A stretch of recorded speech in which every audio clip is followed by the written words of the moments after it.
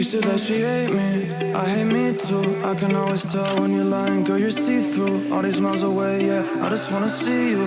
Baby, give me good face, she hit me like seafood. Remember when I saw you, hi, it's nice to meet you. Know my old girl salty, she just wanna be you. I'm a dog, no Maltese, I don't wanna leave you. Once you're right here, I just don't wanna mistreat you, no. Cause I've been a douchebag before, baby girl, I don't wanna repeat. She just won't please me, she look in my eyes, told me why are you bleeding? And I don't even know how to answer. I take these drugs to my bladder. She says she noticed a pattern. She say I look gorgeous, I tell her I'm flattered. But I hate my reflection. When I look at you, all I see is perfection.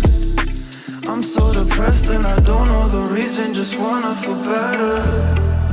Hate my reflection. When I look at you, all I see is perfection. I'm so depressed and I don't know the reason, just hope I feel better. Don't know the reason, just hope I feel better. I just hope I feel better. You said that you love me, don't know if it's still true. Hate it when you're not here, love it when I'm with you. You say you don't trust me, all the shit we've been through. Why you always upset? I don't really get you, I don't really get you. Why should I always gotta be so stressful? Baby, can you tell me why are you so vengeful? I don't understand you, I can't live without you, but I can't fucking stand you. I'm just so obsessed, I should take better care of myself, but fuck it. Blacked out in public, on that like she upset, but I know she love it. I hate my reflection, when I look at you, all I see is perfection. I'm so depressed and I don't know the reason, just wanna feel better. Hate my reflection, when I look at you, all I see is perfection. I'm so depressed and I don't know the reason, just hope I feel better. Don't know the reason, just hope I feel better. I just hope I feel better.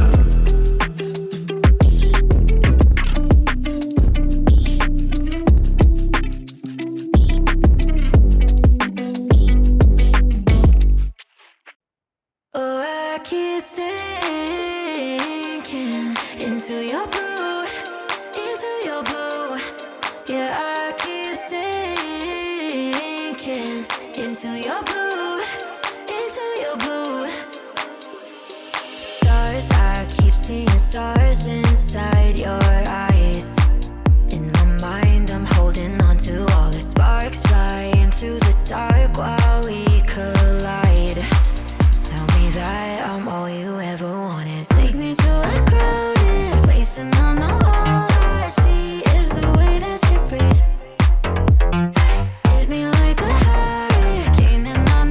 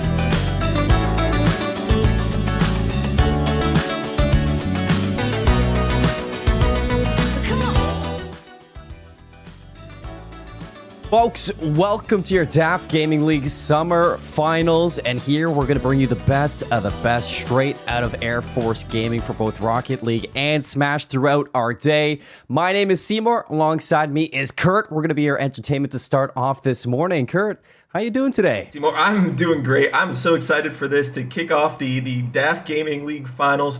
They've come a long way throughout this entire summer, and it is huge for them to get to do this in person here. I'm so excited for them to start. Both Air Force and Space Force are Guardians and Airmen alike to be able to come together and just have a morale piece outside of the workplace.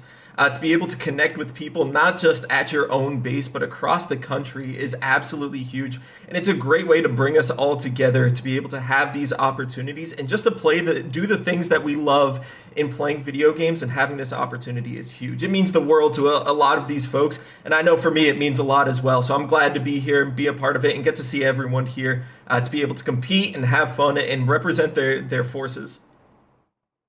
As am I. And folks who are tuning in, here we have our Rocket League Summer Finals. We got our bracket on screen, double elimination, best of threes all the way until we get to the lower upper finals. And then from then on, it will be best of fives.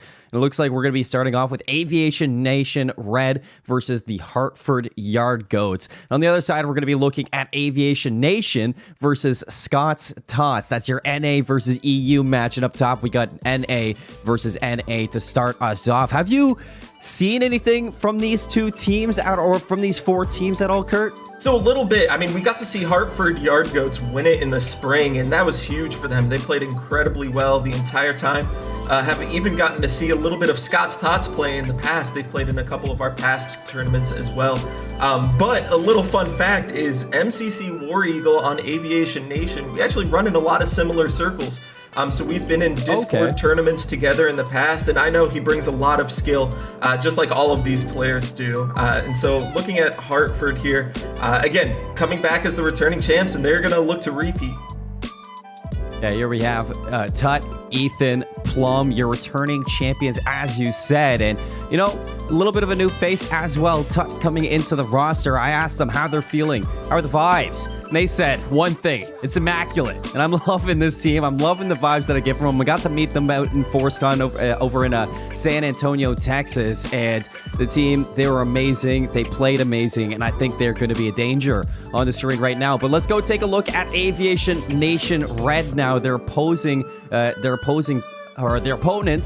When you're looking at it, we have H3, Janky Giggles, and LC Spirit. Talk to me a little bit about this team, because you said you run with a couple of the players on Aviation Nation. Now we get to look at Aviation Nation Red. Yeah, they're a new team that have just kind of come up, and they're spread out all across the country. So they connected online through the forums, through the Air Force Gaming website, all got together and have been doing incredible to be able to reach this point, to be able to fly to Texas and do this land. Absolutely incredible for them. So they're going to be one to watch out for, even spread out across the country. It's another success story from AFG. You know, I love hearing that, Kurt. I love hearing when, you know, teams will come together through AFG. You know, they might not know each other in person or never met, but it's one way to connect, become friends, and just play some games together. And now we're looking at our first matchup of the day, a best of three to open up this tournament inside Rocket League. It's going to be a fun one. I'm excited. And, you know, one thing that's going to be hard is going against the champions right away if you're Aviation Nation Red. And when I was asking them, you know, what kind of a play style, you know, are they going to bring into this? They were telling me that, you know, as much as they have a moral-based play style, they're definitely looking to come out swinging as some kind of filler team in this tournament. They hope to come out and surprise some of the giants before them. And, you know, right now they have the biggest opponent right in front of them. The giant of the tournament right now. Your previous champions to match up first round is not going to be an easy team to go up against. Absolutely. It makes it incredibly tough to know that these guys have been there and done this on the other side of you. But being there in person is going to add a whole new element. You can't count any team out, considering you get to see the guys you're facing off against. You look across that aisle and you see them right there. So it adds it, and you get to see them both here in person. It's an incredible opportunity for them to get to come in person, play alongside these people they've been playing with for a couple months, But now you get to look your opponent in the eye. You see them celebrating after every goal you let in, and you see their heads down when you score a goal yourself. It's going to add a whole new element, and again, you just can't count anyone out at this point. No, I've seen a couple tournaments in the arena setting that Belong Arena brings to the table. Big shout out to Belong Arena, by the way, for putting on the tournament with AFG and allowing us to use their space. But I've seen this setting before, from countless tournaments and countless esports, and, being set up side by side like a lot of these setups are going to have. You can imagine that one thing happens, little pop-off moment, you get excited, your other team, they're just on the other side of these monitors. You just got to let them know and, get excited. And if you can really stick it to Hartford Yard Goats early and get that edge over them, get that advantage not only in the game, but in the vibes of the arena, I think that's going to be a big thing, because I remember this team from ForceCon, and they're forced to be reckoned with not only in game but out of game. They are an extremely vibey team. They love playing together. They're always having fun, and it's really hard to bring them down. And I think that's probably their most defining factor, is that this team, they're always firing on all cylinders. Absolutely, and when you have a team that is as mechanically sound and have played for together as long as Hartford Yard Goats has, it's tough to get into that chemistry. But we'll see it from Aviation Nation Red as they come out and try to do everything they can to take this win, sneak in here, and really make a name for themselves. Again, double elimination, so they'll have a second chance. Both teams will have a second chance, and who knows, we could always see a rematch in the finals, but this is going to be huge to see both teams playing in person against each other. That adds just a whole new element and really makes Air Force Gaming all of what it's about. Is having that connection and all of that. It's been incredible. Well, we're getting these teams in. We're getting this first game ready to go. I'm excited. I'm loving this so far, and I can't wait to get these two teams matching up against each other. I mean, yeah, I know I'm excited, but Kerr, I mean, how does it feel to be here right now? How does it feel to be, talking over these two teams, getting ready to see the best in Air Force Gaming matchup? Oh, it's amazing. And to be honest, Seymour, it gives such a sense of pride to be able to say, these are the best teams from our service coming out here and representing and doing it all in fun. These guys have been playing hard, and to be able to see their culmination of their work come into being on TDY, they're here, they're representing, and they're getting off of work to be able to do this. So it's incredible to get to see them. I'm, again, a ton of pride in them to be able to do this. I love getting these opportunities, and it's absolutely amazing to be here, to be a part of this, and cast for the best that our forces have to offer. It really is. I as much excited as I am for Aviation Nation Red to go up against the #1 team right off the bat, I'm also a little bit upset because I was asking H3. He said he surprisingly has a country song that nobody will listen to. And I asked him, if you win the tournament, can we get a sneak peek of the country song? He said, definitely not. He said, you hope for the memory to be buried. However, if anyone wants to jam out to some Check Yes if anyone wants to jam out to some Check Yes or No by George Strait with me, let him know, because he seems like he's going to be the guy to jam with. But one day, I hope, H3, I can hear that country song. We're having a little bit of lobby issues right now, folks, so as we get these players back into the lobby, we will get that first game underway. Talk to me a little bit, Kurt, about the tournament, about the format. Is there anything you're looking forward to in this tournament? Out of the teams, maybe the bracket. If you want to see the top team get upset, what are you looking forward to throughout this series? Honestly, what I'm looking forward to most is a lot of Game 3s and a lot of Game 5s.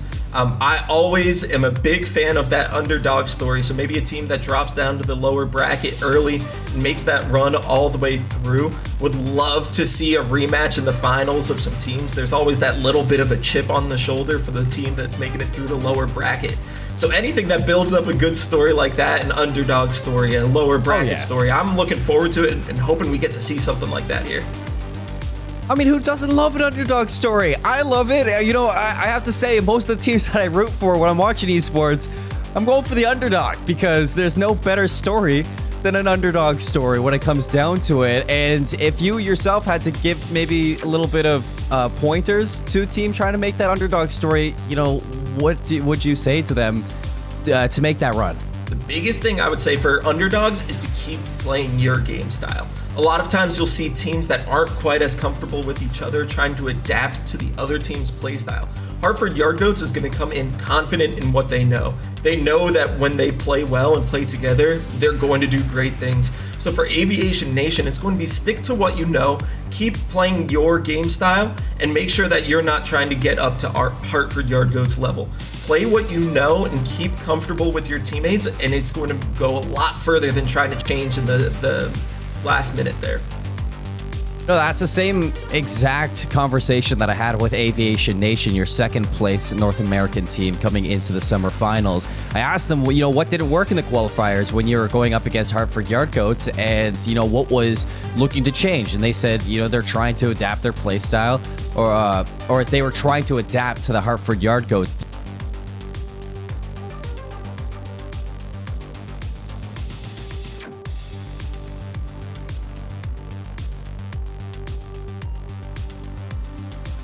Right away, playing your game is going to be the most important thing that you can do. Not even in Rocket League, but in any esport that you're looking at to play in. So I'm looking to see these teams, adapt to their own play styles, try to shut down these top teams. You're looking at Hartford Yard Goats as your first place from NA, Scott's Tots, your first place from EU. And it's going to be fun when we're seeing those teams go head-to-head with the other North American teams. But folks, while we get these two teams ready to go in this first match, we are going to hop to a little bit of a break as we are having lobby issues. We will get things situated. And when we come back, we're looking at the first match between Aviation Nation Red and Hartford Yard Goats. We'll see you there. I am Devin Hoyme, also known as LC Spirit. I'm a staff sergeant now, and I am at Wright-Patterson Air Force Base. The first game I remember getting was Call of Duty 4 in 2007. And not a very child-friendly game, but we got it and just kept going from there. Grew up in a military family, so it was just right there and knew what I was gonna do when I grew up. I wanted to get involved with the Air Force team for Rocket League. Found Air Force Gaming and haven't looked back since. I'm trying to fill whatever roles needed at the time. I've typically been a third man or support role for most of the games I've played, trying to move away from that and do something different. So trying to be more of a first or second. Esports in the military is gonna go places. As long as it continues to be a thing, people will wanna do it. My name's Alex Tuttle. My in-game name is Tut, and I am an A1C, and I am stationed at Grand Forks Air Force Base. My brother actually bought me Rocket League for Christmas one year, also for the Xbox. The same year my dad bought me the Xbox One. Between both of them, providing the console and the game, my brother's like, hey, try Rocket League. I've been playing it for the past year on PC, so I gave it a shot, and here I am. It's not an easy game. There's no game similar to it, so the skill gap was a very large margin, especially when I first started playing, and it still is today. But the fact that my brother was better than me was enough competition, like, all right, I'm gonna grind and get better than him. I try to do my best to give Ethan the ball. I feel like he does a pretty good job at scoring, but whenever he can't, Plum is always there. So I feel like I'm a first man that tries to pass a lot, because I can't score to save my life. The future of military esports is only going up. I feel like it's been climbing and it's only gonna keep climbing. There's only up from here. Folks, welcome back to your Belong Arena here in Grapevine, Texas. My name is Seymour, alongside me is Kurt, and we are bringing the Rocket League for the DAF Gaming League Summer Finals. It's going to be an exciting one. We got Hartford Yard Goats up against Aviation Nation Red for our first match of the day. We had a little bit of lobby issues, but we're now looking to get into that first match. Let's take a look at it, Kurt, and let's talk about a little that we were mentioning just before that small break that we had. Aviation Nation Red definitely punching a little bit upwards right now. What do you think is the biggest thing that they need to take into this matchup? For Aviation Nation Red, it's really just to stick with their game style. Play what makes them comfortable and have fun with it. I mean, you're here, you're live in Texas, you have this opportunity to play right there in person. And so it's an incredible opportunity. And for them, it's just to keep playing, have fun, and play your game style. Here we go, officially starting game one in this first match between Aviation Nation Red and Hartford Yard Goats. And that's an early opportunity for Tut, who puts it off the post, and that one gets cleared into the corner, but early aggression.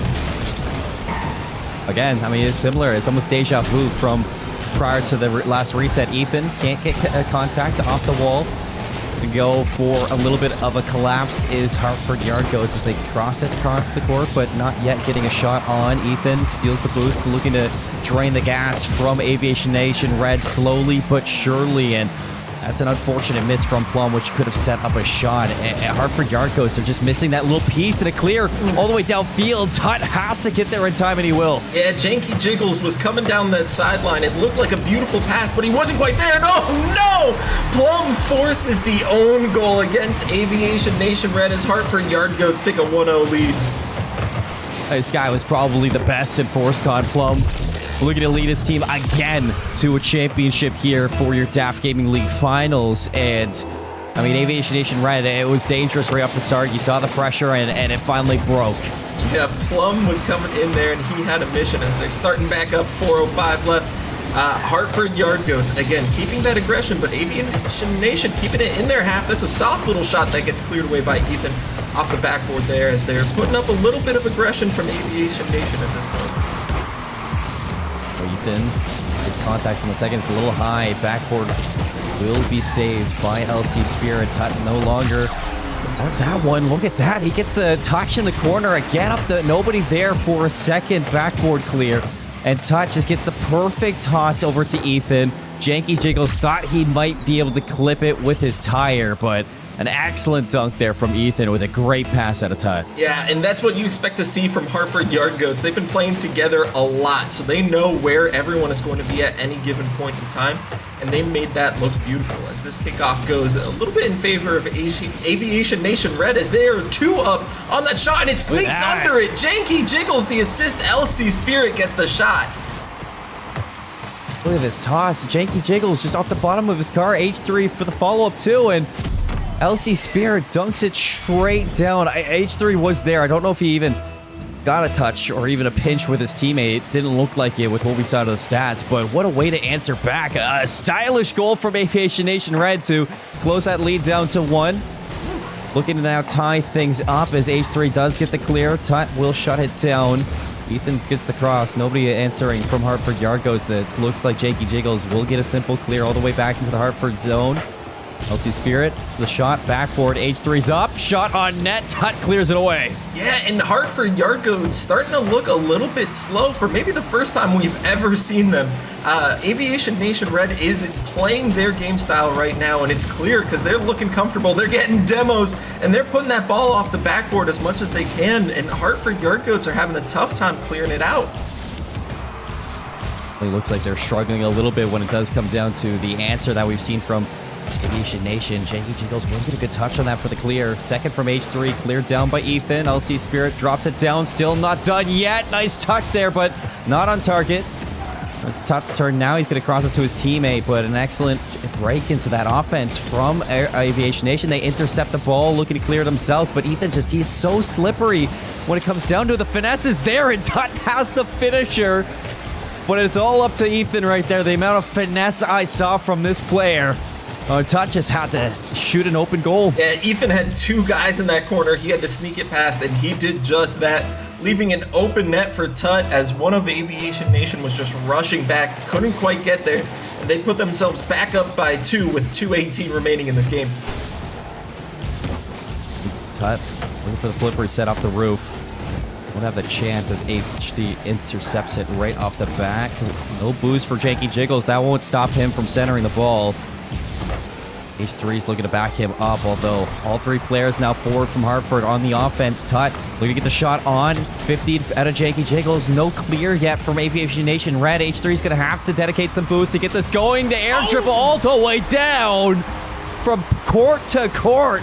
H3 brings it back to a 1-goal game. An absolutely incredible control of his car there as he popped that up, took it from end to end and put it in. Nothing fancy about it, just good, clean mechanics is going to cut that lead down to 1. And Aviation Nation Red hanging in there real tough with 1:45 remaining in game 1. this is what we're going to get through the rest of the day. I mean, this is number 1 versus number 3. We don't even know what number 2's going to bring. As Aviation Nation Red, I mean, a few mistakes cleaned up, and they could dethrone the champs right off the bat. Only a 1-goal game, minute 30 left on the board. Does look like we are getting a little bit of skirmish up in the air right in front of the Hartford Yard Goats net. Finally, a clear. LC Spirit will intercept it, but Hartford, they just keep bullying their way down court. And that ball is sitting right at the midfield. No one's gaining any advantage at this point, as H3 is going to try to put that one, puts it wide, and all 3 Hartford Yard Goats look like they're just sitting on the goal line. Aviation Nation now have put the aggression on, and there's finally a clear from Hartford.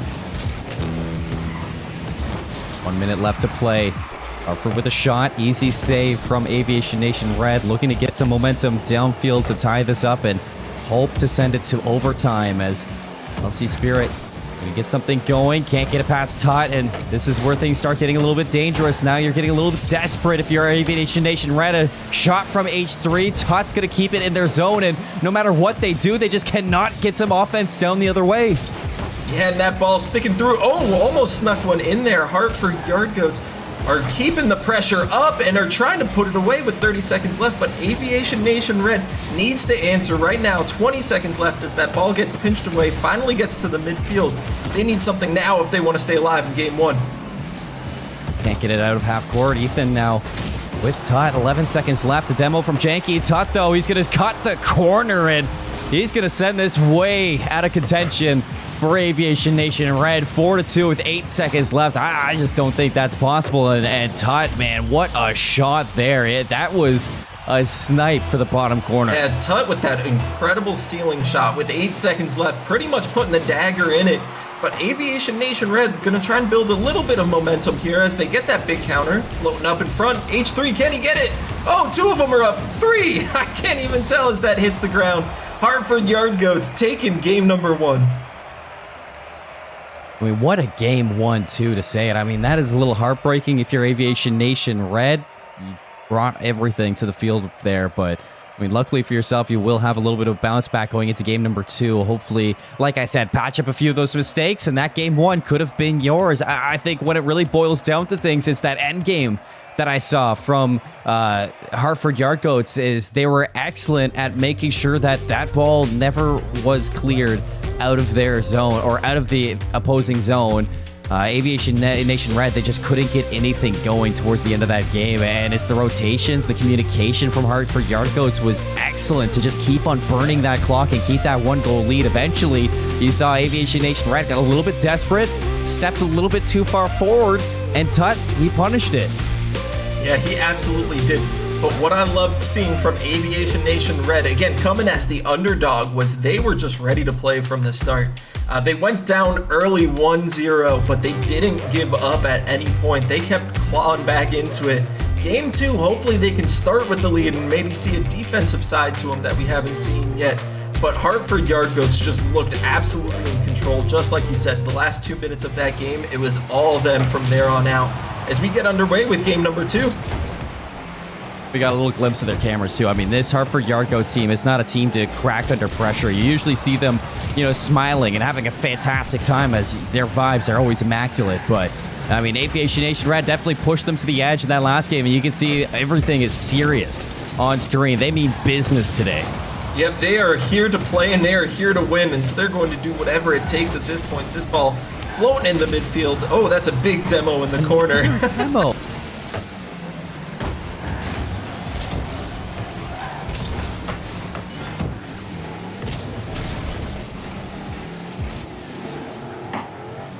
Aviation Nation Red is just constantly keeping things in the opposing half. Finally a break for Hartford. This could be a little dangerous. LC Spirit's going to be up for it.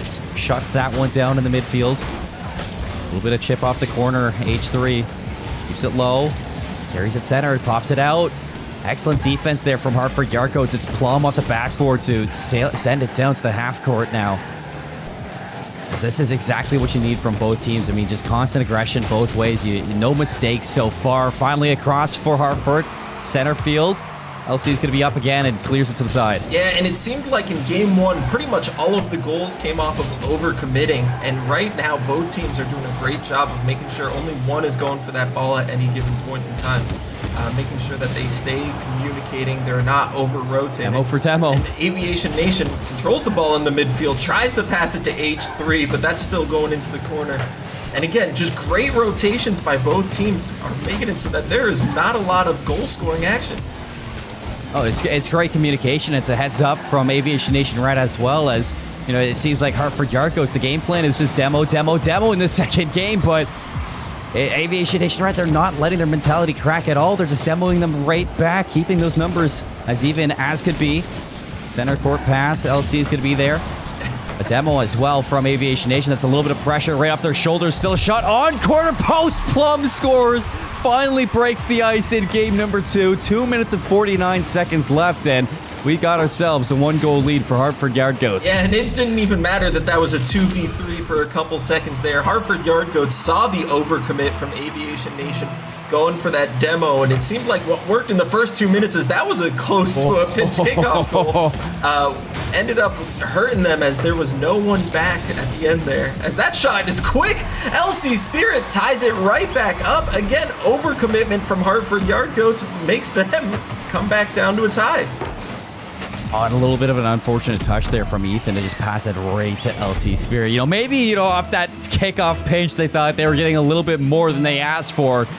Pushed a little bit forward, like you said, and Aviation Nation Red just a nice clear, and that is a 1-1 tie. Back to even we go. Pressure's on for Aviation Nation Red to send us to a game number 3.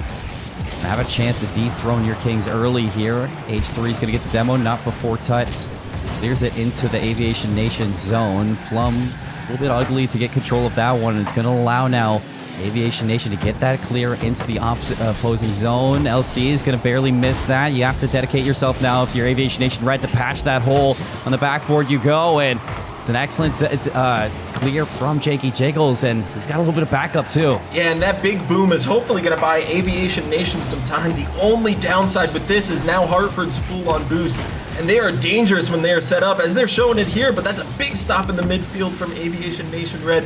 That ball bouncing into the corner. Plum trying to put a shot on just off the post, and that's a big clear back into the corner for Aviation Nation Red. They're trying to slow it down, keep it low on the ground, but Hartford just wants to take this game to the air, and are doing that as that center. That ball is up, but just touched out of the way for Aviation Nation Red. Oh, similar to game 1, I'm starting to see Hartford Yard Goats speed up the pace. And towards the last minute of play. 1 minute, 30 seconds left. It's another clear from Aviation Nation, but can they follow it up? Is it a scrimmage in the middle? A demo. 2v3. Aviation Nation, they need a clear here. It's a 1-2 pass. Shot not on. Jakey Jiggles now for the clear. Over to Plum. Off the backboard. Can he get something going with the air dribble? Right in front of the net. Shot down again by Aviation Nation. Can't clear it out of the zone there. 1 minute left. Other way we go. H3, can he get this one? Can he be the puzzle that's missing? Not just yet. Ethan is going to make sure that it's still sticking to the corner as the communication from Hartford Yard goes to double commit. This might be troublesome. H3 drops it down right in front of the net. There we go. Aviation Nation Red. They finally take a lead. And there it is, a big double commit from Hartford, and we're not used to seeing that from them. Their communication is usually top notch, but just a little bit of a slip up there, and Aviation Nation was ready to pounce, and with 40 seconds left, they have their first lead of this series, and their first chance to kind of show some life and show Hartford that, hey, everyone is here to play today. Seconds left, and Hartford Yard Goats, they're not going to stop just yet in this game. They want to keep it even. They want to make sure that if you're going to take them down, you need to play your absolute best and beyond. Because as soon as you get a little bit of advantage, as soon as you crack a smile, they wipe it right off your face. 34 seconds left. Aviation Nation Red now pressured to send us to game 3. All they need is a lead here to do so. And if they want to get it done in regular time, they have to do it in 28 seconds. They have the pressure. The pass is there. Nobody for the follow-up. Off the backboard, it will go, but sent to the corner again from Hartford. As looking to zone them out. Shot on net, and it's H3 again. Threads the needle, this time 16 seconds. And that is a beautiful pass out of the corner. H3 was already racing up. It didn't matter if that ball was there or not. Something was going in the goal, whether it was the ball or H3, but they got it. They take the lead, 16 seconds left. But these first 5 seconds after the kickoffs have been the most dangerous 5 seconds as they launch that one down in a follow-up opportunity, but it's cleared away from Hartford Yard Goats with 8 seconds left. That ball sitting in Yard Goats half, and that's another goal. H3 puts the dagger in with 6 seconds left. A little bit of a hat trick, and like you said, nail in the coffin, dagger in the back. That should be it for your game 2, Aviation Nation, right? I mean, what a way to bounce back as well. Not just, slipping through for that first game, but almost similar to the way Hartford Yard Goats won back in game 1. They get that advantage. They keep the pressure on. They zone out their opposition, and a 2-goal lead sends us to a game number 3. Aviation Nation Red, they get the job done, and they keep it close here in our first match of the day for your DAF Gaming League Summer Finals. I mean, I'm surprised. I'm shocked a little bit, Kurt, because Aviation Nation Red, I mean, this is the 3rd place team versus the 1st place team, and they look like they should be number 2. Aviation Nation Red kept themselves so comfortable, and it looked like in that first game we saw Hartford Yard Goats live in the air. They love getting that ball up. They love those in the air passes and shots. But right there, Aviation Nation Red said, let's keep it on the ground. At least 3 of their goals were just from little ground passes and shots, and they played their game, stuck to it, and here they are forcing a game 3. Let's go to Champions Fields, as it is only right. I mean, these two teams, they're looking like champions right now. Game number 3, like you said, who's going to move on in the winner's bracket and who's going to be our first team to duck into the lower bracket and have tournament life on the line right off the back as we get a little bit of a fly through of your previous RLCS champions. Now we get to see 2 possible Air Force Gaming champions. This is an absolutely incredible opportunity, and we're getting what we asked for at this point, Seymour. We are getting a game 3 in our first series of the day when it's not necessarily one we really expected, but these 2 are locked in. You can see Aviation Nation Red. Once you lean forward in that chair, it's serious game time. And they are here to play. They are here to stick around, and they're here to stay in the upper bracket if they can take this game 3. It's the gamer pose. I do the exact same thing when I'm playing Rocket League. You have to lock in, you lean forward a little bit, you dial yourself into that game, you lock up, you lock in. And Hartford Yard Goats, I mean, like I said, this isn't a team to be taken lightly. You push them against the ropes, they're going to bite back. So going into game number 3, I expect them to keep that fast-paced pressure that we saw in the mid-game between both games in 1 and 2 right off the rim. Yeah, and this is not a spot Aviation Nation want to be in with that ball high up in the air. That's where Hartford strives. They thrive up on those aerial shots, aerial passes, everything like that. And you can see it there, peppering the goal right now, but Aviation Nation holding strong as that's a shot attempt just barely cleared away at the last second. Now, Hartford, they have to be careful not to get a little bit too over-aggressive with these barrage of shots that they're taking on the Aviation Nation net. A demo from Plum, but looking for that breakaway will be Aviation Nation. A pass midfield is going to be missed from Hartford. An unfortunate whiff. That could have been a goal right there. 50s all around. It's all 3 players dedicated to that ball. Hartford Yard Goats a little bit out of position, but luckily enough, Aviation Nation Red not really in a position to bomb it downfield. Yep, and there's the rotation you see from Hartford Yard Goats, and it looks like they're retreating a little bit, but they're still playing up in the other half. As Aviation Nation Red finally gets a big clear, that ball bouncing off the sidewall, and a little bit of a misplay as Plum is going to take this down the field at this point. But huge defense from both sides, neither team wanting to give up a goal, and it looks like they're sacrificing a little bit of aggression for it. Does another dangerous ball right center field.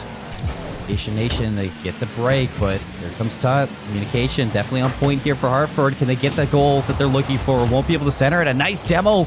We'll allow a break now for Aviation Nation downfield. Hartford already there to shut it down already.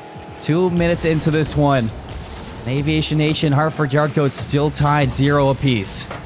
in this game. Oh, as the shot comes in, and what a clear at the last second. There's two shots that come in fast. Aviation Nation Red saying, we are not going to go down this early. They're doing everything they can to stop this barrage from Hartford Yard Goats. And that ball finally gets to midfield. They can breathe just one breath. But we will not go quietly into the night right now if you're Aviation Nation Red. They're continuing to hold off these shots and bomb downfield, and another late save from Hartford, almost getting caught on the rotation. Tut now looking to turn the tables inside of the pitch. Not able to get the shot off just yet.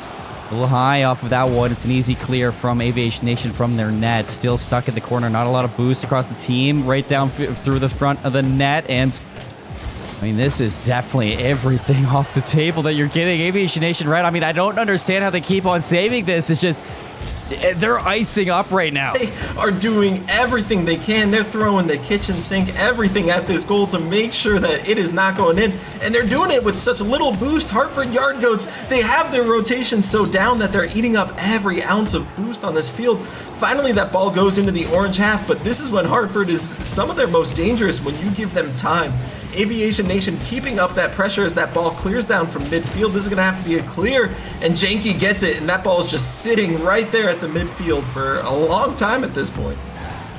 Aviation Nation are playing with some serious heart on their sleeves right now, as I mean, the ice is immaculate from the squad. Another chance here for Hartford to take their lead. Shut down by the clutch plays from Aviation Nation. Another drop down right in front of the net. Shot will be there, but a save.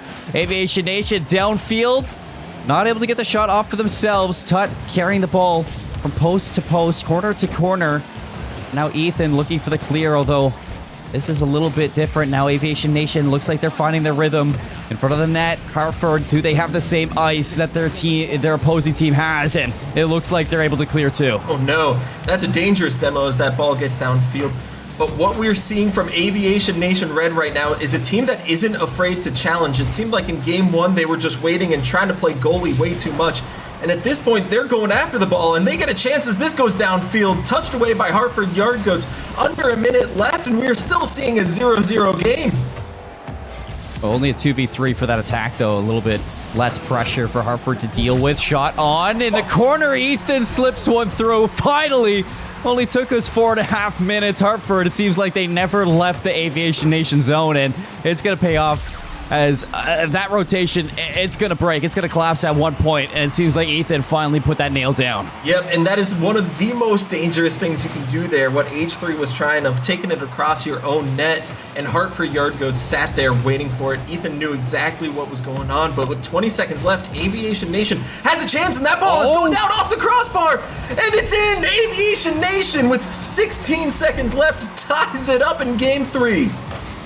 A laser beam pinch off of Spirit. And Hartford, I mean, I don't care how fast you're going. I don't care how much boost you have. I mean, you're not beating him when he's going that fast. A zoomer from Aviation Nation Red, and that's going to tie us up one apiece with 13 seconds left in play. Can Hartford bring their lead back? Or are we going to see an upset here from Aviation Nation Red? In the zone, we see Tut. Looking for the center pass off the post. Nobody there to finish. Plum's turn now off the ceiling, but overtime for the first time here. Folks might not know what overtime is when it's easy as ever. If you look at the time, it's just going to keep counting up and up. First team to score, they're going to be your victors. And absolutely what we wanted here. We wanted game 3s, and we didn't even talk about game 3 overtimes. And this is an absolute treat to get to see here early in today's day, as this is all tied up 1-1. Again, next goal wins, and Hartford Yard Goats playing off their backboard a little bit more than we'd expect to see.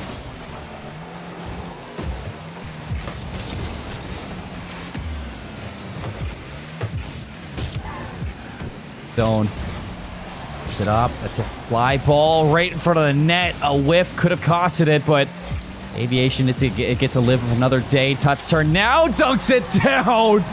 Gets the set up, and he just completely spikes it. That's going to be Hartford Yard Goats moving on in the winner bracket. And that is the new player on the block for Hartford Yard Goats getting it done. And Tut looking so with this team. He might be the new kid, but he's looking like he's been here for a while. And that's exactly what we kind of warned about. Hartford Yard Goats live in the air, and Tut knows how to do those ceiling shots. So he went up, he got that ball, and they take this first series.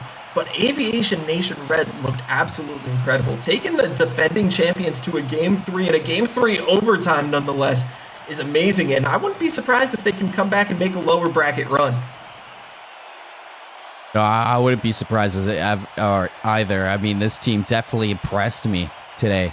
Or at least in first game. Today's not even done. We get to see more of both of these squads. And Aviation Nation Red, I mean, they're definitely on my mind as a potential upset later in the bracket if they get to go in a rematch versus Hartford Yard Goats. But we take a look at our third game, or a best of 3 for our upper semifinals. It was a 2-1 victory for Hartford Yard Goats. Aviation Nation Red pushed them to the edge, but they slipped through. Tut finishes the job, and I have to say, I mean, that didn't look as comfortable as I thought for Hartford Yard Goats. It's definitely going to be an interesting day of Rocket League. Yep, and they are setting us up for just that. A fantastic day of Rocket League ahead of us. If this is how we're starting the day, I can't wait to see how we're ending it, because it'll only go up from here. Hartford Yard Goats taking that win 2-1 as we look at the bracket. Hartford Yard Goats move on into our upper finals, and they're going to be waiting for the winner of Aviation Nation, the number 2 team in NA, versus Scott's Tots EU.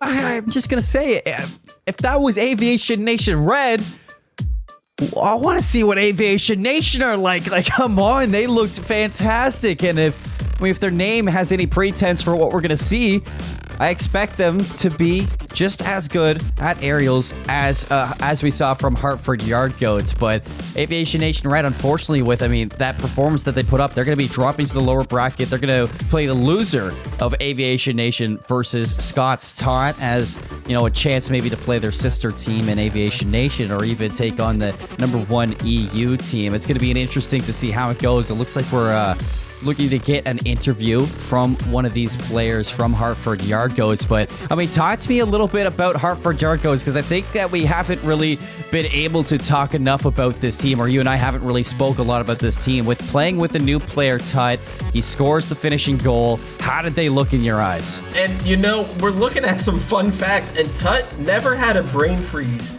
So that's kind of crazy, because he did not freeze up in that moment. That was a terrible connection, but he just came through at the end, and they were looking on fire. It's absolutely incredible to play with a new player and be able to do things like that, those passes, those ceiling shots. I mean, it looks like they may have gotten better since we last saw them, but so is the competition. No, definitely. So is the competition. And it's ramped up since the last time that we saw Hartford Yard Goats back in ForceCon. And they're going to have to, I guess, play a lot more head down and focus, and a lot less loose like we saw in ForceCon. And you can definitely tell from the way that Aviation Nation Red, your third place North American team, technically the lowest placing team coming into this tournament, really pushing them to the edge inside of this. It just shows how close the competition is. I asked Hartford Yard Goats, back when we were before this tournament started, is there going to be a new style of play with a new player? They said yes. They didn't explain what that new style is going to be, but they said that there's a new style, and it looks like it's definitely going to pay off. But it looks like we have Tut in the booth for an interview. Tut, how are you doing? How are you feeling after that? I'm doing great. It was a little stressful, a little bit closer than I wanted it to be, but we got the dub. That's all that matters. Yeah, and I was talking about just before that, you never really explained what your new style of play is going to be like. What is that new style that you bring to this team? I'm just trying to be that aggressive third. I feel like my role on this team is that aggressive first man, and then I play back and I play defense. Right? I hold it down for Ethan and Plum. I let them do their thing, and I feel like that's really paying off. And no, it does. I'm going to pass you over to Kurt, though. Kurt, do you have anything to say? Yeah, Tut, we saw not one but two different ceiling shots from you. Is that something that you're really comfortable with, that when those moments come up, you're looking for them and trying to get there? Or is it just something that if you need to, you'll do it? Otherwise, it's just another trick in the bag? Well, I mean, yeah, if the opportunity is there, I'm always going to take it. I'm just in a full send mindset, right? You got to be aggressive, got to be faster than the other team, right? And I feel like I can do that, especially off the wall and off the ceiling. Amazing. I mean, that's definitely what you need if you're going to be a championship team. All right. One thing I want to ask you, what is it, how does it mean to you, playing in this tournament, getting flown out to play in Grapevine, Texas in a Rocket League tournament here? Like, what's the feeling now playing in this tournament? How are you going about it? It's surreal. Like, I mean, I just started playing this game because my brother got it for me when I was playing on Xbox. I've been playing this since I was like a freshman or sophomore in high school. And it's crazy. Like, I'm actually getting to do this, getting flown out to Dallas and possibly Glendale, Colorado to play video games for the Air Force, which is pretty surreal. It's amazing. Is there anything that, brought you into this for AFG, or was it just something that popped up? It was just like an opportunity. I'm like, there's got to be, some sort of Air Force gaming community, right? Especially for Rocket League. And I'm like, I'm up there when it comes to in the ranks. And so I'm like, there's got to be a team. I got to be able to put myself like out there and be able to contribute to a team and make things happen. Well, you found the championship team from the spring finals, so I think you found the right team to play on. Does that, add a little bit of pressure? Not so much. No, like they were actually really relieved when I found them and they found me. We just kind of clicked, and we've had that instant chemistry ever since, and it just works.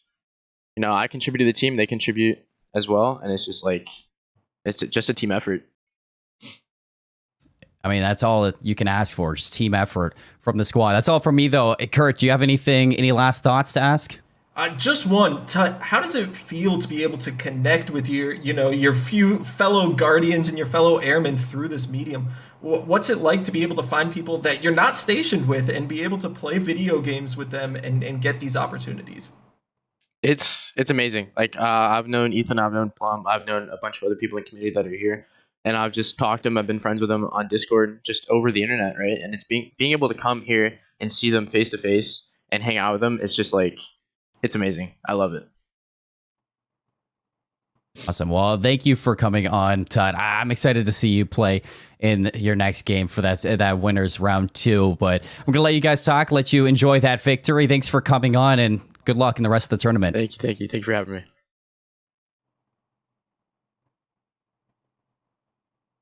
All right, Kurt. I mean, Tut, into the booth. It seems like a really chill guy. I think that's a perfect fit for Hartford Yard Goats. From when I met them back in ForceCon, he seems like a perfect fit. Any takeaway from that? No, exactly what you said. He seems like he was ready to plug in and play. It's always hard being that third guy coming into a team of 2 already, but he was just ready for whatever they needed him to be, whether that was aggressive, defensive, that third role. He plugged in and he knew exactly what he needed to do. Oh, he did. But folks, that's going to be all for our first match of the day here in the DAF Gaming League Summer Finals. We're going to go to a break, and when we come back, we're going to look at our opposite semifinal. We'll see you there. On 50 out of Jakey Jiggles, no clear yet from Aviation Nation Red. H3 is going to have to dedicate some boost to get this going. The air dribble all the way down from court to court. H3 brings it back to a 1-goal game. An absolutely incredible control of his car there as he popped that up, took it from end to end of game 1. Can't get it out of half court. Ethan now with Tut. 11 seconds left. The demo from Janky. Tut, though, he's going to cut the corner and he's going to send this way out of contention for Aviation Nation Red. 4-2 with 8 seconds left. I just don't think that's possible. And Tut, man, what a shot. First chance to kind of show some life and show Hartford that, hey, everyone is here to play today. Seconds left, and Hartford Yard Goats, they're not going to stop just yet in this game. They want to keep it even. They want to make sure that if you're going to take them down, you need to play your absolute best and beyond. The pass is there. Nobody for the follow-up. Off the backboard, it will go, but sent to the corner again from Hartford. He's looking to zone them out. Shot on net, and it's H3 again. Threads the needle, this time 16 seconds. And that is a beautiful pass out of the corner. H3 was already racing up. It didn't matter if that ball was there or not. Sat there waiting for it. Ethan knew exactly what was going on, but with 20 seconds left, Aviation Nation has a chance, and that ball is going down off the crossbar. And it's in! Aviation Nation, with 16 seconds left, ties it up in game 3. A laser beam pinch off of Spirit. Fly ball right in front of the net. A whiff could have costed it, but Aviation, it gets to live another day. Tut's turn now, dunks it down. gets the set up, and he just completely spikes it. That's going to be Hartford Yard Goats moving on in the winner bracket. And that is the new player on the block for Hartford Yard Goats getting it.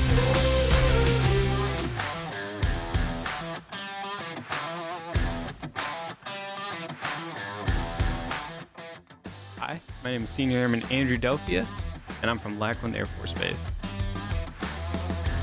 I got into gaming way back on the original Xbox with Halo Combat Evolved.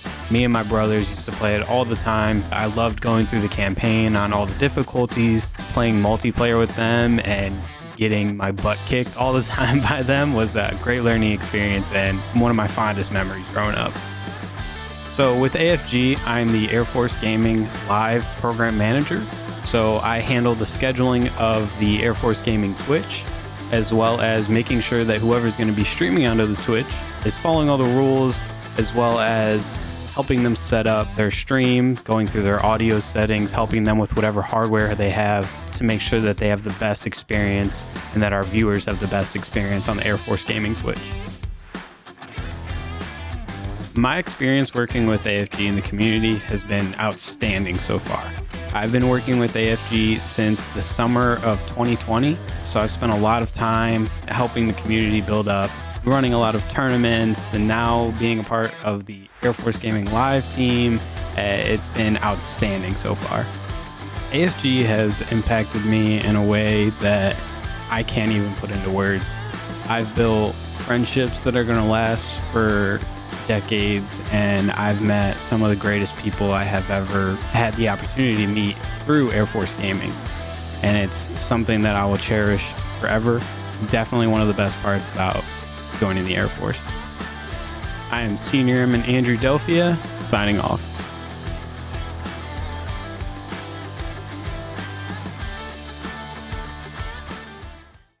I'm Edward Urick. I'm a staff sergeant stationed at Ramstein Air Base. I go by in-game name as Quispy.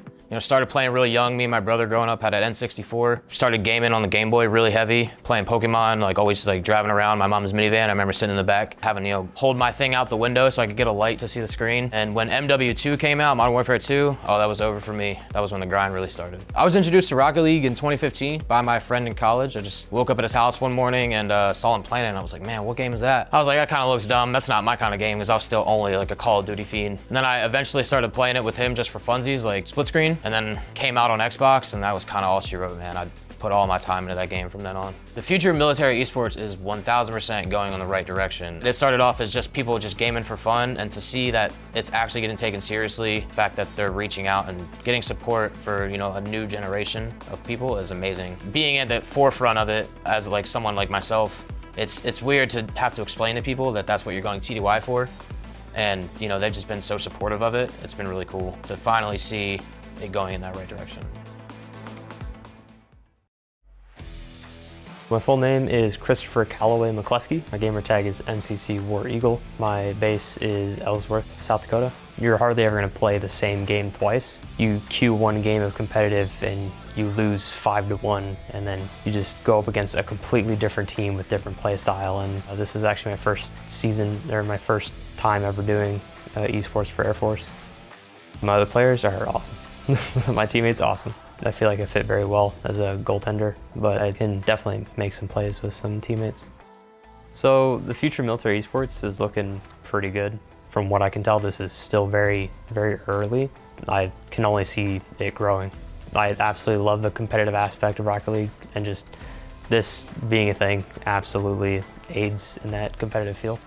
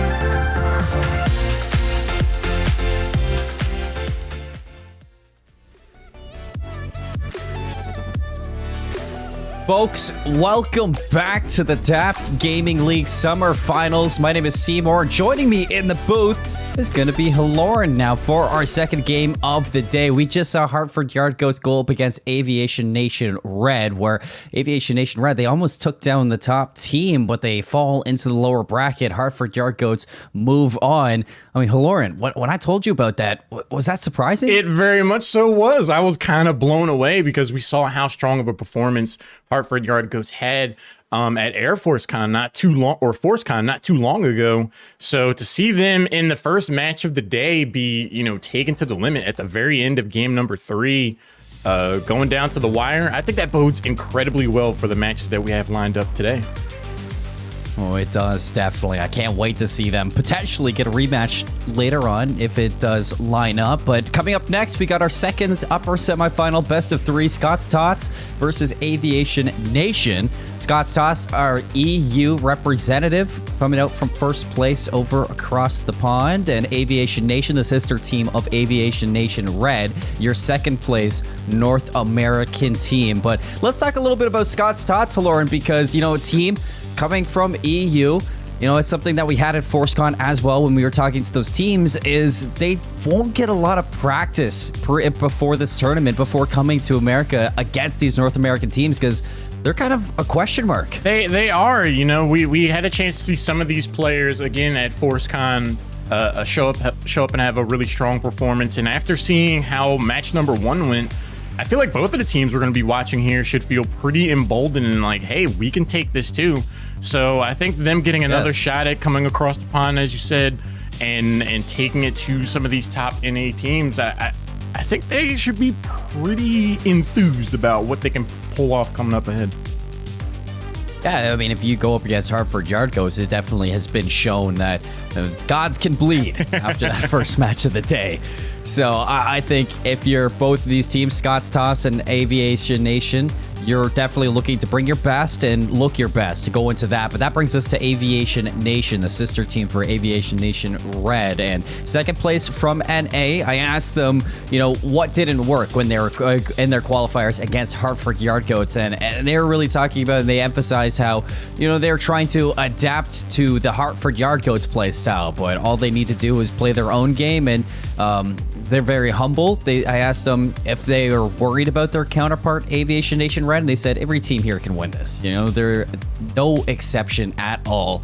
And I like the humble play coming out of Aviation Nation. And if they play anything like Aviation Nation Red, I think this team definitely is going to be dangerous. I really love that answer as well, because, in anything competitive, adaptation is always going to be incredibly important when you're dealing with a really strong opponent. But when that starts to sacrifice your actual identity and how you play the game yourself, you end up just kind of becoming an imitation version made on the fly against something that's very well practiced. So for them to take that experience and say, hey, let's just make sure we're playing our game, I think we could see them fire on all cylinders here. So can I. But here we go, folks, getting into game number 1 between Scott's Tots and Aviation Nation. Let's run it up. Early aggression, too, out of Aviation Nation, but I'm already seeing some good defense coming out of Scott's Tots. You see J Doubles is going to spike it down, and now looking to start some offense of their own. Unfortunately for them, though, Aviation Nation will slip one through. It's a little bit of back and forth, some ping pong to open it up. A big demo from Kitten. And Quispy might be looking to expand on that. An early swap of paint shows that we might be looking at a pretty aggressive series of Rocket League here before long. Nation trying to get on the board first. Say less. Chips one back towards the goal. That one's going to be deflected off over top. Pushed away by J Double, but Nation continues to put the pressure on. I like the way that Scott's Tots are really zoning away Aviation Nation in every offense. They keep it to the walls, even when it does have a little bit of a dangerous area. You see that backboard protection is there from the team. A lot of communication as well from Scott's Tots. You're definitely seeing them take their time in getting to this ball instead of everybody collapsing at once, and utilizing that communication to bring them downfield now. Oh, the bounce off the wall is not going to get one by Quispy there. Noosh meeting the ball up above the goal. Double trying to swap it, pushes over to the side. Nation might get a breakaway, but solid defense. Scott's Tots, man, they came ready to play.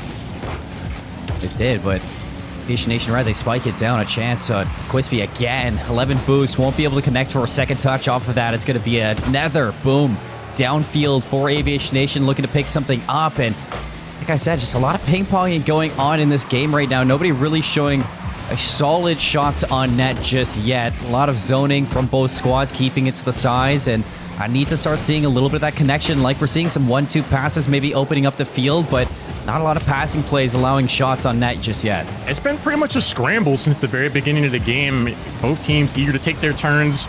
Interesting push there towards the goal. They're going to get pushed away. Scott's Tots and potentially something of a breakaway situation. Wraps around the side, but an excellent demo from Aviation Nation puts cold water on the potential flames there, that first goal. And you see Scott scramble off the respawn to get back in front of their net. Both players off the field, get a little bit dangerous, but they're able to weather the storm still, keep things even.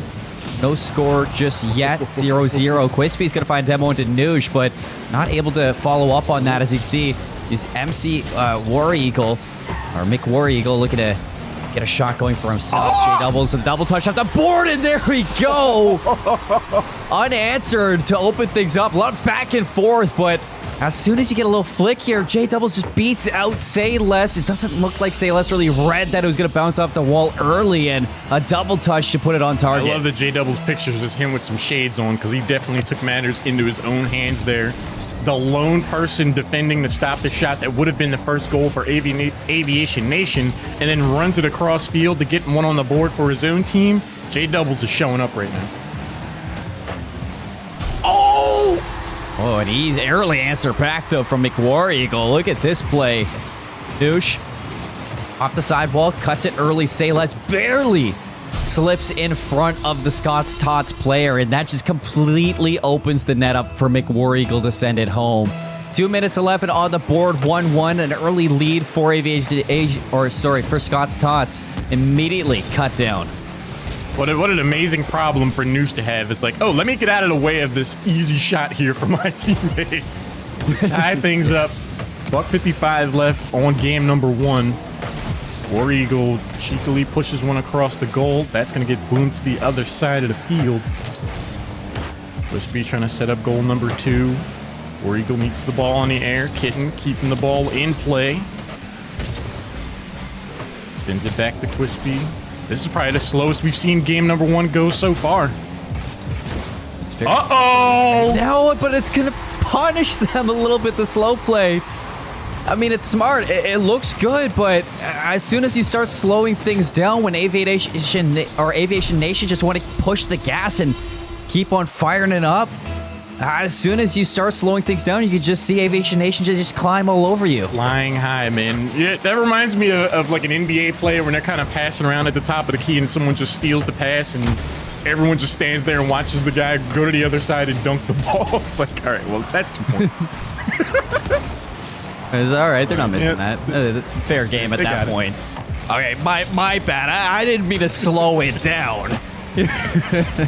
Well, it's going to cost Scott's Tots for now, but they were the team to score first, so now a little bit of back-end play as they're looking to even us up, maybe send for an overtime. Only 1 minute remaining, so not a lot of time to work with here if you're Scott's Tots, but a little bit of exit play. J-Double's going to get there. Nice touch from War Eagle. A little pass downfield, and not on target just yet. The follow-up centers it out. Up top, the spike. Say Less tries to set up Douche, but off the backboard it goes, and Scott's Tots will be able to handle that.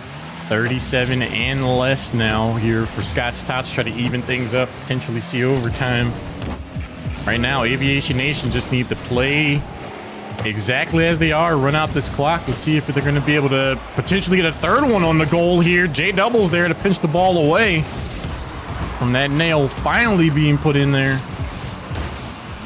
16 seconds.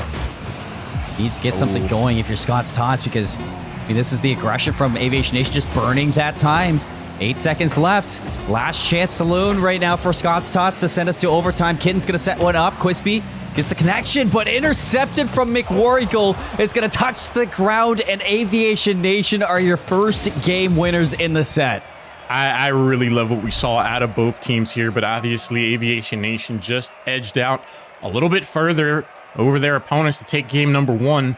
And when you have two evenly contested teams, as we do right now, it really does come down to 1-2 possible moments that really decides who comes away the winner or not. And that moment in game number 1 for me was the decision for Scott's Tots to slow things down and try to like pass around towards the center of the field, and having War Eagle just jump on them and steal the ball away for that straightforward goal that got them ahead. I think the lesson there for Scott's Tots is we just have to keep our foot on the gas the entire time.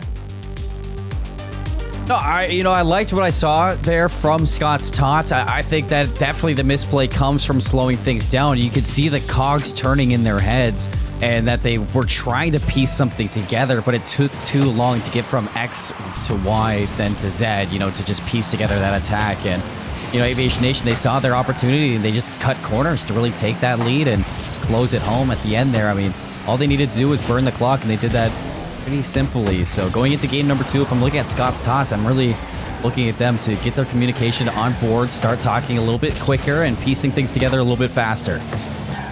Scott's Tots keeping the pressure on early on in game number 2. J-Double, solid push towards the side. Rides the wall, a little bit of boost to try to make a play here. Bounces it potentially over an opponent, but then War Eagle comes screaming through to break up the play. Up for J-Doubles. 50-50 into the corner. Not done yet as he does follow it up. A bump onto McWorry will allow Quispy now into the fray, and almost getting a second one. Kitten chips it up. Easy save from Say Less, but dangerous zone right there for the ball to be sitting in, and the clear will come through from Noosh. Quispy for the double touch. Can he do it again? Almost stuffs it right into the net, but McWar again, another save from himself. Scott's Tots trying to make a highlight reel out of game number 2. Aviation Nation's defense, though, is rock solid. All pushed back towards center again, and from downtown, we put a sniper scope on those shots. I mean, what do you do here?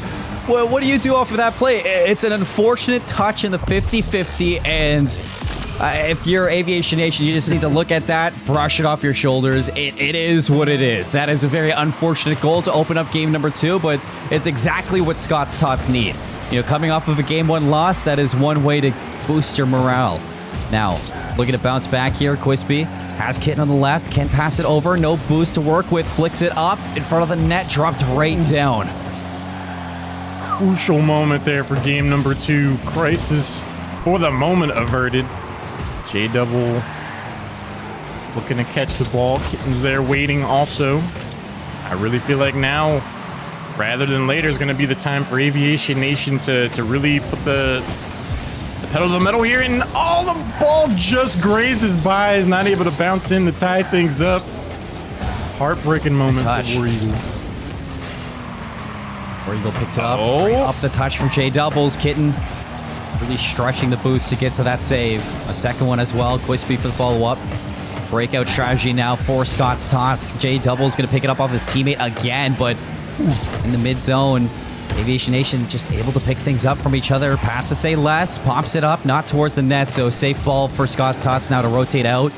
And Quispy gets the good read for the 50-50. A pass downfield, crosses the cross shot, but no pickup from Aviation Nation at all. It's another clear save, but another opportunity here. Say Less with the whiff, and it almost costs Scott's Tots a goal. Unfortunately for Aviation Nation, Red just barely off target. Bit of a bump there to stop some of the zip on that potential shot there, and that is going to allow Scott's Tots to push the ball to the opposite side of the field, try to get some pressure of their own going. But I will commend Scott's Tots. Their defense really held up there for a while. One of the things that they kind of let slip through is not having a defender waiting in the wings for game number 1, and they definitely are learning those lessons fast out here in this best of 3. Have to be careful, though, because Aviation Nation, I can see the pieces start to come together from some passing plays. A fumble in front of the net almost cost for a second goal for Scott's Tots, but now a chance for a counterattack here. Noosh picks it up for the shot on net. Beautiful save coming out from Scott's Tots, but it's not done yet. Pass in field, Say Less gets a piece of it. Off target again. War Eagle's turn. Right to Say Less. Front of the net, little fumble. Backboard play, and Quispy gets it out. Second shot from Say Less. It's Kitten this time. Kitten is all all over the goaltending duties here for Scott's Tots, turning into a veritable brick wall for Aviation Nation, who have only 1 minute and 6 seconds now to try to tie things up. But this defense from Scott's Tots, man, it is looking... I was about to say nigh impenetrable, but Noosh said, hang on, Caster. We're getting one on the board. Is that a caster curse? It's not got? a caster curse, my friend. I mean, that is unfortunate because a lot of these air dribbles have been on point for J Doubles and Quispy, but it looks like he got the wrong touch, hits off the top of his car, and drops right into Noosh's lap for an easy goal to tie us up. Very unfortunate for Scott's Tots, but it's the way the cookie crumbles sometimes. It was a unlucky pinch play that did get them their first goal in this. Well, we're going to see how Scott's Tots reacts to that situation. Less than a minute now, potentially the first overtime of this best 3 on the way.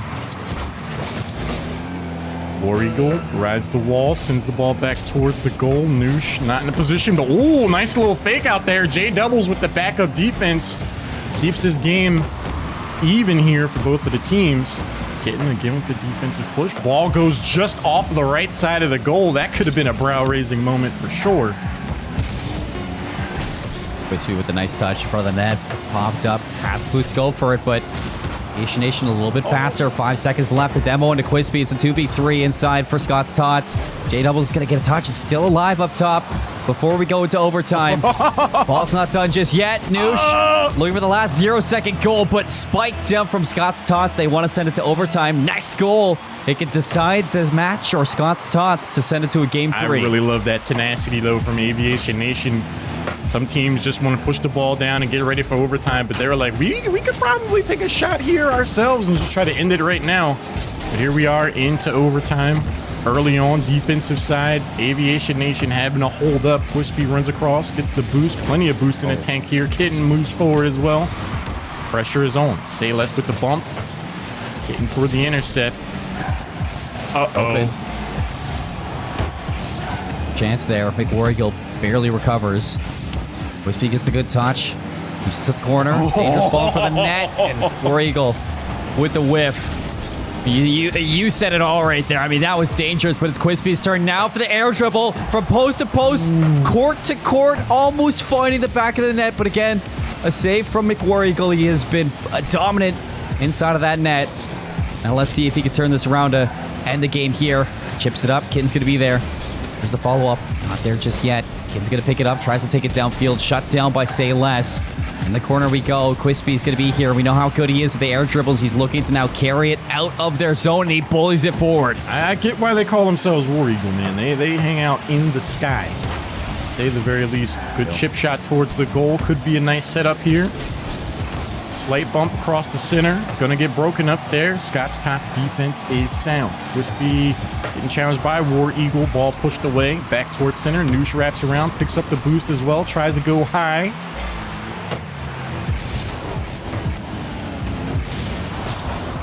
Dangerous for both teams right now. If you're Scott's Tots, you don't want to overexert yourself at all because you could get caught on the rotation. Aviation Nation, though, they don't want to dedicate all 3 players up because one stray pinch and that could be overtime. 2 minutes in. Into the neutral zone. McWarrigal's going to send it forward once more. Top corner shut down. All 3 players there on top of each other for Scott's Tots, but Kitten should be able to push this out of their zone.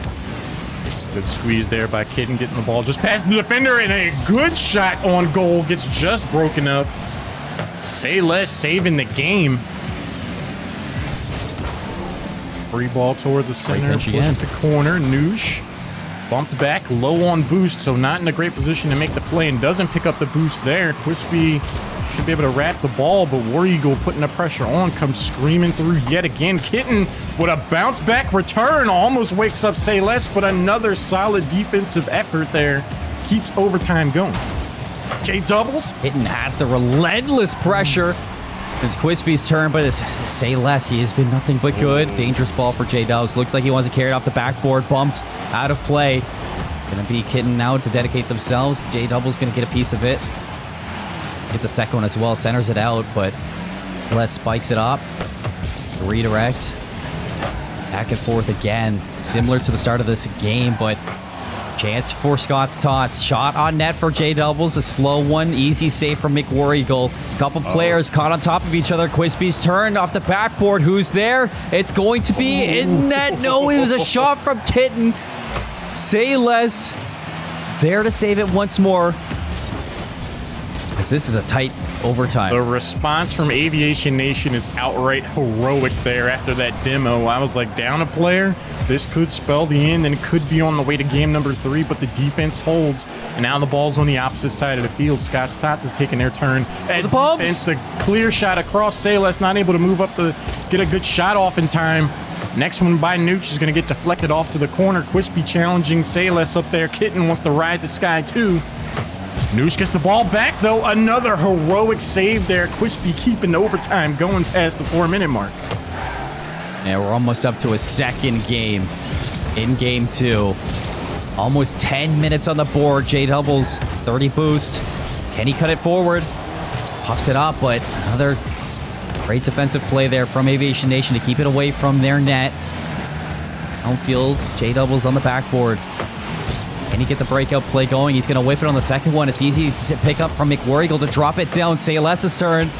Everything just back and forth. All 3 players flowing right now like water. I mean, this is perfect play from both teams just to counter each other out. Just back and forth down the field. The break now. Sayles gets demoed. That's the hero in the net for Aviation Nation, but no danger going to be there as they clear it to the corner. I think what we're seeing right now, Seymour, is a good shot on goal just to the right, though. But one of these teams needs to make a play. Right now, they're both doing an amazing job at reacting to the present situation. But I think we need a demo. I think we need a solid setup. We're going to try to make this type of play to really outplay their opponent. Quispy just gets an open shot on the goal and just off. That could have closed it out right there. Aviation Nation has to hang on here.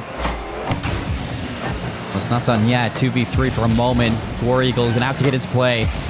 Hidden's turn to center it out. Front of the net it goes and barely squeaking into the net. Kitten. I want to see that back because that was as tight as could be. 5 minutes and 26 seconds, and this is how it ends. You know, there was a number of ways this game could have ended, but I didn't expect it to end with a magic trick.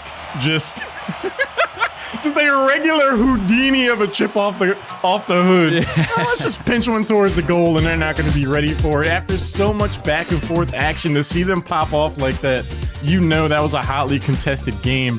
What an incredible way to end things out, and we're going on to game number 3, Seymour. And I mean, sometimes that's all it is. It's just the smallest little mistake can go a long way in Rocket League, especially in overtime. That's up 5 minutes and 30 seconds. You are sweating at that point. The pressure is weighing on you, and you can see that the smallest thing goes a long way there. This time in favor of Scott's Tots to push us to a game number 3. Kitten's going to be the one to score it out as well. And you were talking about how you wanted to see one of those teams make a play, go for a demo. But both of them, they were just so scared. They're just sitting there in their heads thinking, if I make the play and it doesn't work out, that could cost us the overtime. And it looks like Aviation Nation, they get costed a little bit on the most unfortunate pinch. It's a slow burn into the net, and Kitten takes us on. Quispy looking to start off strong, and look at that. Both players caught in the rotation, and Quispy already opens up the game. No magic trick needed for that, man. Just an open shot on the goal. Clear skies ahead. You look to the left, look to the right. Are you guys really just going to leave this out here? We take those. Scott Stotts gets on the board early on. Oh, no! Regular there. No, no, no, no! This team and Pinches, I couldn't name a better duo. Because look at this. It's just, whether it's J Doubles, Quispy, or Kitten, something about their 50-50s, they're always winning it. Oh, man. Aviation Nation, they're going to have to dig deep after putting up so much effort over overtime in game number 2 to have to mentally recover. It's like, okay, guys, we're going to game 3. We still got this. This was a super close game. And then to suffer 2 goals in the first 30 seconds in the way that they just had them go through, they have to just forget. They have to just play their game and be that offensive team we saw them be at the beginning of this series. Try to get back on the board. Quispy almost goes for goal number 3 here. The defense, you got to remember to play defense too, Aviation Nation. Keep it to 2. Fourth player coming on to the board for Aviation Nation, the crossbar. Coming out to save the day. A little bit of bar down for Quispy. Can't get it done. Counter attack now for Aviation Nation. Bumps it off the backboard. Nobody's there for the dunk. An exit play, a breakout play here for Scott's Tots, looking for number 3. A little bit of a corner bounce, pops it up. Kitten's going to be there, dunks it down. Noosh for the save. Into the corner we go. J-Double's not done just yet. The barrage, it keeps on going, but here's the great breakout. It's going to just be a Hail Mary down into the Scott's Tots zone, and you go back and forth for demos, 2v2 for a moment. Noosh is going to have to bounce over Quispy for a second to allow his team to get back. I think Quispy had some evil intentions there. That was definitely a demo waiting in the wings. Heads up play there to jump over the hood. Wargill bounces the ball back towards the Scott's Tots side of the field. Kitten pushes it off to the corner. Wargill keeping the ball in play. J-Double with the intercept though. Got Noosh waiting in the wings for the return. Just a lot of back and forth play, but you know, this is the exact type of pace Scott's Tots is going to want to be 2 goals up. It is. Like, yeah, we can just, you know, play ping pong here in the middle of the field for 3 minutes. That's fine by us. Yeah, think about it. I mean, there's only 3 minutes left, and already 2 minutes burnt off. That's just less time for Aviation Nation to work with. Here's your Scott's Tots, like you said. I mean, you are A-OK. Shot on net. Kitten's there. Noosh finally getting to some passing plays going, and that's what I like to see from Aviation Nation. It's something that I haven't seen from both teams, but passing plays definitely could be a successful recipe inside of game number 3. Or either side. War Eagle's going to center it out. Say less downfield. The pick up there. War Eagle won't be able to get the shot on net. Follow up from Noosh on target, and the bounce, the redirect. Oh my! Let's get a look back at this in the instant replay. Noosh puts it on target, but it's McWar Eagle to get it past the team. On a one-timer shot there, just... I know you appreciate that, the one-timer. Pass right towards center and then boop into the corner. 1 goal now for Aviation Nation, and just a little lower, they would have had it already. Aviation Nation, they look energized, and they're going to need to be for 2 minutes remaining and some change. Tie things up. You know, I love those plays from Aviation Nation. It's what I want. I want those passing plays. I want those 3 players, you know, ping-pong it in 1, 2, 3 right to the net. It's going to definitely shake up Scott's Tots. They've been slow throughout this series. And if you can start speeding up the ball, you know, redirecting it back and forth, you're going to catch this team on the rotation eventually. You only have 1:40 to get that second goal. You're looking to repeat that same offense. Sayless is going to pick it up in the neutral zone. Pops up the Noosh. This is what I wanted. Sayless is up. Taps it down. Quispy gets a piece of it. Keeps it away. Ball glances across the goal. Going to get knocked away. Noosh trying to keep things going their way. Jukes past one defender. Ball going to get tested towards the corner. War Eagle. Good push to the goal. Solid response here for Scott's Tots. Ball gets cleared. Gets returned back. Bounces high off the wall. Noosh caught in neutral. Ball gets by him towards the corner. That's going to give Scott's Tots the opportunity to burn even more time off of this clock. A 1-goal game. Just need one chance here for your Aviation Nation to at least push to overtime. Quispy finds the demo. Alleviates a little bit of pressure on the offense there.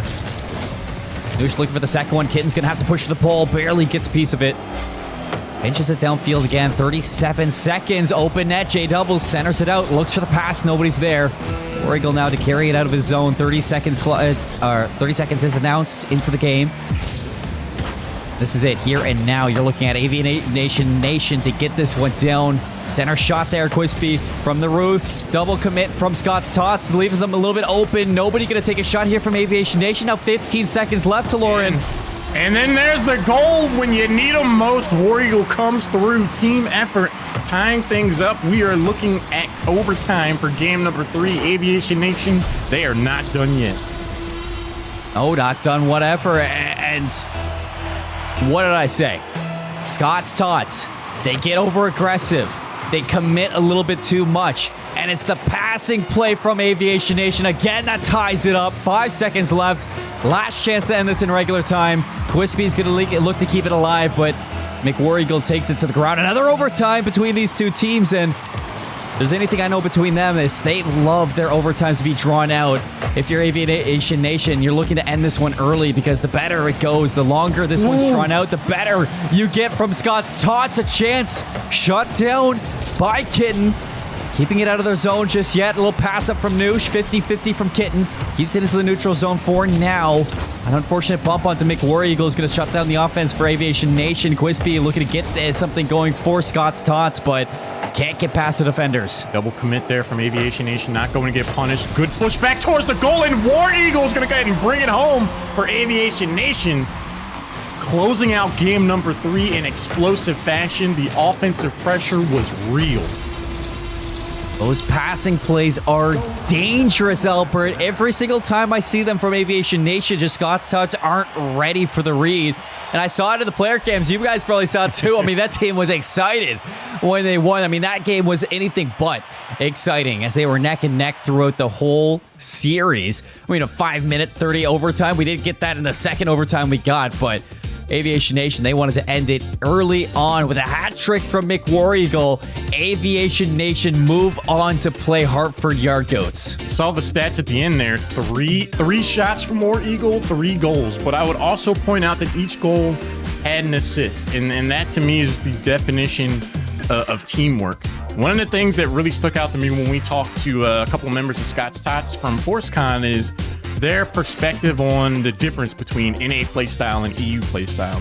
And NA is a much more showy region. They like to make more flashy plays that tend to be more individualistic. And I really commend Aviation Nation for being the team that works as a team to go for those passing plays. I think they really identified that that's going to be the difference maker. We saw a 4-minute overtime. Everything was even back and forth. But they were like, if we just set up these passing plays, if we just stop trying to go for these, I want my own highlight reel type of situations towards I'm going to be here waiting for the pass, we saw a clear difference in offensive pressure once they adopted that play style.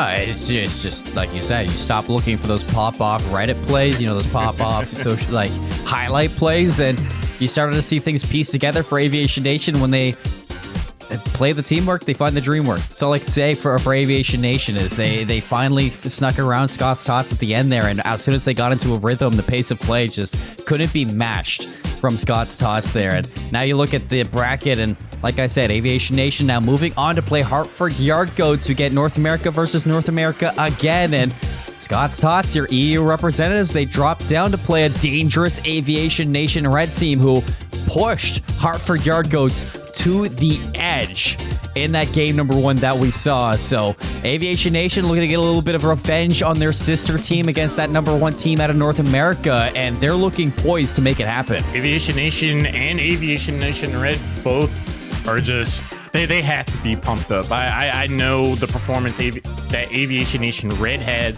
against the Yard Goats really encouraged and emboldened the team we just saw take the series now.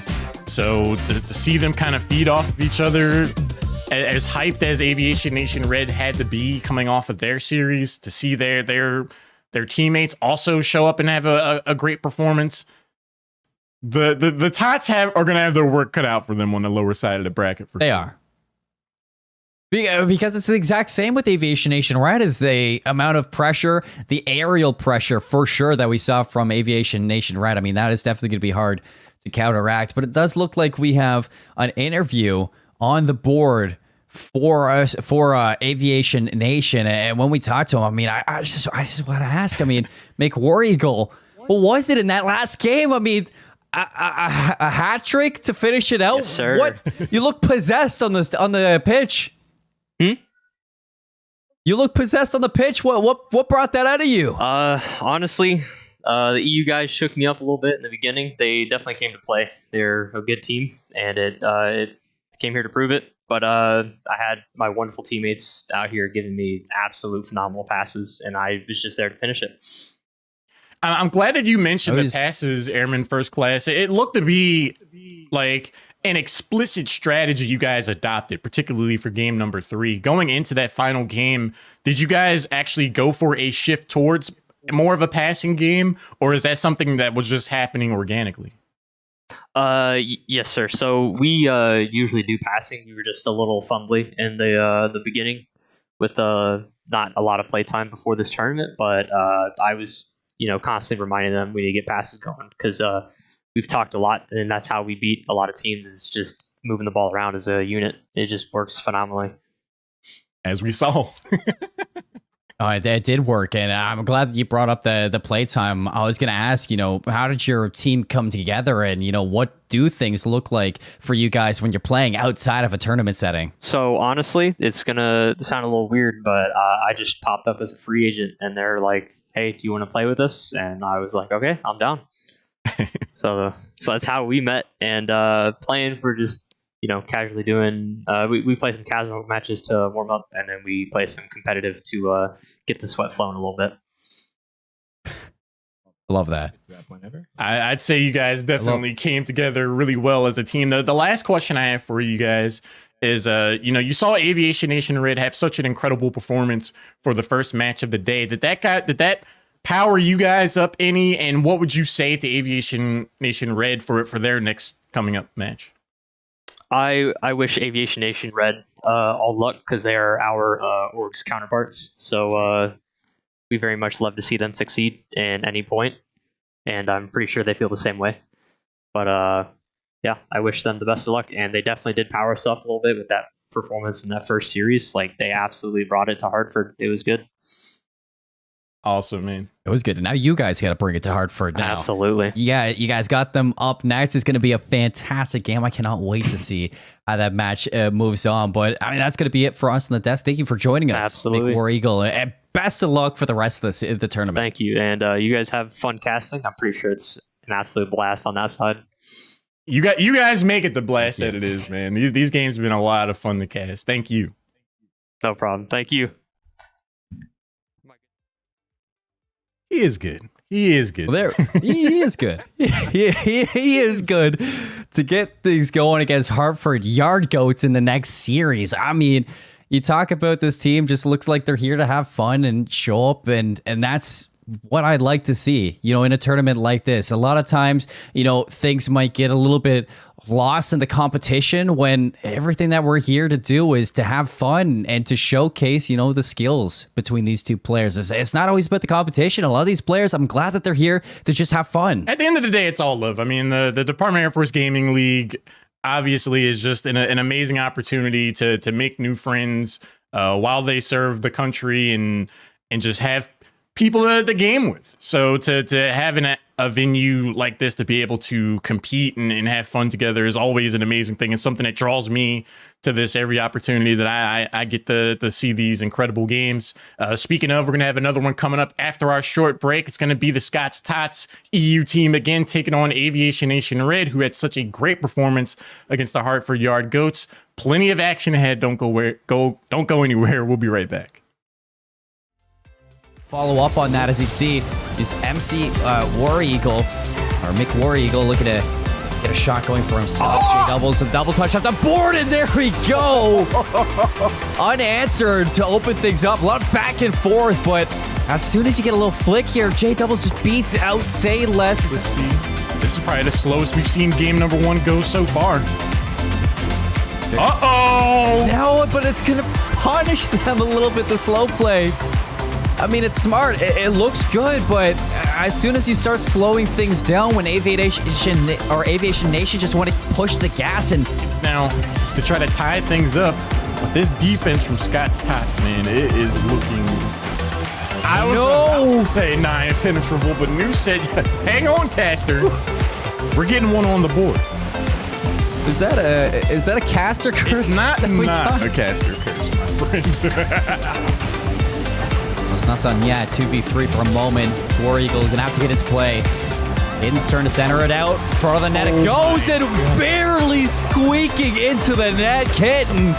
I want to see that back because that was as tight as could be. 5 minutes and 26 seconds, and this is how it ends. Double commit from Scott's Tots, leaves them a little bit open. Nobody going to take a shot here from Aviation Nation. Now 15 seconds left to Lauren.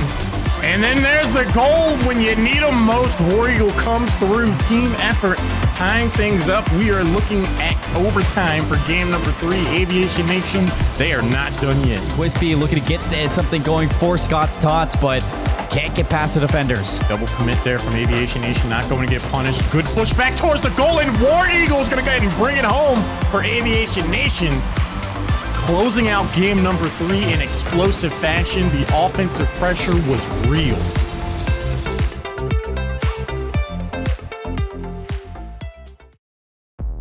My name is Cameron Jones. Online, I go by Kitten. I'm a staff sergeant at Aviano Air Force Base. I was the only person in my family to go through the military. It was kind of a new thing.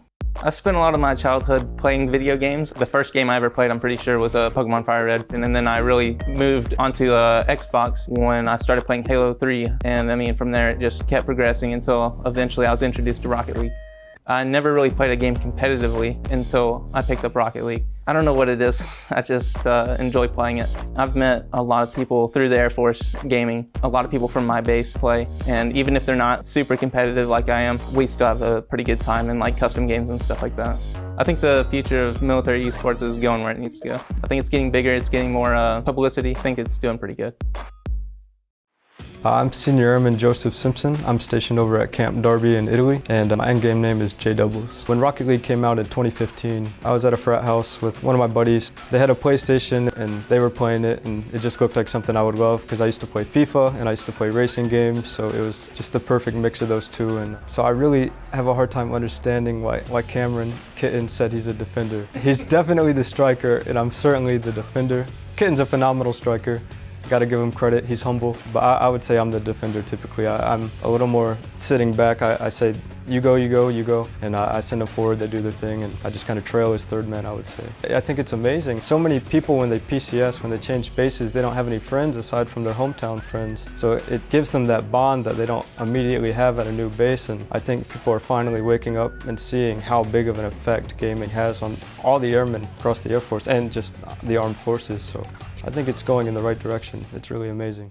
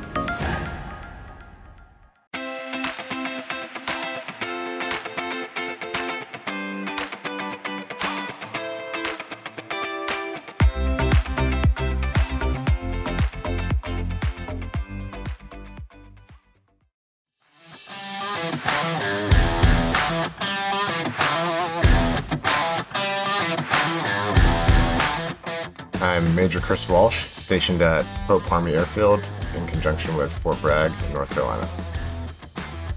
We have a sim racing community in the Air Force Gaming Discord. We kind of get together and do races. We have some leagues that we participate in now. It's not as official as a formal competitive team anymore, but the guys all, pretty close knit, and we still race together. Once you get into the more serious racing games that are really trying to replicate what real world racing is like, that's when you kind of get into games like Assetto Corsa, iRacing, which is on PC, real world race car drivers that are professionals all the way up to Formula One. You can meet these same guys online. That's the cool thing about it is, I've raced against Max Verstappen a few times and Lando Norris, who are Formula One drivers. I used to race motorcycles, was kind of where my real world racing experience started. During the pandemic, I got involved in sim racing because I had an ex-teammate who was a skeleton athlete who works for iRacing, and this was just a snowball effect. I literally went from the sim to a real car kind of within a year. I went into professional racing, so I've actually raced at a professional level and took third place in my first weekend in a car I've never driven, and that was partly all the preparation I did in the simulator beforehand. I think the cool thing about gaming in general is just kind of how it creates a community that you kind of access all the time, no matter where you are. That was something that this nonprofit called Operation Motorsport decided to utilize, and they have a sim racing league that they do, and their focus is to support, disabled veterans in the US and Canada who are transitioning to civilian life and helping them find a new sense of purpose and community. And motorsports for these individuals is that thing that helps them, and so all the guys from Air Force Gaming on the sim racing side are involved in as well. It's a pretty cool opportunity to just stay in touch with people and help them through tough times and give them that thing they look forward to every week. Air Force Gaming has done a great job staying linked in with them and being there and present at their race events online and engaging with that community. My name is Major Chris Walsh, and you can catch me racing online at my Twitch, Walsh USA.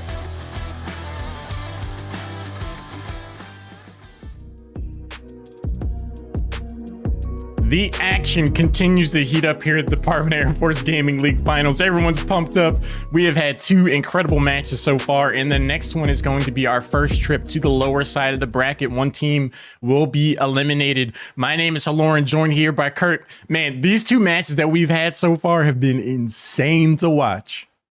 Absolutely. I mean, the fact that we've gotten 2 game 3s already with overtimes coming in both of them has been incredible. If this is where we're starting at in our first round, I can't wait to see where we end at with our finals. I mean, absolutely incredible matches to see Hartford Yard Goats moving on and Aviation Nation both moving on. But that is not to say anything about Scott's Tots and Aviation Nation Red. They hung on with our top 2 seeds as long as they could and pushed them, again, to the very last second and then some. So it's going to be amazing to see what they come up with here in match 3.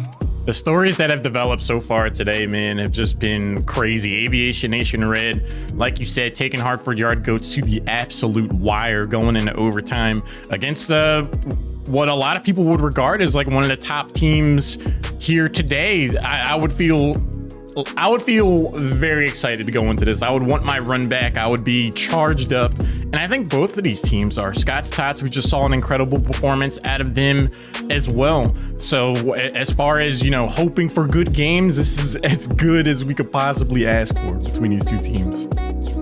Yeah, and here we have Scott's Tots again. Quispy Kit and J Doubles have been playing together for a little bit now. They know how each other play, and they were about 3 minutes away from moving on to the winners finals. They just couldn't hold on in that game 3 after taking an early lead. But they're going to be coming out swinging here to take on Aviation Nation Red and keep their hopes alive in this lower bracket run.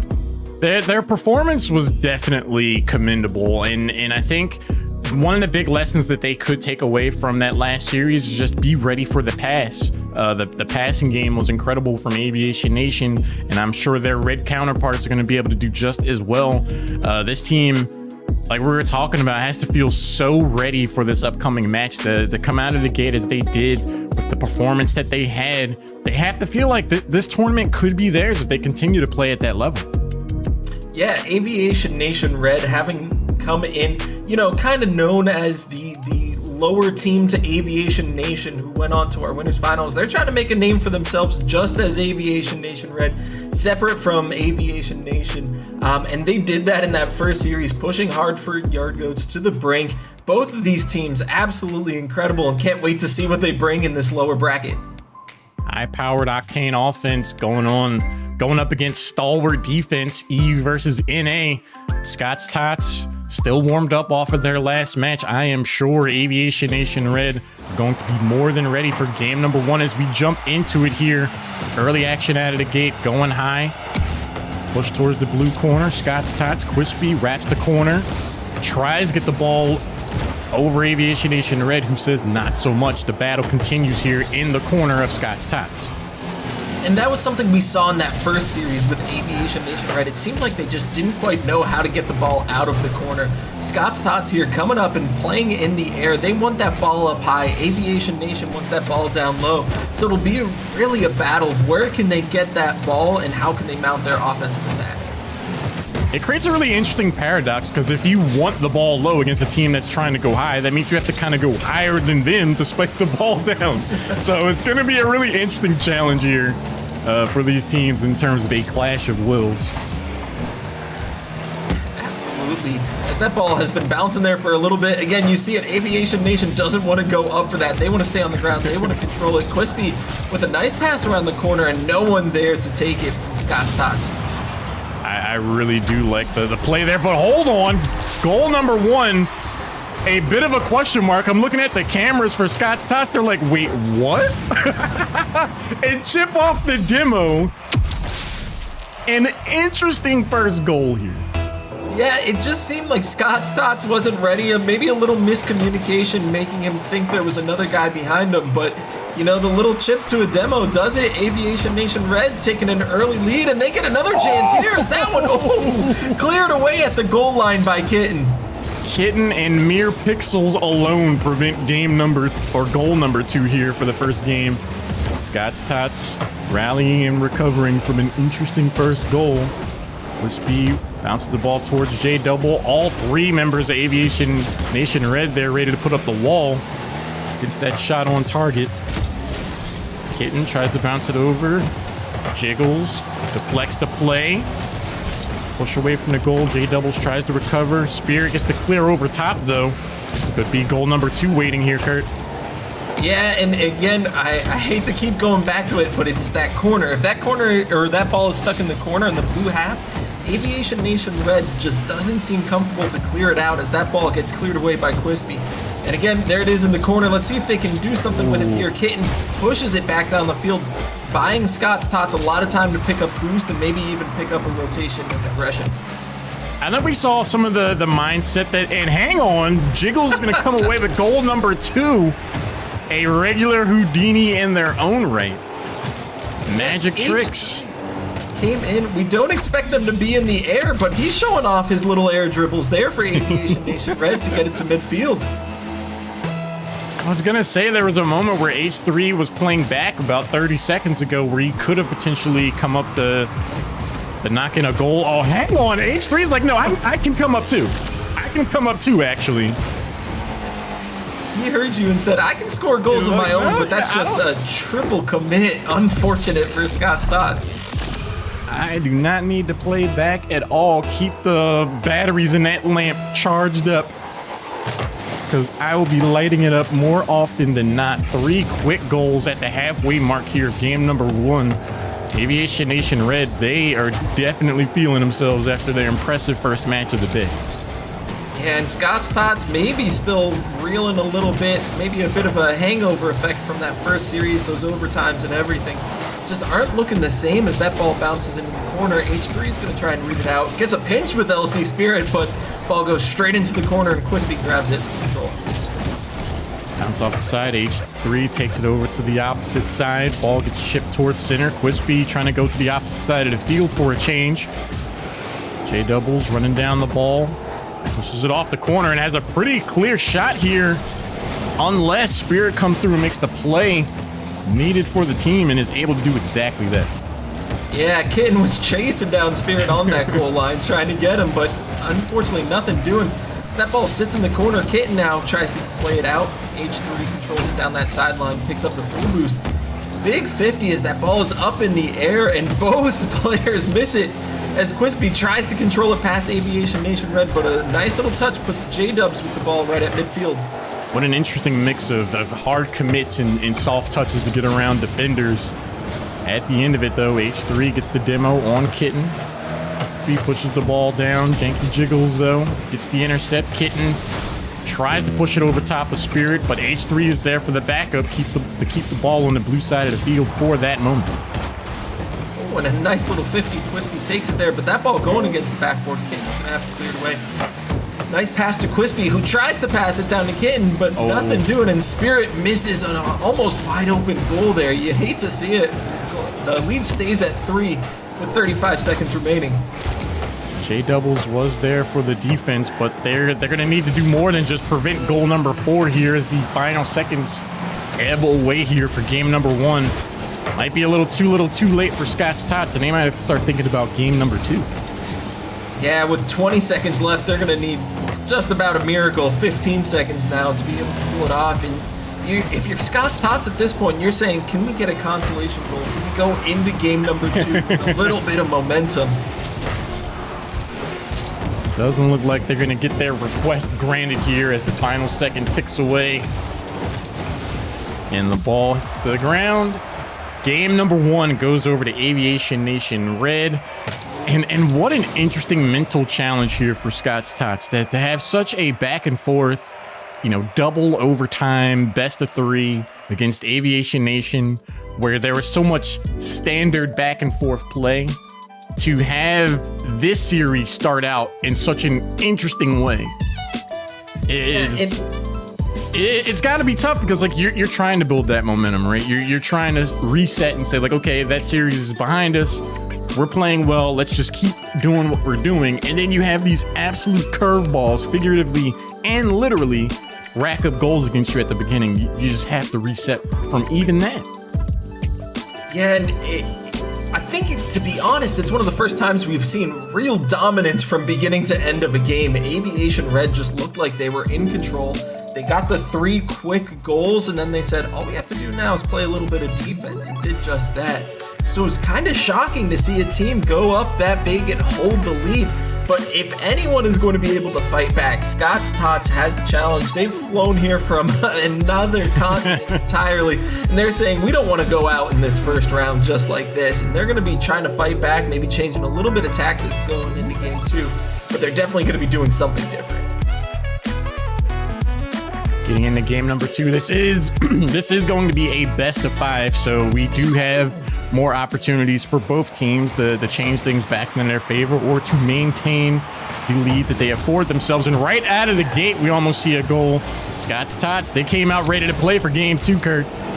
Yeah, Scott's Tots got that early attempt, and I thought H3 wasn't going to get to it. He finally did, and he's putting aggression now on the opposite side. Spirit booms that one just a little bit too high as Aviation Nation putting the pressure on, and they're trying to do exactly what they did in the last game in the first minute. Kitten comes off the corner. Spirit, the steady and consistent challenger at the midline of the field. Jiggles, the magician of the team, got a demo here. Spirit's gonna have to sit it out for the moment. H3 here to receive the ball, but Kitten pushes it past him. Huge clear here from Spirit. High off the back wall. Not able to get goal number 1. No, what a save by Quispy there, right along that line. Knew exactly where it was going to bounce off the wall. J-Doubles tries to get a pass to Kitten as that ball drops down. It's still flowing a little bit dangerous in front of net as that comes around. Janky gets the challenge on Quispy as that ball stays sitting there. Finally, the ball gets to midfield and a little bit of relief for Aviation Nation Red. Ball off the side wall. J-Doubles there for the intercept. H3 from the back line keeps things on the blue side of the field. H3 Spirit now swarming. Quispy wins the challenge. Clears the ball towards the orange side of the goal. Kitten challenging the boom back. Jiggles wants to push it back towards the Scott's Tots side. And it's definitely looking like the EU team is saying, you're going to have to earn these goals. You might have slipped a couple past us in game number 1, but our defense, we're shoring that up. Yeah, nothing easy coming in game number 2, but definitely looking for a little bit more offense. They're doing a great job challenging at midfield, but they're doing nothing to keep it going on the other side at this point. Janky puts it into the corner. Quispy just looking awkward there. Oh, and a huge save by Kitten. Keeps this one all knotted up at 0, and Scott's Tots are going to try and launch an attack. Kitten has claws, man. Excellent defense there, keeping things at 0 on both sides. H3. I was very concerned. He was wrapping that ball around the corner very fast. I was like, I hope someone's not there from Scott's Tots to intercept. And Quispy's like, actually, I'll take that. Thanks. That's the third time today we've seen a goal exactly like that, and it seems like no one has learned yet. You can't take the ball in front of your own goal and expect someone to not be there. All of these teams have a huge amount of skill as Janky has to make a last-second save against Scott's Tots. Everyone is ready for that kind of control, so you got to be coming up with something a little bit more clever. It's one thing to have the ball taken from you at the center of the field, but when it's taken from you like that in front of your goal, that's how you end up looking at a replay. That is exactly it. Oh, as Aviation Nation Red just misses tapping that one down into the goal. They finally clear it away, or Scott's Tots finally does, into the corner. Spirit gonna get challenged by J Double. Blue team comes away the victor there for the moment. J Double pushing the ball in. Kitten goes up for the assist. Good intercept there. Forces Quispy to be there for the defensive save. Aviation Nation Red are not trying to be down for too long. They are definitely dialing up their offensive pressure. Yeah, LC Spirit tries to get another attempt. J Double was just kind of hanging out on that wall. We didn't expect to see him there. Kitten with a big challenge, forcing this one into Aviation Nation Red's half. As J Doubles is going to go up for that. Does he beat Spirit to it? He does, and that's a little bit of an open net. H3 rushing back into the corner, and that's a lot of challenge coming from J Doubles at this point. All over the pitch right now. Again, J Double with the touch. Goes across the goal. H3 receives that. Pushes it back in towards center. Spirits with the backup play. Quispy J Doubles on the case. Another defensive touch there. Ball comes back around though. Kitten again, solid defense. The Tots are holding strong here right now, but they have to get it out of this corner. They really got to get a big boom at some point. H3 off the backboard. Double commit from Scott's Tots, but no one there to make him pay from Aviation Nation as this game remains tied, 1-0 for Scott's Tots with under a minute left. Oh, Janky Jiggles, they definitely saw the potential play shaping up there. The ball went too high for it instead. Janky's going to get pushed off. Kitten tries to clear. It's going to eat a demo for their troubles. But we are here now on the orange side of the field. J Doubles catches the ball. Does not get it over H3, so this ball could come bouncing back strong, and I don't see any defenders there waiting for the goal, and oh no! The lazy roll in with 28 seconds left. I thought you were back there, says Scott's Tots. Yeah, H3 just kind of saw an open net and said, I only have to touch this ball once because there's no one around. Scott's Tots staying in the EU to try and get back to that ball, but they're playing in NA, so they're going to have to come back on defense every now and then. I always love seeing tenacity out of the EU team, but it's just unlucky when they decide to pull their goalie effectively less than 30 seconds up when they had the lead. And H3 with the presence of mind to tie things up, and we are looking at overtime here for game number 2. Janky keeps that ball up, though, as Quispy's going to send this downfield. H3 just puts it on the ground, forces the overtime, and who knows, we could see a quick little goal here either way off the kickoff. I feel like at this point, we're getting to, I don't know what the stats are, but we have to be running up on Scott's Tots being in overtime more than regulation play here pretty soon with how close these games have been. They're definitely getting close with it. H3 controlling off the backboard gets another touch. J-Dubs with a huge challenge, though. There was only one left back from Scott's Tots. They needed that big challenge there. Janky, midfield, touches it again. This ball just kind of floating at midfield at this point. Everyone getting a stop. Huge scramble here at the end of it. Ball comes back towards the side of Aviation Nation Red. H3 comes around. Quispy on the challenge. Slow, easy ball in front of the goal. Janky Jiggles is going to be there for the breakup, which could have ended game number 2 off of that touch. J Doubles runs back to the corner, catches the ball. H3 on the offensive front. Spirits keeps things on the blue side. Does a great job of popping that up right over the challenging Aviation Nation as Doubles sends it downfield, and that's unfortunate. That's right in front of goal. Kitten, gets met by Spirit. Spirit gets the big clear away. Now Scott's Tots quickly becomes defense again. Quispy not able to get the ball past 2, and H3 is going to go ahead and put the final touches onto game number 2. Another tough closeout for Scott's Tots to be up a goal. 30 seconds left. Caught with your goal absolutely open.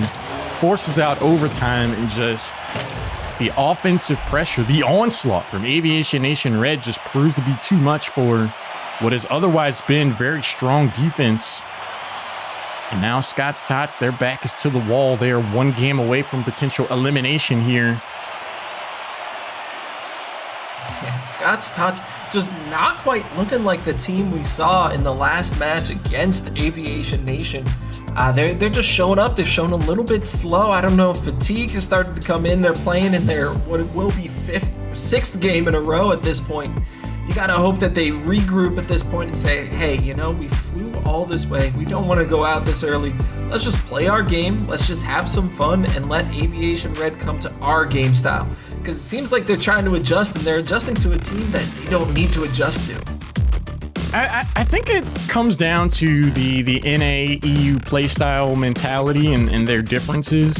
I feel like Scott's Tots, they are a really good fundamentals-based team. And as we're talking about earlier, like the NA playstyle is a lot more flashy, more Reddit clips, that sort of thing. And when you have a team like Scott's Tots who are just really solid at fundamentals, sometimes you need them to step up and be tenacious and go for those highlight reel style plays, especially when you're going up against a team where like those fundamentals are just going to create a stalemate of sorts. It just seems unfortunate the times that they do try to make those plays, they end up not having someone in their goal, and then like a ball just rolls back the other way. So I think they just need to be more selective about when they go all in on the offensive side. And you talked about the flash, and H3 right off the kickoff tried to go for a flip reset, and their heavy rotation almost caught him a little bit off guard as Janky has to clear that one away on the goal line. Spirit now over to the sideline. Kitten trying to get that one, keep it in the center. That's a big 50, but no one there. J-Double's just a little bit too slow on the rotation. Can't quite get a shot opportunity. Ball's back on the other side. J-Doubles gets bumped away, but not before clearing it back towards center.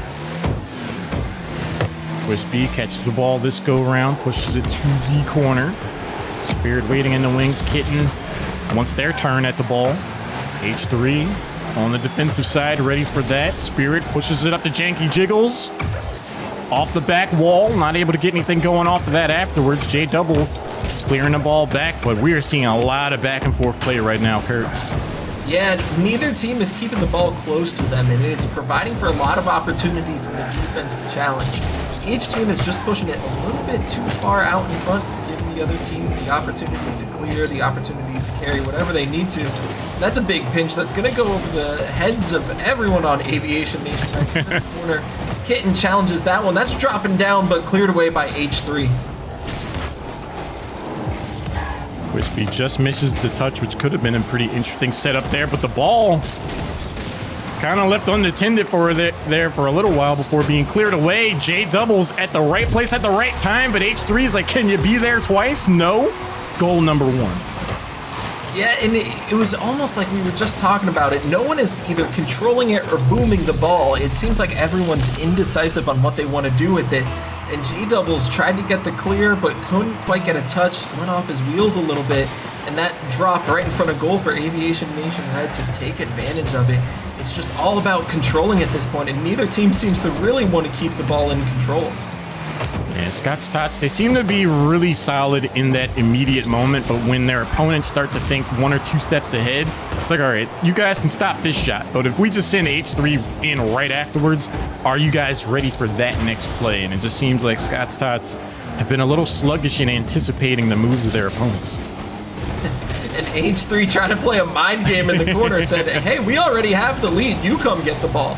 As that ball floats by, and Aviation Nation looking very comfortable with just playing out clock however they need to at this point. One goal up against a team who hasn't been able to consistently find offensive pressure, or has not really been able to show the ability to rack up a bunch of goals. Why not just take things a bit more easy, make sure you keep that 0 there as long as possible. Run out the clock, you're over the halfway mark. H3 starting to show a little bit of flashiness, trying to come off the sidewall with a nice little flip and everything. Aviation Nation Red is just looking comfortable at this point, and it's all up to Scott's Tots to really take that away from them. Start putting up a little bit more aggression, and they're just missing touches here, there, and everywhere, and it's looking a little bit rough for them. The time is starting to wind down. Scott's Tots, they're going to have to dig deep and find some of that offensive pressure to, at the very least, tie things up and then worry about what happens later on. Kitten tries to touch the ball. J Doubles meets it towards center. Bounces high. Jiggles doesn't bite on that, stays low to stop the shot. Heads up play there. If he went high, that ball might have squeaked under him, and that would have been goal number 1.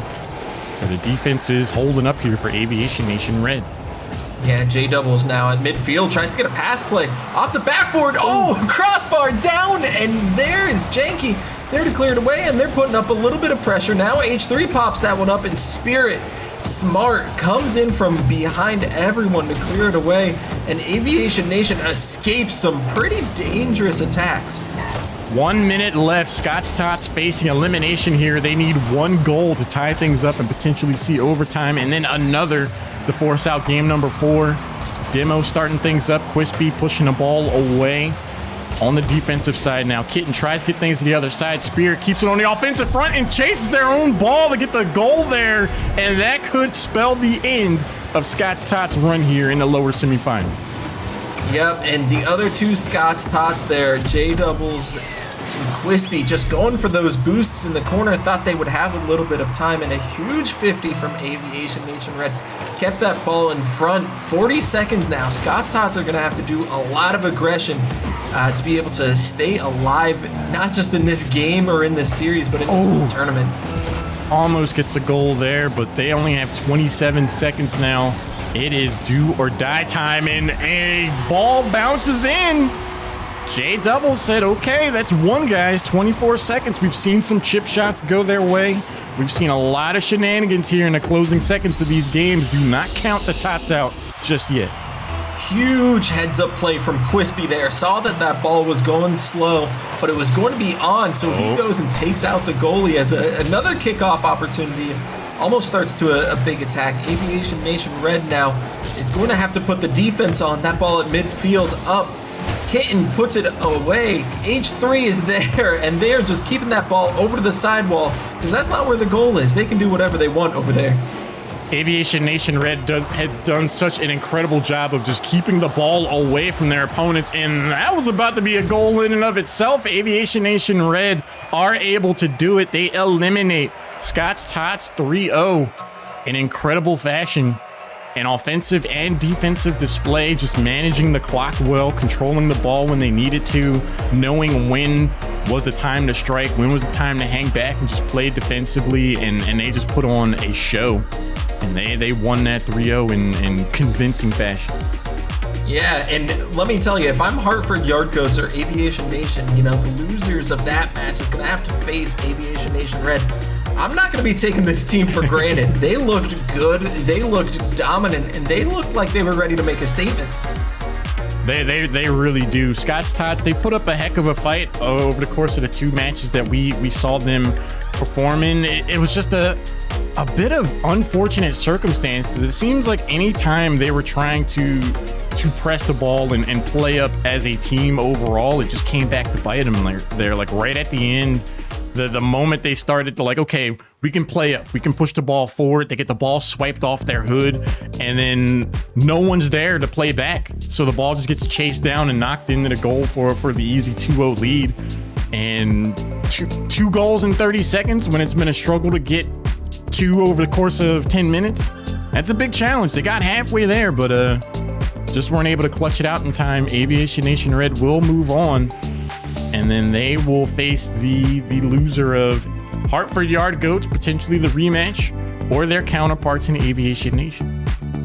Yeah, and Aviation Nation Red, again, they look like they're ready to take on whoever it is. Already faced Hartford Yard Goats, and again, that was a 2-1 series that went into overtime. An incredible series. And there's got to be something about sharing a name with another team that makes you want to face them and take them down. So I think they are set. They are happy to be here and make a run, and we'll see who they're facing. Yeah, Yeah, I mean, as you pointed out, Kurt, I would not want to face this Aviation Nation Red team right now. They are, I think they are punching above the weight a lot of people expected them to perform at. And it's like, okay, if they're able to break past that barrier and go even further and beyond, like, how much higher can they go today? How on fire are they really? I don't want to find out the hard way.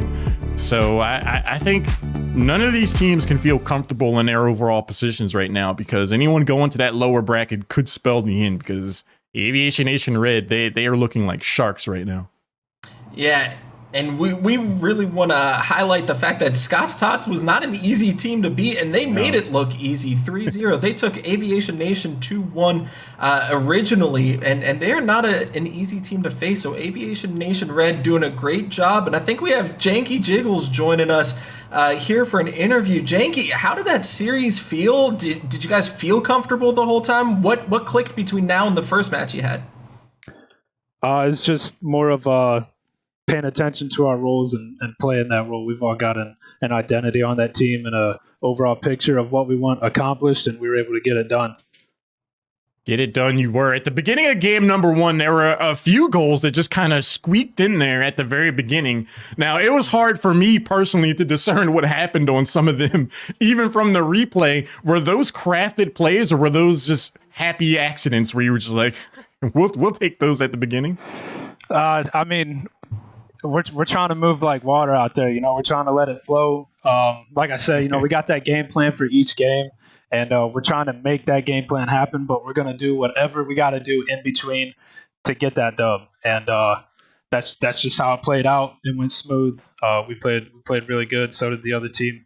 It was GG's for sure. You're speaking with such confidence and conviction. I'm really liking that. Is this just a staple of your team overall, or do you feel emboldened by how well you guys played in the first match of the day? That should be everybody's mentality right there. Speaking with confidence, doing with confidence. If you're not doing it with confidence, you're not doing it with your 100% true self. So we got to stay confident, even on the rainy days. We got to stay confident. We just keep grinding. It's not like we go out there, lose once, and we just hang it up for the day. You know what I mean? There's always something to improve on, even if we win, if we lose, and that's what we've been doing over the course of the last few weeks, and that's what got us here. I love that mentality. Awesome. And Janky, just to ask, as we're starting to wrap up here, you got 3 guys, kind of similar to a couple of the other teams, 3 guys from completely different bases stationed all across. What's it like to be able to meet these guys in person, to have this opportunity to connect with everyone, and to be able to do it while playing video games? It's awesome. It's something that I honestly never envisioned happening, like in the future. I knew esports was a thing, but I never thought that, the guys I'd be playing with, we'd eventually meet up and play in a big tournament together. It's awesome. It was great when I first saw their face. I was able to, put the name put a face to the name. And, it's just a different connection at that point. It's more of a personal connection at that point. You get to meet and, talk, go out and do things. It's fun. It's nice. It's always interesting because you have like that familiar aspect in how you communicate, but it's a little new at the same time because it's in a different context. But you guys have come together and been playing amazingly well. I cannot wait to see how well you guys continue to do. Any final shout outs or anything you want to say before we let you go and get ready for your next match? Shout out to the team that put this together, man. I've been observing, studying as I've been here. Is like, how did you guys get this together? It's a lot of money put into this, a lot of time put into this, and effort, and big shout out to everybody involved with that. I'm sure they appreciate it, man. Again, congratulations on an incredible performance. Cannot wait to see you in your next match. We'll see you soon, man. Thank you, sir. Appreciate it. Thank you. Kurt, we have been just treated to some amazing games so far, and I always love getting a chance to talk to the guys and kind of pick their brains a little bit. What he said about confidence and conviction, that's a lesson that anyone can take away in anything in life. I really love picking their brains and hearing how they think about approaching competitive games. Yeah, that's spoken like a true NCO right there. You know, your non-commissioned officers, you go in with confidence and conviction, and you're going to come out on top, even if there's some lessons learned along the way. So you love to see it. You love to see that military aspect come out of them every now and then as well. But really incredible to get to see them bring that to us and keep having that as they play throughout these games. Incredible stuff here. We're going to take a short break, and we will be back to see the Hartford Yard Goats take on the Reds counterparts at Aviation Nation. Don't go anywhere. We'll be right back.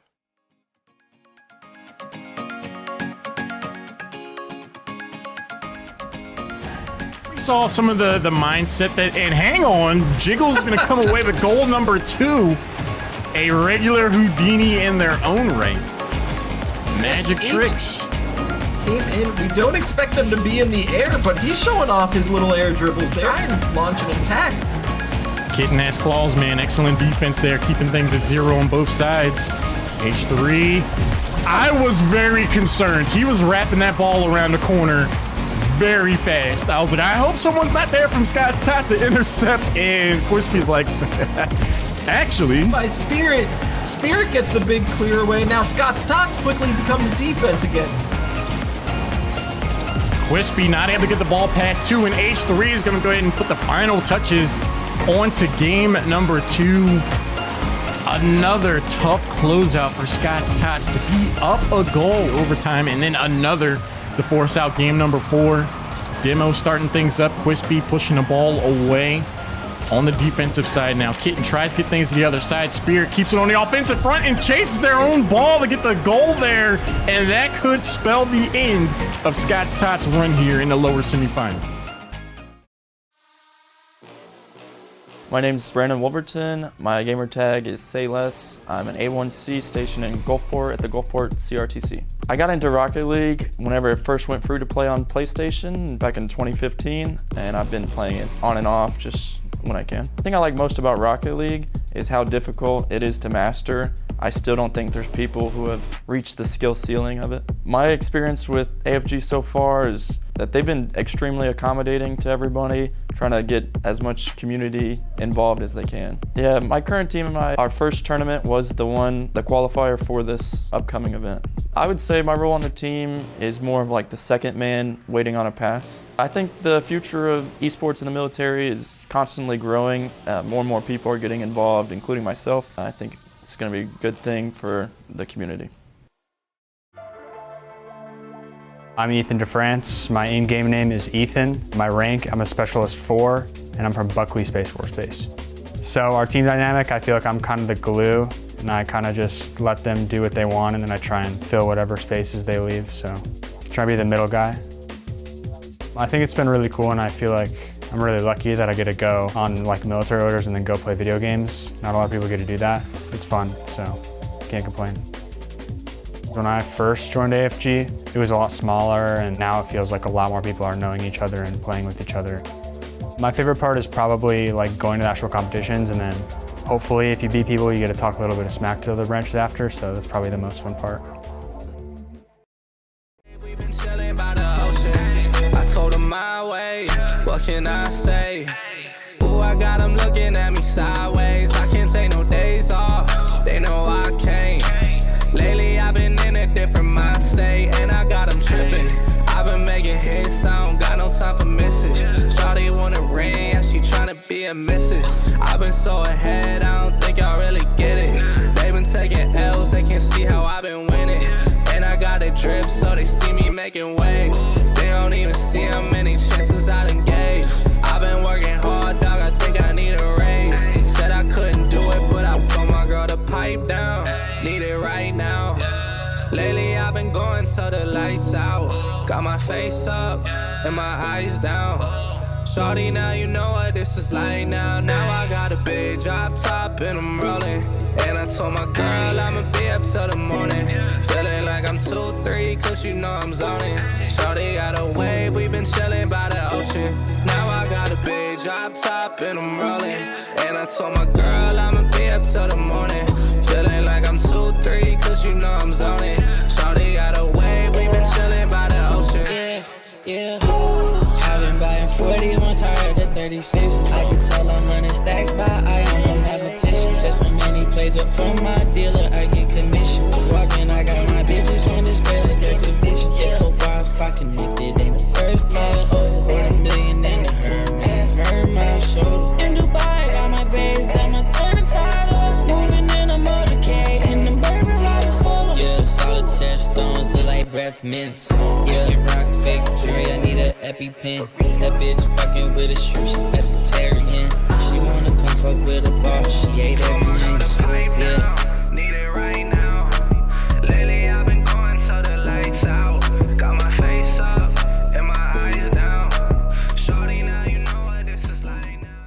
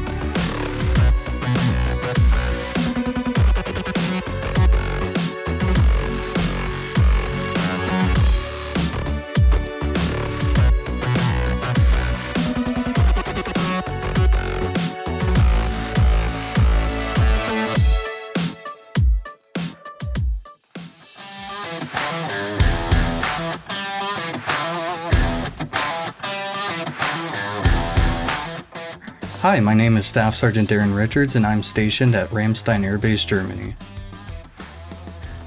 So with Air Force Gaming, I am an ambassador for Rainbow Six Siege, and the thing that I am trying to do is create a local scene within Europe, and I'm also trying to facilitate international competition with one of my favorite games. In 2020, after COVID kind of took over the world, I was playing Rainbow Six Siege with a bunch of people here in Europe. They decided that they wanted to make a competitive team, and I basically competed throughout the entirety of 2020. It also helped my mental state because, the world was shut down in a way, and it was weird getting used to living in Germany, but also it grew my love for competitive Rainbow Six and esports as a whole.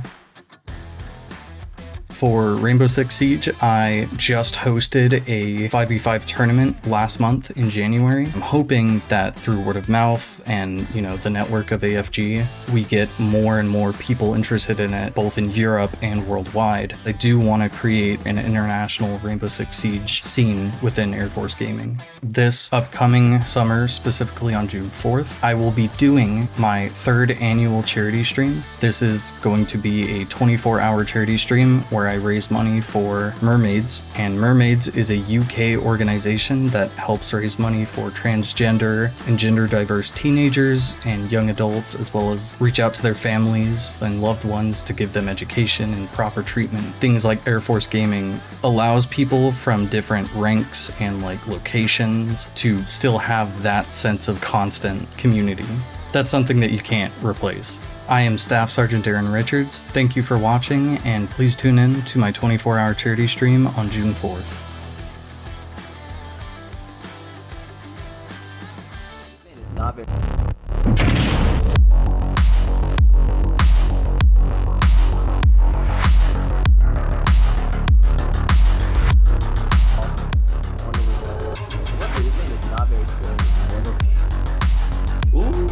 Oh! Yo! That was cool. Finally, Canopy does something cool after 10 years.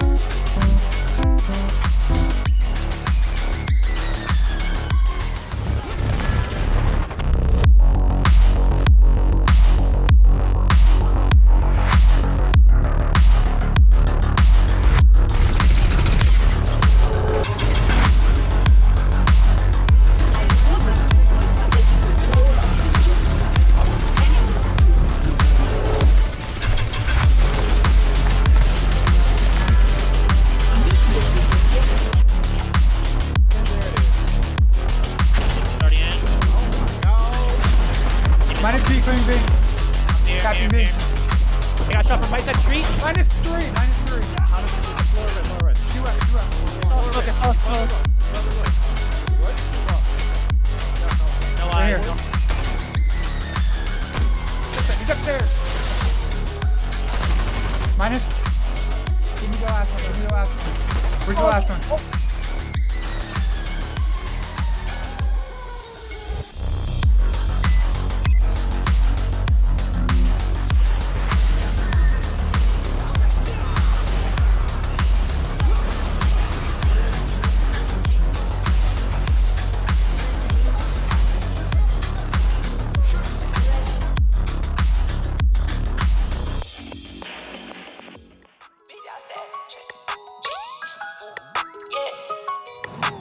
Big dog status, I'm a big dog vet. I pull up on the block in a big Corvette. Yeah, riding around the city with a stick all black. Try with a stroke, but we ain't with all that. Yeah.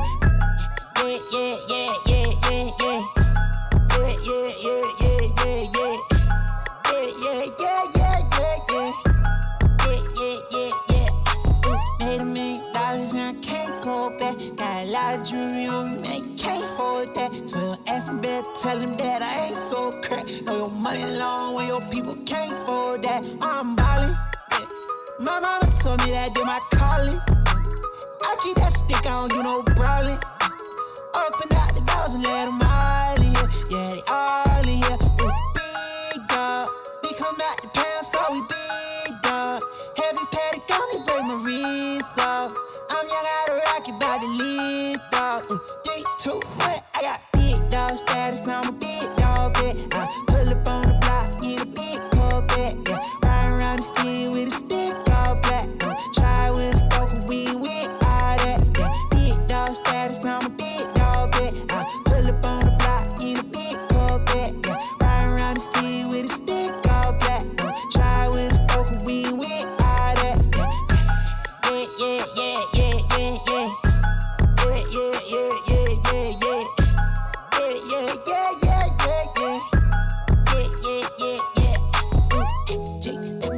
Fall in line, yeah. We got sticks like it's Columbine, yeah. Running up the dollar signs, yeah. Ain't no hard in front of hollow cans, yeah. Bring up like the Taliban, that's my paper, don't you bottom mine, yeah. Heavy paddock on me, break my wrist off, yeah. Lift off, I got big dog status, I'm a big dog vet. I pull up on the block in a big Corvette, yeah. Riding around the city with a stick all black. Try with a stroke, but we ain't with all that. Yeah, big dog status, I'm a big dog vet. I pull up on the block in a big Corvette, yeah. Riding around the city with a stick all black. Try with a stroke, but we ain't with all that. Yeah.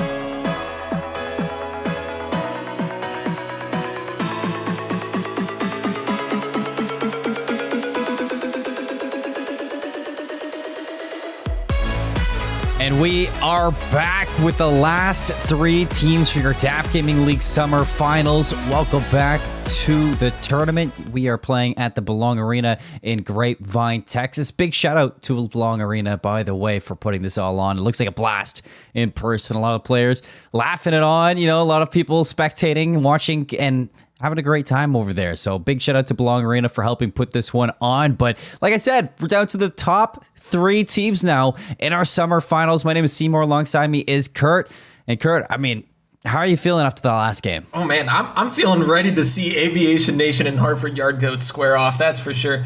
Aviation Nation Red doing the name justice, going 3-0 against Scott's Tots, and that's a formidable Scott's Tots team they took down.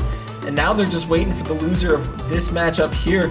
Hartford Yard Goats, our number 1 NA team, versus Aviation Nation, our number 2 NA team, here to square off in the upper final.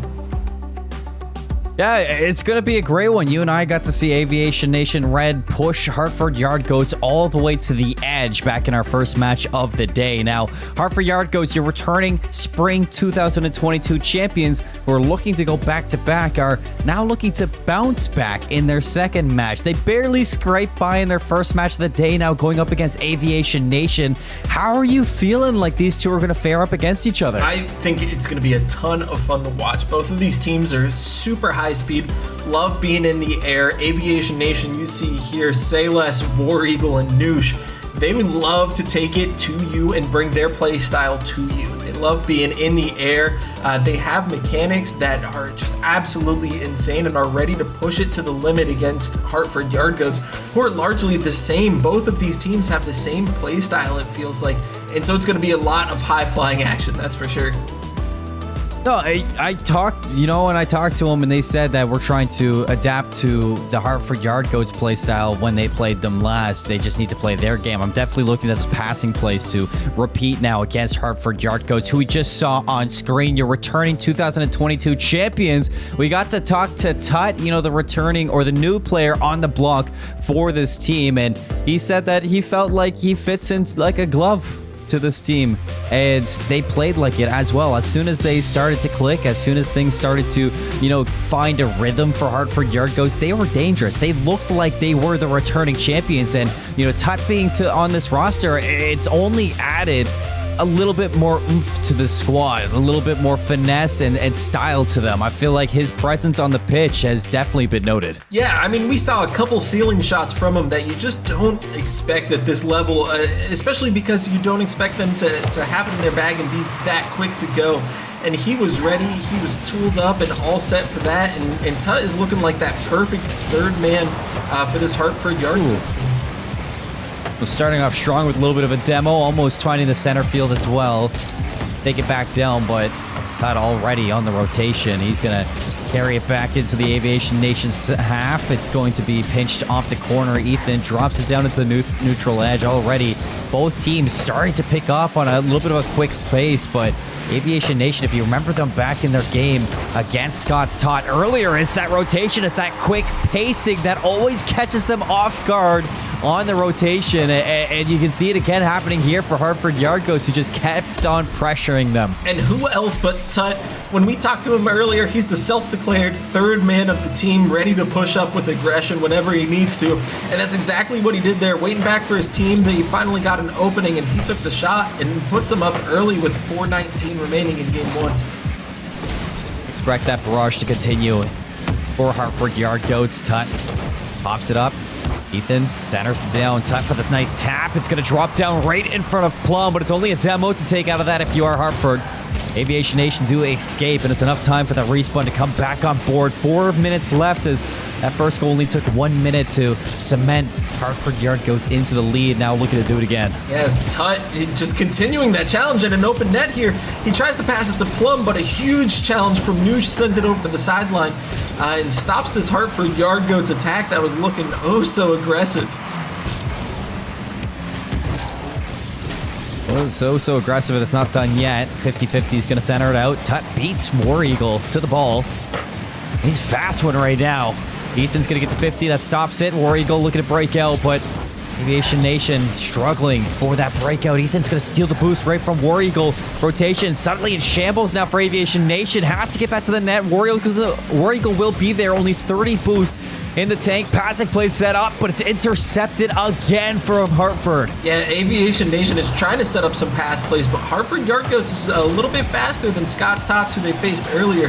So it's going to be tougher to get those pass plays as Noosh sends it off the crossbar. A huge opportunity just missed by Aviation Nation as they regroup back in their own half. This is a brand new opponent. Those passing plays, they got to be a little bit more decisive if you want to beat Hartford inside these games. It's a best of 5, so have time to get used to this pacing as well. And only down by 1 for now. The stuff in the net, crossbar down, and still a 1-goal game. Bomb downfield in front of the net, a little bit of a whiff, and it's still there for Hartford to hold on just now. 2 minutes and 30 seconds left. And that was a huge opportunity. Aviation Nation just missed that one by a few inches as they're getting the pass to Salas. Sends it downfield. He's going to try for a double, but that is just cleared away at the last second by Hartford. They are putting a lot of aggression in this midfield, passing back and forth, and Hartford is finally able to get it out. Yeah, how looking to put their second on the board. See if they can steamroll their way in. Inside the zone, Hartford. You can just pick away at these players. The demo's going to alleviate a little bit of pressure, but not all of the pressure, as Hartford still putting some shots on net. Will pull some players away from that defensive side, and War Eagle not able to break this one out. His floater redirects it towards the net. Easy save there for Hartford Yard Goats again. Put it to the corner, but Noosh not done yet. He's going to drop it down from the net. Salas, can he get the shot off? No, beautiful play from Plum to keep it away. Yeah, they are getting a lot of pass plays, and War Eagle trying to show off what he did in the first series, which is those redirects at the last second. He was scoring all over the place with those and won the series in OT with it. And he's trying it again as Tut, of course, is up there. He is speedy, he is in the air, and he is ready to challenge anything at midfield as that ball drops down, and that's going a little close to Aviation Nation. War Eagle gets back just in time. Well, it's scary, but not scary enough to frighten Aviation Nation away from the breakout. Another shot, a little wide. We've reached the 1 minute mark here in our first game of our upper finals, and Plum from high flying field, he's just gonna drop on down, soars to the net, and all off the back of his own play, off the backboard, the double touch, and he stuffs it right in the face of Mick War Eagle. Yeah, War Eagle going for the squishy save, but his car was angled, just a little bit unfortunate for him.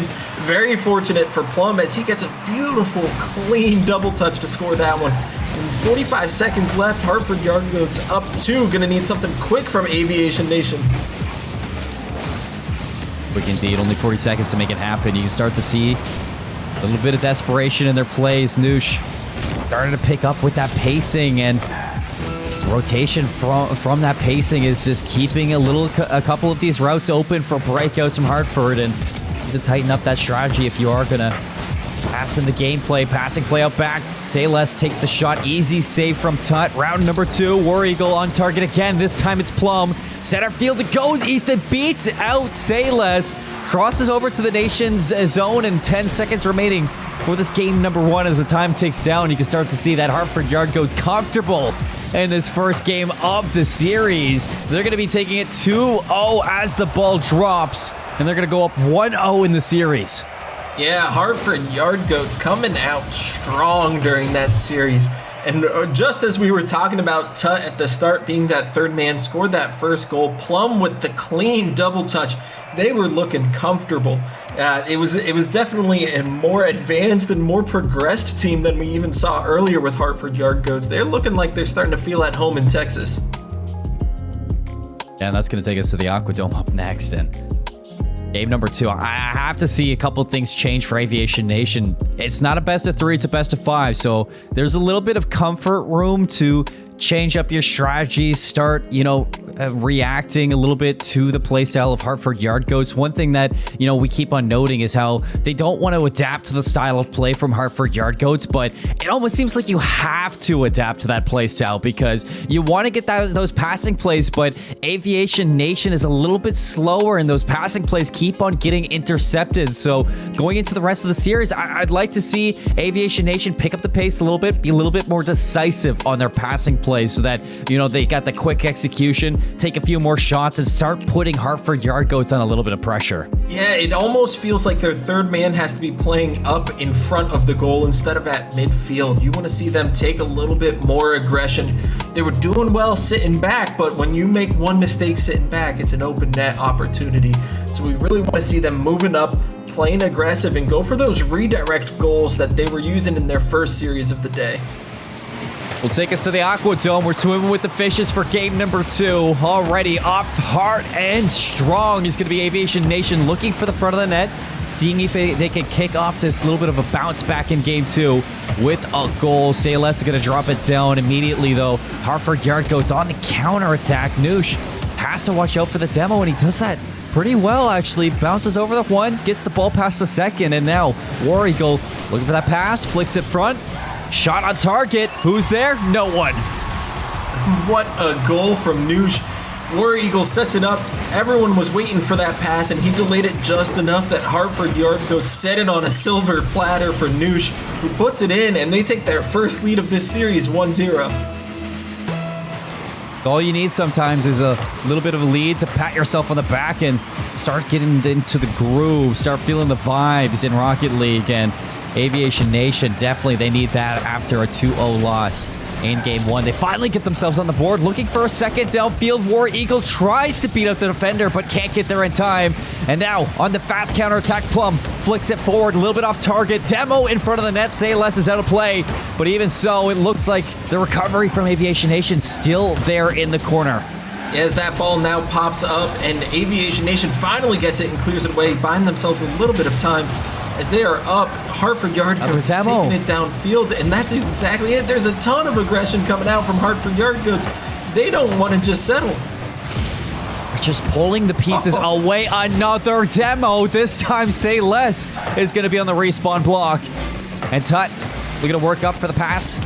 Not going to reach him in time. Ethan to Tut. Tut back to Ethan. 0 boost. What can he do with this? Off the wall, won't be able to get the flip that he wants, and it's Tut to keep it going forward on the backboard. Sayles gets beaten to the ball, drops it for the net. This is dangerous, but not dangerous for a goal. War Eagle, he's able to keep it away, and this is exactly what we saw, you and I saw, back in that Hartford Yard Goats versus Aviation Nation red game. It's just the complete barrage of shots just getting saved away by the clutch plays of Aviation Nation. Yeah, and there's War Eagle again making another save. And this looks like just a 1v1, and a huge challenge from Plum puts that into the corner. And alleviates just a little bit of the pressure, and a demo now to follow makes it a 3v2, and that's a huge counter from Hartford in what was almost a goal opportunity. I'd like to get a demo counter for Hartford Yard Goats in this game, because it is just piecing them apart and removing the necessary defense that needs to be there for the barrage of shots to be weathered. And finally, enough demos happen. You just keep on frustrating the heads of Aviation Nation. A little bit of a misplay, a little bit of a hiccup, and Plum beats you to the ball. 1-1 tie, 2 minutes and 40 seconds.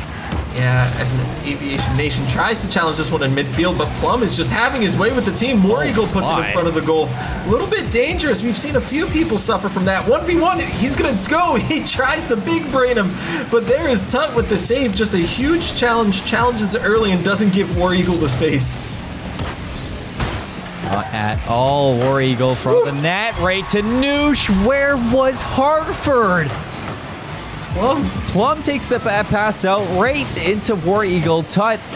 Oh, that is so unlucky. He barely misses the clear, and Ethan was in no position to stop that. I mean, a whiff, it costs you. It's a perfect punish for Aviation Nation. Yeah, Ethan trusted Tut there, and as he should. Tut is known for getting those out of the way. One bad misplay, though, and they're playing from behind again.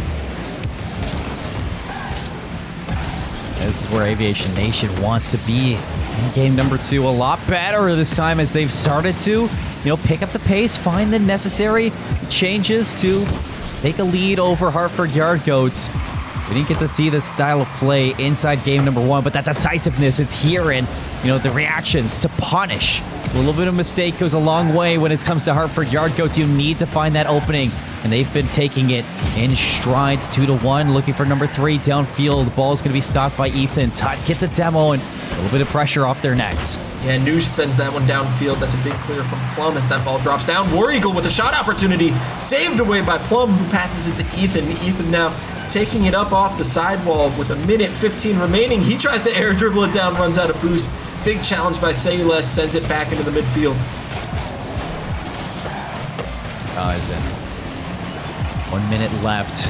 2-1 lead for Aviation Nation. I mean, this is so good from them right now. Shot on net, and Tut brings it back.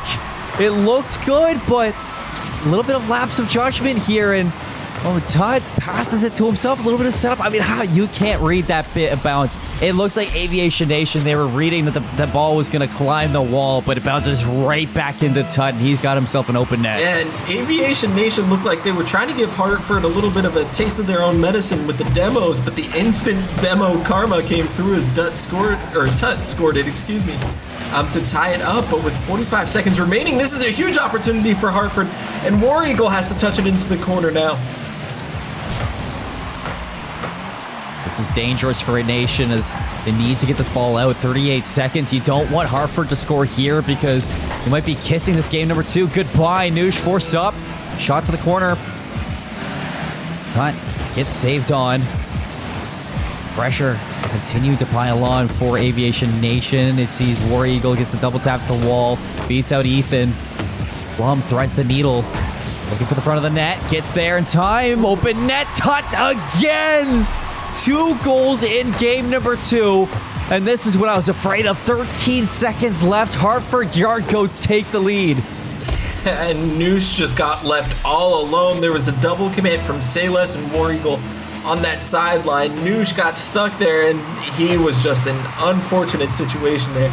Tut now pops it up. There's 10 seconds for Aviation Nation to tie it up. War Eagle pops that ball up. He's going to chase it down, puts it into the corner. That's a big bounce. That's centered. Noosh is up, puts it off the crossbar. Ethan clears it away. Oh, no. That ball still hasn't touched, though, as Tut tries to take it down. And there it is. Hartford Yard Goats take game 2 and escape what was almost the last-second goal. A heartbreaking way to finish game 2, might I add. I mean, all the pieces were there. The ball was floating in front of the net. It seemed like, from my point of view, time slowed down for a second, and things were starting to fall into place for Aviation Nation to push this to an overtime in game number 2.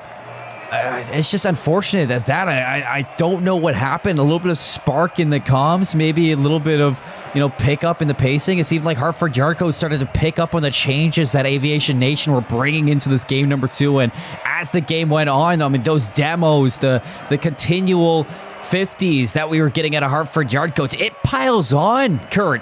And suddenly you started to see a few cracks in the armor that was Aviation Nation's defense, and Hartford started to find the back of the net, and it's dangerous when you get scored on with 13 seconds for that swing in the lead, and it's the reason why Hartford are up right now in the series, now 2-0.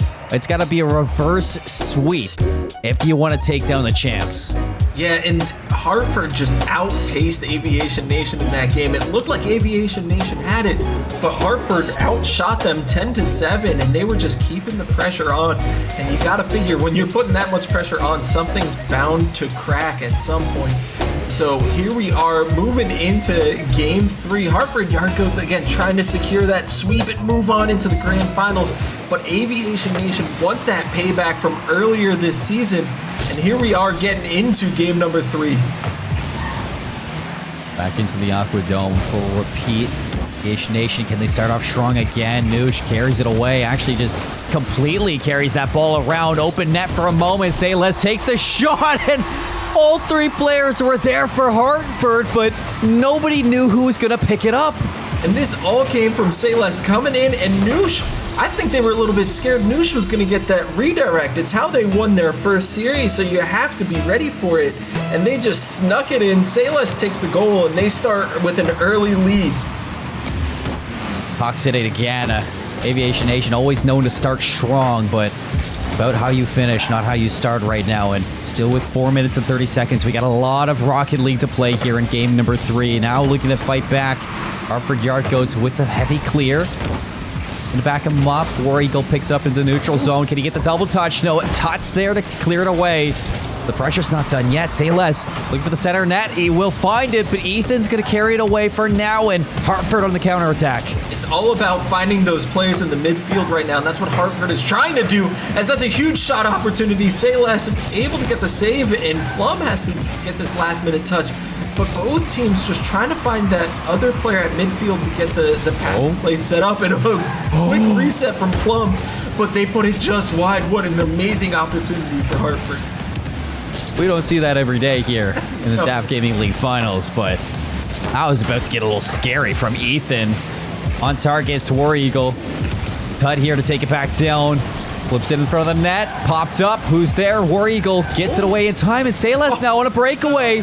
Doesn't have enough boost to follow up with this ball, but still tucks it into the center field and a little too high for a follow-up from his teammates. But look at this right now. I think if we need anything for a bounce back from Hartford, they're going to tell us for their comms. Let's take a listen in with Hartford Yard Goats and hear how they're piecing it together. One up. Heavy shot. I can't. I'm dead. Mid right. One on. Shot. I got it. One on. 2. Nice. Time. One up. No, he's missing. One up. You Plum? I think. I can't go. I'll turn. This is kind of awkward, actually. I got. Group the back left. I got dunk. Pinch. Got it. I got nothing. Okay. I got 50 on back. I got 24. You go? Yeah, I got. I'm on you. One up. Stay on. I'm up. Okay. I'm mid right. Good bang. I'm low here. Oh fuck, I fucked up. Nice. Behind. You eat them? Okay, I'm trying to. Nice, time. 0. I got 100. 50. Pop it up. I got. Nice, I got 50 right. On right wall. I'm just forcing. Oh yeah, nice. Oh, I can get there. I got it. I got. Yeah. Ring on the wall.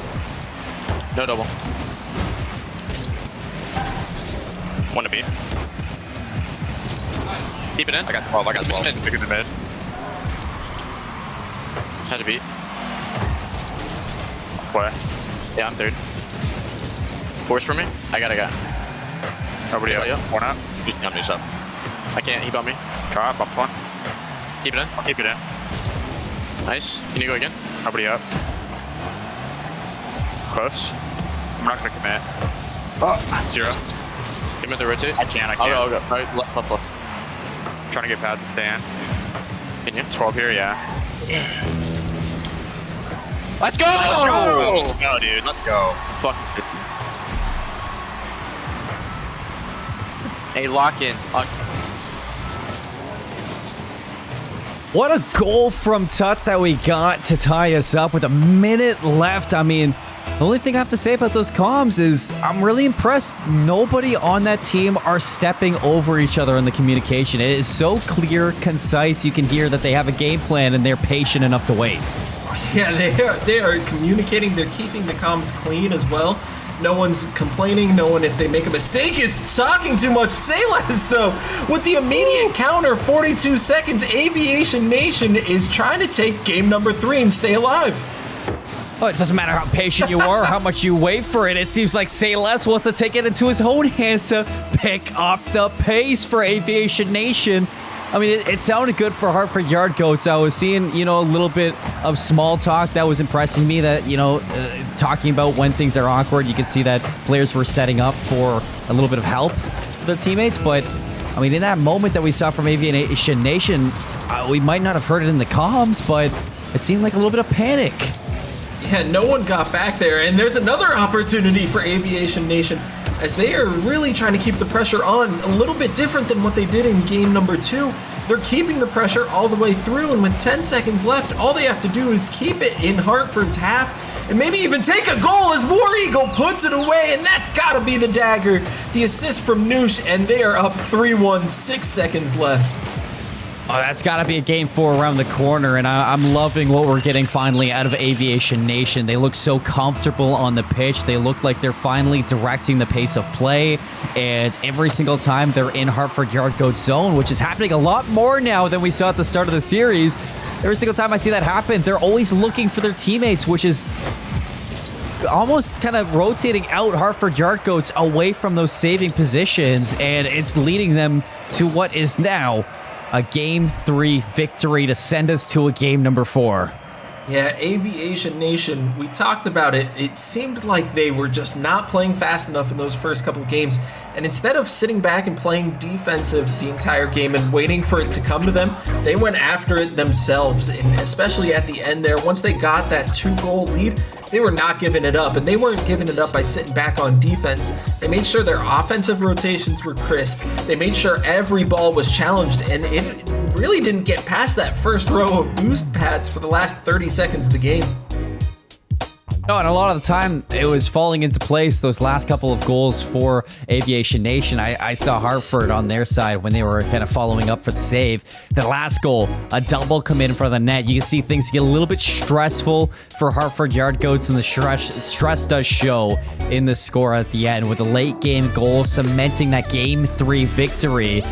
I'm liking what I'm getting out of Aviation Nation. Now, Hartford Yard Goats, I'm not going to take it away from them. They're in the lead. They still have match point to make it to grand finals. All they need to do is turn it around, find a little bit of the success that we saw in the start of game 1 and the end of game 2, and they could be looking to punch their ticket all the way there. And I expect this team, who, you know, not only are fantastic individuals at playing this game, but you heard it in the comms, they're comfortable playing together as a team. So looking at them to continue with that patient communication, talk to each other, a little bit of small talk to follow them up, and you know they're looking at finding their way into a chance to go back-to-back. And in game 4, we're getting started with what Hartford was doing in game 2 with 2 demos and a double touch from Tut, and he scores it. Demos coming in, Hartford Yard Goats, Tut flying high, and they take an early lead 1-0. Oh, they might be goats, but they're vicious on the pitch. I'm not worried at all for Aviation Nation, but for Hartford Yard Goats to start like that, it's scary that they're already firing up in game number 4, looking for a little bit of revenge from that loss. And the previous, and again, it's Ethan. What is that disgusting shot? It looks like they went into the training packs in between the last game and this one and said, all right, let's just work on double touches. That's all we need. Because that's 2 back-to-back and an absolute beautiful angle from Ethan there. 2-0, 439, and Hartford looks like they are clicking. Yeah, Aviation Nation are leaving a little bit too much open off that backboard for the double touches to come into fruition. So they need to patch that up, or this is about to get a little bit out of their hands early on, and it's not what you want. 4 minutes and 30 seconds left, a 2-0 lead. Hartford Yard Goats, they want to go back-to-back, Kurt. Oh, absolutely they do. They want to be going into the grand finals. They want that 1-game advantage. They are here and they are ready to play. They want to defend that championship as long as they can and make it their own once again. And this ball just kind of bouncing in front, and it really does look like, even when they're on the defensive half, that Hartford is sitting in the driver's seat. Well, let's see if Aviation Nation can act like Taylor Swift and shake it off a bit in here in game number 4, because a little bit rattle at the start, you can start to see a little bit of overexerting themselves to get to this ball. Say Less fumbles onto the ground, has to get back for his defense. No boost, still going to follow it up. Center field, War Eagle shot on net, but Plum to redirect away from that target. Noosh's turn, directly. Top bar down. No way that gets saved. And there's finally their efforts pay off. War Eagle takes the shot, but that's 1-2, bounces off the crossbar. Noosh couldn't quite follow it up. But then again, right in front of goal, War Eagle cleans it up, cuts that lead down to 1 with 3.5 minutes. Third time's the charm, Kurt. When it comes down to it, 3 shots from 3 different players, and finally War Eagle finds the back of the net. A goal on the board for Aviation Nation. Looking to go back to square one is Hartford, but Tut's just going to be a little bit off target with that second rebound. Still in front of the net. All 3 players on top of each other for Aviation Nation. Could get a little bit dangerous in that sense. You want to make sure you spread out, work as one. And it looks like they're going to get that breakout that they're looking for. Sayles on 0 boost. Not able to get it to his teammate. War Eagle cuts it down. Neutral zone, Noosh's turn.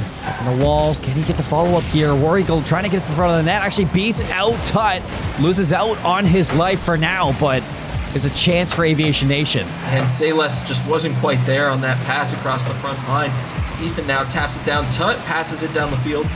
Noosh is the last one back. He's going to have to do something off that wall, and he does. Gets it past 2 Hartford Yard Goats, but that ball is not out of danger yet, as War Eagle gets a big 50 to send this to midfield. Plump now off the wall, going for the double. Sends it into the corner, and Aviation Nation, another double commit, but a pinch. What? Ooh, Tut just in the right spot to make sure that wasn't going in. I gotta tip my hat to Noosh a little bit. I mean, his touches are immaculate. He always knows where to redirect that ball when it comes flying to his car. Now he's looking to put that second goal in. He won't be able to beat out on 2 players, but Sayles in front of the net. Corner, War Eagle trying to center it out. Can't beat Tut. I'm looking for the exit now. Touches it down to the center field. Beats Sayles. War Eagle, though, keeps away from that zone for now. Still the pressure's on. Sayles, but Ethan's going to beat him out, and that's continual pressure here from Hartford Yard Goats. Yeah, and there's a lot of passing opportunity from Aviation Nation as well, but they're just missing him, putting him a little too far out in front as that ball is up. Ooh, Tut sneaks past Noosh, was going for the bump there. As War Eagle sends it back downfield, that's going to be off the backboard a little bit there. Cleared away into the corner. Noosh now a big pass. Sayles with the shot. No, misses the opportunity. War Eagle, though, with the beautiful bump, and they're bringing aggression into their own hands. War Eagle went from the bump. I might have liked to see him go for the redirect instead, but he felt like it was necessary to take one of the players out from Hartford. Now he looks to put one on target. Sayles in the neutral zone. Pops it up. War Eagle back to his teammate, but Tut's going to get there first. 1 minute left to play. Only a 1-goal lead for Hartford, but can that cement themselves into the grand finals? Aviation Nation, they need to put this in overtime. They need to do it sooner, or else it's going to get a little bit dangerous. Tut just carries it on. Aviation Nation, they thought it was going to be Ethan to take the shot, but Tut never gave up, never surrendered, and it's going to pay off for a 3-1 lead. It just feels side flip, man, for Sayles. He had the opportunity to try and at least touch it and force a weird opportunity, but just missed out. And that's a 2-goal lead for Hartford, and they're putting this off the backboard. They're trying to make it 3 goals real quick. Sayles can't get it past Tut. 35 seconds to get 2 goals. I mean, it's doable, but it is not easy, especially when you got the defending champs to walk against. 30-second mark is going to be announced. Hartford on the offense. They put that last nail in the coffin. Well, not just yet. 20 seconds left, and Aviation Nation are looking for that first piece of the puzzle to get it done. But Ethan's just going to carry it past 2. Sayles to intercept in the neutral zone. 13 seconds. It's here and now if you want to get it done. But Tut, he says no. He says, see you later. We're going to the grand finals. And there it is. Ethan cleans it up, and if 2 goals wasn't comfortable enough with 6 seconds, 3 certainly is. Hartford Yard Goats coming out, bouncing back from game 3 and just looking absolutely dominant as they are looking to just finish this one. Everything's decided but the scoreline at this point. It's just a little bit of comfort now, a little bit of momentum for yourself if you're Aviation Nation. But Ethan, he is ruthless. He's even denying them of momentum. going into that lower final, Hartford Yard Goats, they may have had a little bit of a bump in the road back in game number 3, but game number 4, it was theirs from start to finish, Kurt. Yep, and that's the exact level of confidence we expect to see from your defending champs. They were ready the whole time to take it. They weren't going to back down. You face a little bit of adversity in game 3, and they said, all right, let's remind ourselves, where were the returning champs? We picked up Tut in the off season to make ourselves even stronger. Let's just keep fighting. They did that, took game 4, and now they're going to be looking at a huge advantage going into the grand finals against either Aviation Nation team that comes up against them. I mean, this has to be history right now for the DAF Gaming League, for a team to potentially go back-to-back in Rocket League. Now, Hartford Yard Goats starting off with that advantage in the grand final. Aviation Nation is going to drop down to play their sister team, Aviation Nation Red, in that lower final match. Both teams now, might I add, Kurt, looking for revenge against Hartford Yard Goats. I mean, that no matter who we get, whether it's Aviation or Aviation Nation Red, that's both a revenge story. Yeah, and you gotta wonder, there's gotta be bragging rights, right? Between the two Aviation Nation teams. I wonder if it's a, hey, if we win, we drop the red from our name and you guys have to take it. You gotta wonder what's gonna happen between these two teams, both with the same name and both looking for a revenge story against Hartford.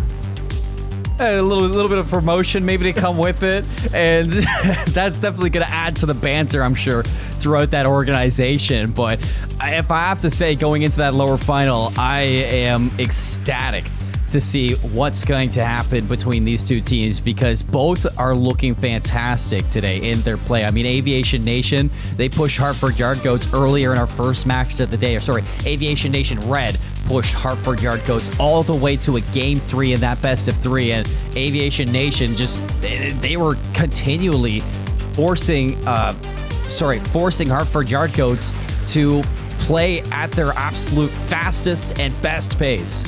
Yeah, and it's going to be really interesting, these two teams, because it feels like they are two vastly different play styles. Aviation Nation Red, we've seen it, they love to play on the ground. They love to get those in-field passes. They love to keep it low. Aviation Nation loves to play it high and up in the air. So it's going to be really interesting to see these two very different play styles go against each other and see which one can prevail in this lower bracket finals. Yeah, we're going to have to see. But before that, it seems like we got one of the defending champions here in the booth for a little bit of an interview from Hartford Yard Goats. We got Ethan inside of the booth. Ethan, how are you feeling after a Game 4 victory? It feels good because we came out pretty shaky at the start of the day. We felt like we could have played a lot better, and then that series felt like we were playing more games, so it feels good. Well, it definitely showed in the scoreline of a 3-1 victory, only giving up one game. I had to ask, I mean, going into that game number 4, you guys definitely seemed like you had a little bit to play for in there. What was talked about between games 3 and 4 after that loss? So after the loss, we kind of talked about what we were doing wrong, and we thought if we're like a very mechanical team that we should just try and beat them, over the top pretty much and try and take it to the air as much as possible. So that's kind of what we did, and then kind of slow the game down on defense because we figured they would try and overcommit and get kind of desperate for a goal because being on since we only had to win one more game, they were playing, it's kind of nerve-wracking when you're on your elimination game.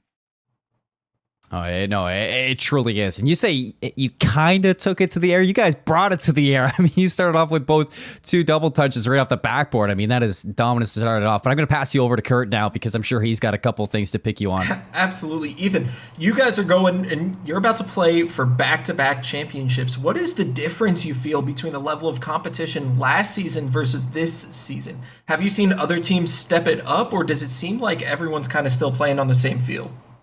I've definitely seen teams step it up. It feels like so at the last tournament, it felt like we were definitely just hard favorites, and we felt like we were just the best team. But here, we came into the day and we went to the last game into overtime, so the gap has definitely been closing a bit. And then the EU guys look already way better than they did last time, so the gap is definitely closing, and everybody's getting a lot better. That's awesome. And real quick, Ethan, you were one of just 2 Guardians in this. How does it feel to represent the new branch, be one of the few Space Force guys here, and get to play alongside your Air Force comrades? It's pretty cool because we got like a little combined team, or a joint team of Space Force and Air Force, and then I get to play against my teammate, who I'm going to be playing with later this year. So it's it's a fun little rivalry. A little bit of rivalry. It adds to the storylines that's going on. One last question, Ethan, because you're defending champ from ForceCon. You said you kind of rolled over the competition there. Now you're having a little bit of a fight back here in the summer finals. You guys going back to back? Of course, 100%. 100%. That's all I need to hear. And now I get to let you go prep, sit with your team, enjoy that victory. You guys are on your way to the grand finals with an advantage. I hope to see you later on the desk. Best of luck. Thank you. Appreciate you guys.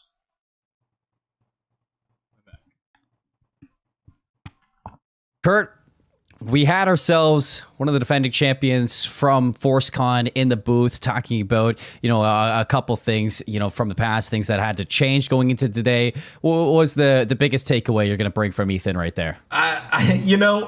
Trying not to focus too hard on the Space Force side, but they got 4 C's for their core values: character, courage, connection, commitment. He just added a 5th C in confidence. He is not backing down. He is ready to go into those grand finals with that 1-game lead and win it all. But Hartford Yardcoats, they've been here, they've done it before, and they're looking like they're going to do it again. Well, the job's not done just yet. They still got to win that grand finals and determine who they're going to go up against. It's up next. We have our lower final matchup: Aviation Nation versus Aviation Nation Red. And that's going to be exciting. I can't wait to see these two teams. They've been playing excellent throughout the day. And one of them's going to have to go on. One of them's going to have to go home. You guys just got to wait to go on see. And we're going to head to a break. When we come back, lower finals is on deck. Breakout, another shot. A little wide. We've reached the 1-minute mark here in our first game of our upper finals, and Plum from high flying field, he's just gonna drop on down, soars to the net, and all off the back of his own play, off the backboard, the double touch. Early and doesn't give War Eagle the space. Not at all. War Eagle from the net, right to Noosh. Where was Hartford? Plum takes the bad pass out right into War Eagle. Tut. Oh, that is so unlucky. He barely misses the creation. It sees War Eagle, gets the double tap to the wall, beats out Ethan. Plum threads the needle. Looking for the front of the net. Gets there in time. Open net. Tut again. 2 goals in game number 2. And this is what I was afraid of. 13 seconds left. Hartford Yardcoats take the lead. 0. Give me the rotate. I can't. I'll go. Right, left. Trying to get past the stand. Can you? 12 here, yeah. Let's go! Let's go, dude. Let's go. Pressure all the way through, and with 10 seconds left, all they have to do is keep it in Hartford's half, and maybe even take a goal as War Eagle puts it away, and that's gotta be the dagger. The assist from Noosh, and they are up 3-1, 6 seconds left. Oh, that's got to be a game 4 around the corner, and I'm loving what we're getting finally out of Aviation Nation. They look so comfortable on the pitch. It's scary that they're already firing up in game number 4, looking for a little bit of revenge from that loss. And the previous, and again, it's Ethan. What is that disgusting shot? It looks like they went into the training packs in between the last game and this one and said, all right, let's just work on double touches. That's all we need. Pass 2. Salas intercepting the neutral zone. 13 seconds. It's here and now if you want to get it done. But Todd, he says no. He says, see you later. We're going to the grand finals. Hi, I'm Andrew Graspi, also go by Noosh in game. For the team, I believe my position is more of like a disruptor or playmaker. I like to target a lot of demos, and also I feel like I'm pretty reliable on the back line, being a solid like defender for the team. I think it's truly the closest to a real sport, just the style of the game itself. I feel like the future for military esports is really growing. I've seen it across a year. We've gotten opportunities of like playing against other nations and their branches, and it's really cool to see the camaraderie across not only just the branches of being able to play against Army and Marines, Coast Guard, Navy, and also just being able to play with other countries and just other people. It's just fun to meet other military members playing at the same skill level as you. That's also a hard thing to find. I'm Staff Sergeant Henry H3 Brutus, H3 being an in-game gamer tag. I'm stationed up at Whiteman Air Force Base. My whole gaming history starts when I was 5, 6 years old.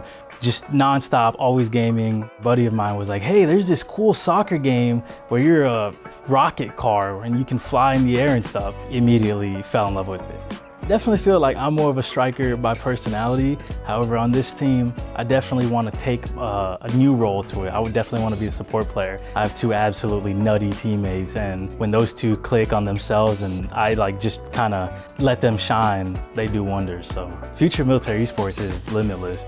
I think it's only going up from here. I mean, esports in general is something that hasn't capped out, and I don't think is going to cap out for another couple decades at least, especially with new games keep on evolving. So military sports, if we latch onto that, it's going to skyrocket.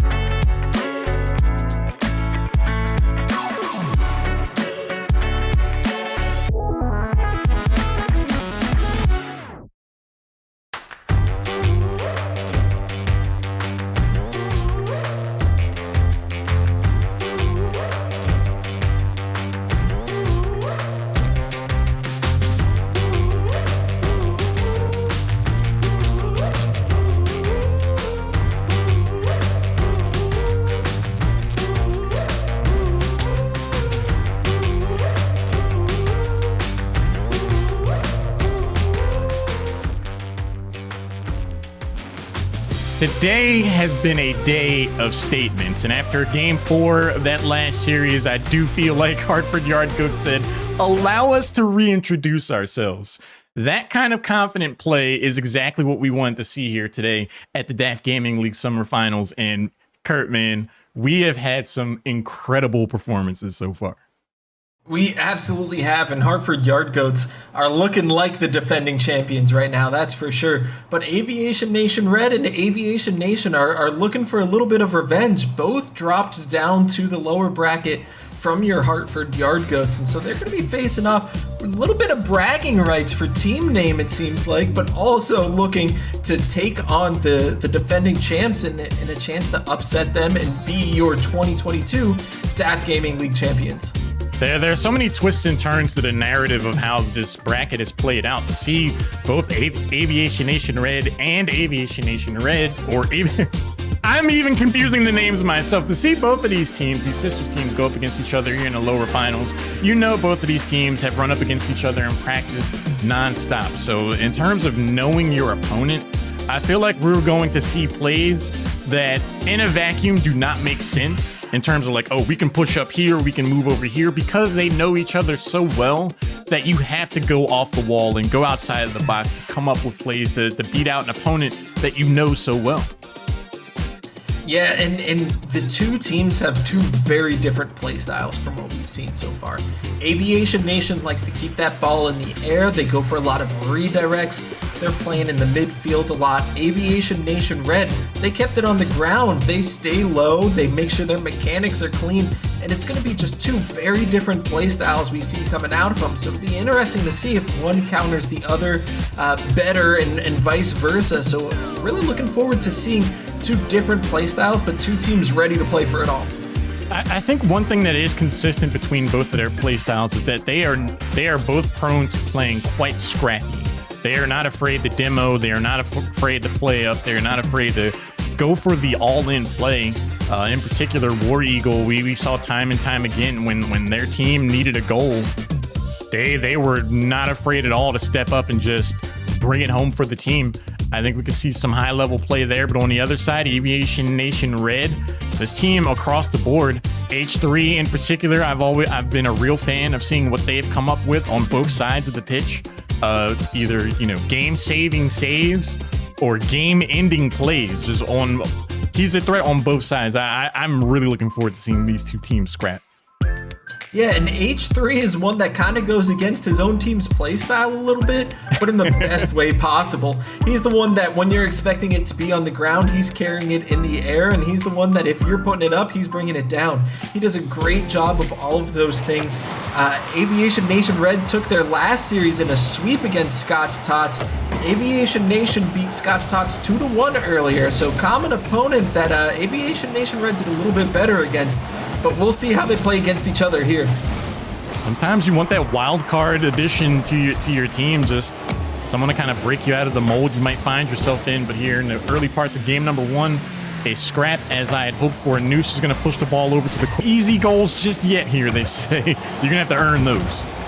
Yep, they both survived those kickoff goal opportunities now a little over 30 seconds in. So they're settling into their play style. War Eagle pops it up.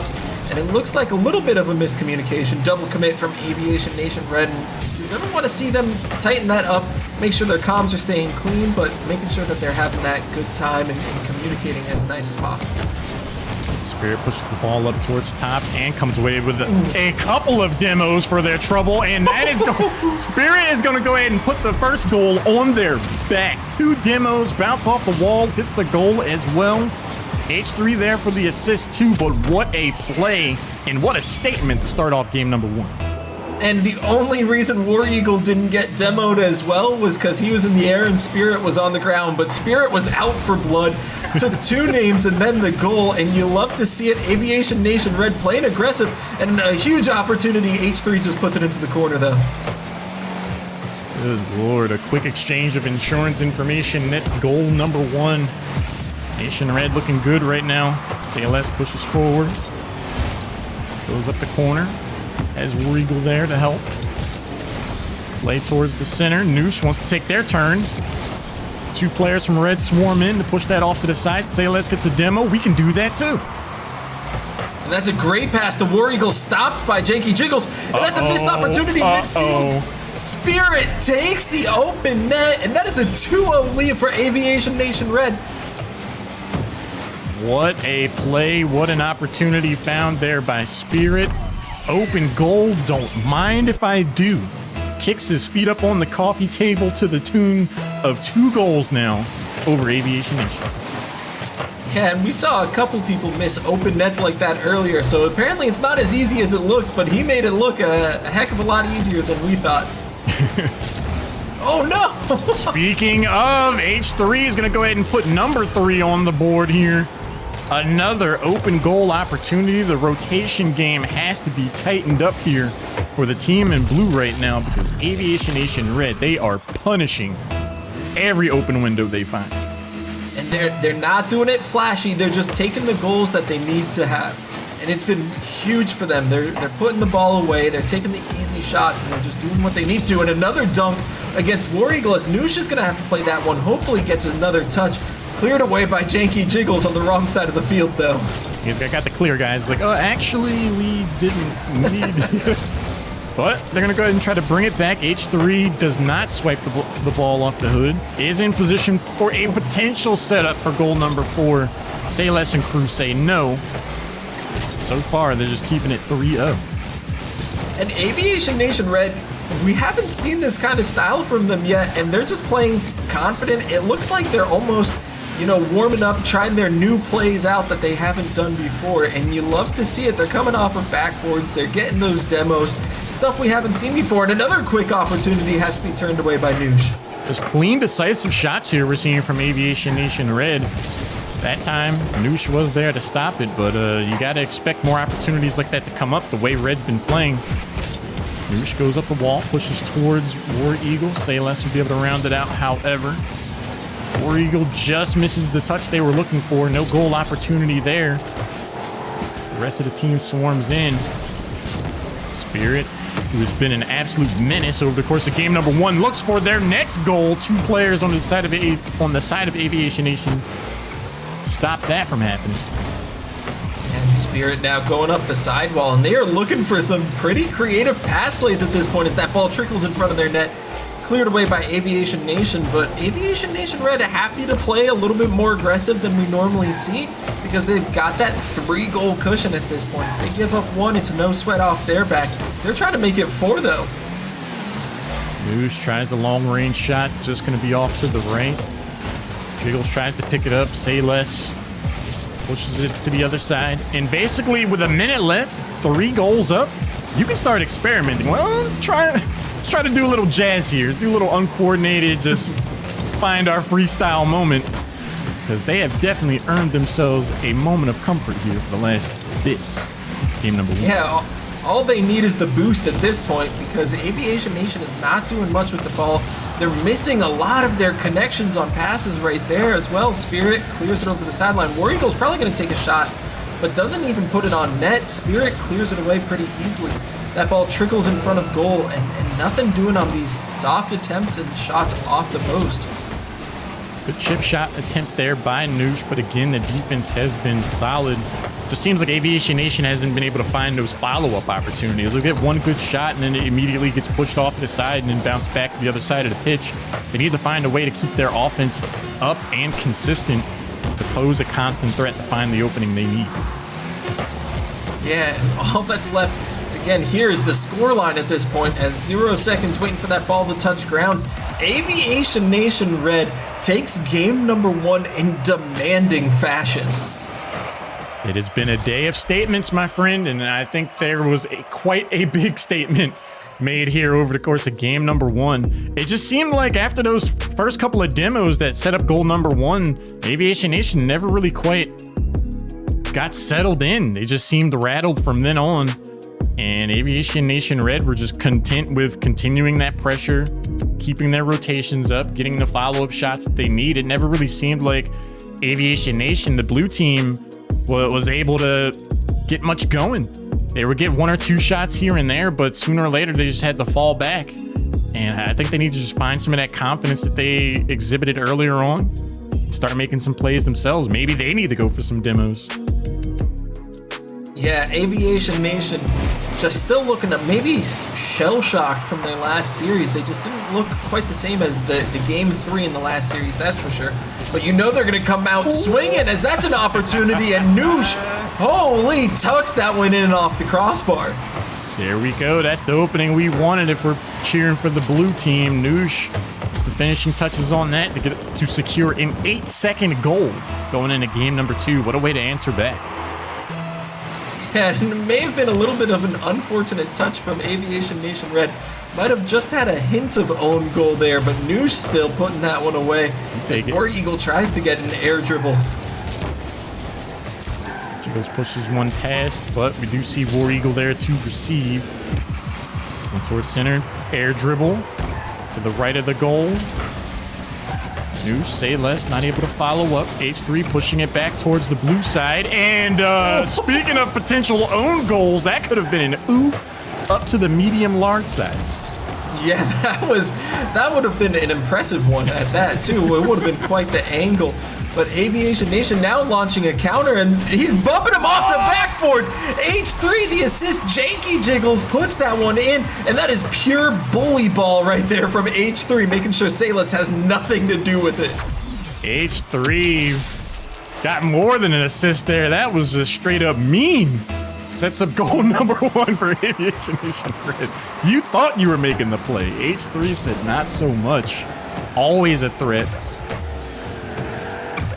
Those are the kinds of plays, too, that at 10 o'clock at night, you and the boys are just giggling because that's so much fun to get those bumps. So Aviation Nation Red just having fun, and Aviation Nation looking like they're all business, though. They're trying to launch a counterattack here.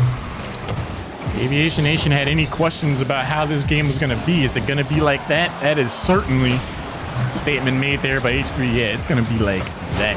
Good demo there from H3. Sends the ball to the other side. Say less following the ball. Good spike there from Jiggles. Noosh there to follow up.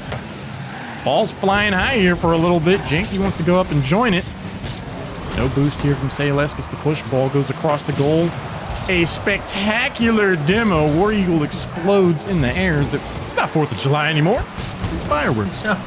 But H3 wants it to be. He is just playing the absolute bully on this pitch, making sure no one is in the way of the ball, getting any touches from Aviation Nation. That's pinched over to the side in a quick shot attempt. Sayles with the reactions puts that one in off the post, and they take back the lead with 3 minutes remaining. Kurt, we are starting to see some fiery passion out of both of these teams now. You see after that goal, a little bit of pop off. That's what you do. You get your team jazzed up. Aviation Nation said, hang on, don't count us out just yet here. Our opponents are playing pretty solid, but hey, we got here for a reason. We want our run back against Hartford Yard Goats too. And Red is setting up that ball right now. They're taking it to the air a lot more than we've seen in past matches, and they're looking comfortable with it, but Aviation Nation taking it to him right now, 2-1. War Eagle with a huge 50 keeps that ball, and he is just making them waste boost and positioning, and that ball's going nowhere. Looked like Destruction Derby more than Rocket League there for a little bit. Just constant struggle over the ball. Finally, the ball is going to get sent over to the red side. Jiggles goes up. Noosh picks up the boost. Ball goes over the hood. Back towards the blue side. War Eagle gets the touch back to center. H3 said not so fast there. Bit of a scramble in front of the goal. No one there from the side of Nation Red to put the finishing touches there. That ball now heading down. War Eagle plays that nicely into the corner, and a quick attempt from Janky. Just misses it wide, but they're starting to get their rotations in. Aviation Nation Red challenging every ball they can, grabbing boost. And that's a ball in midfield. Sayles is going to try and put it away. Can't quite get around on it as Spirit picks up that 50. Gets it past 2 Aviation Nation defenders, but War Eagle now puts it back into the offensive half. You can feel Nation Red wanting to get their offense going. Spirit played up to get that ball. That one got by him. That could have been potential disaster. I expect to see them try to step up the overall pace. Janky Jiggles trying to get the ball into the blue side. Is there waiting? Defender from Nation goes up high to push it away from the goal, though. No fancy shenanigans here. War Eagle sees H3 jump over the hood, takes the ball away. A little bit of a missed opportunity there. Noosh dribbles it downfield. Spirit with a touch, and that's a shot from War Eagle. He takes the lead 3-1 with a minute remaining in game 2. I said Nation Red was trying to play up. comes back to bite him. Let's hear what the Aviation Nation has to say. They have to feel really good about the finishing touches on game number 2 now with a 3-1 lead. I can't. All good. I bumped one of them. I got the B. Nice. Get that? Yeah. He 5-0? I got boost from them. They're kind of low, all of them. Nice. Okay, So- 0 on backboard. Good. I can't. Somebody help. Yeah, go ahead. Still go. Try, just try. Yeah. Nice. He's missing. I'll try to bump. I bumped him. It's all good. Let's go! Good shit. That's what I'm talking about. Woo! Nice angle, dude. That made the first one. Our game. He's like, nice angle, dude. You know what's better than a 3-1 lead? A 4-1 lead. I love to see Aviation Nation, with the lead that they have, still put on the offensive pressure, still look to make statements, still look to find opportunities. They are playing at 100% right now. Oh man, and you saw it there. They were just playing with their food. War Eagle sat on that back wall waiting for a pass. When the ball didn't get to him, he said, fine, I'll just take out this guy instead. Gave Nation Red a taste of their own medicine with the bump, and now they're up 5-1 with 20 seconds left. I'm wondering, Kurt, if we're watching an episode of Dragon Ball Z, you know, like Goku fights the opponent at like base form for a little while, goes back and forth, and he's like, oh, maybe I'll go Super Saiyan, and we might be looking at Ultra Instinct Aviation Nation right now, because they have definitely powered up. But we do see the answer back here from Aviation Nation Red. That could be the momentum they need going into this next game. Yeah, it's certainly not going to help in game 2 with this much time left, but it could help in game 3. Getting that little bit of confidence back. Maybe Aviation Nation's taking the lead a little bit too much for granted. And Aviation Nation Red is going to try and make them pay for it in game number 3 here.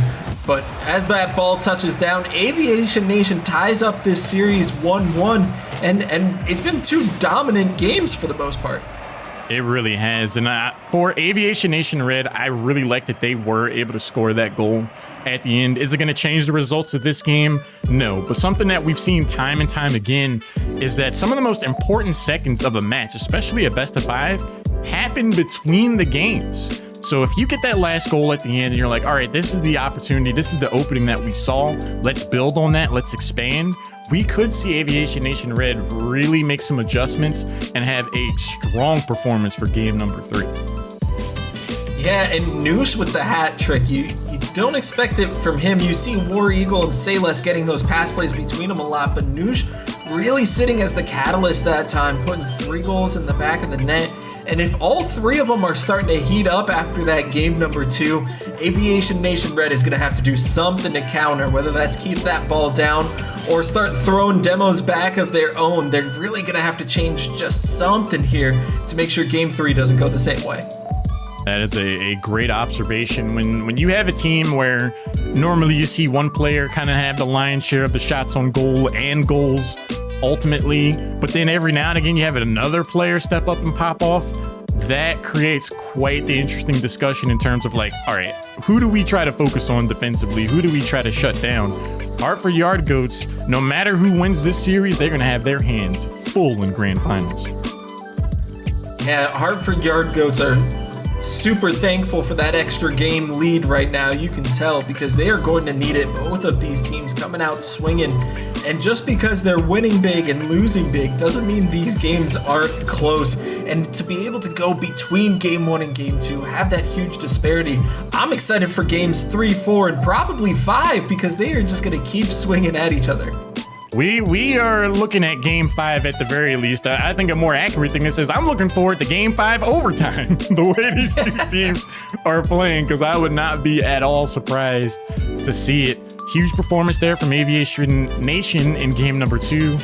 Really solid response to what was a strong showing out of game number 1 for the red team.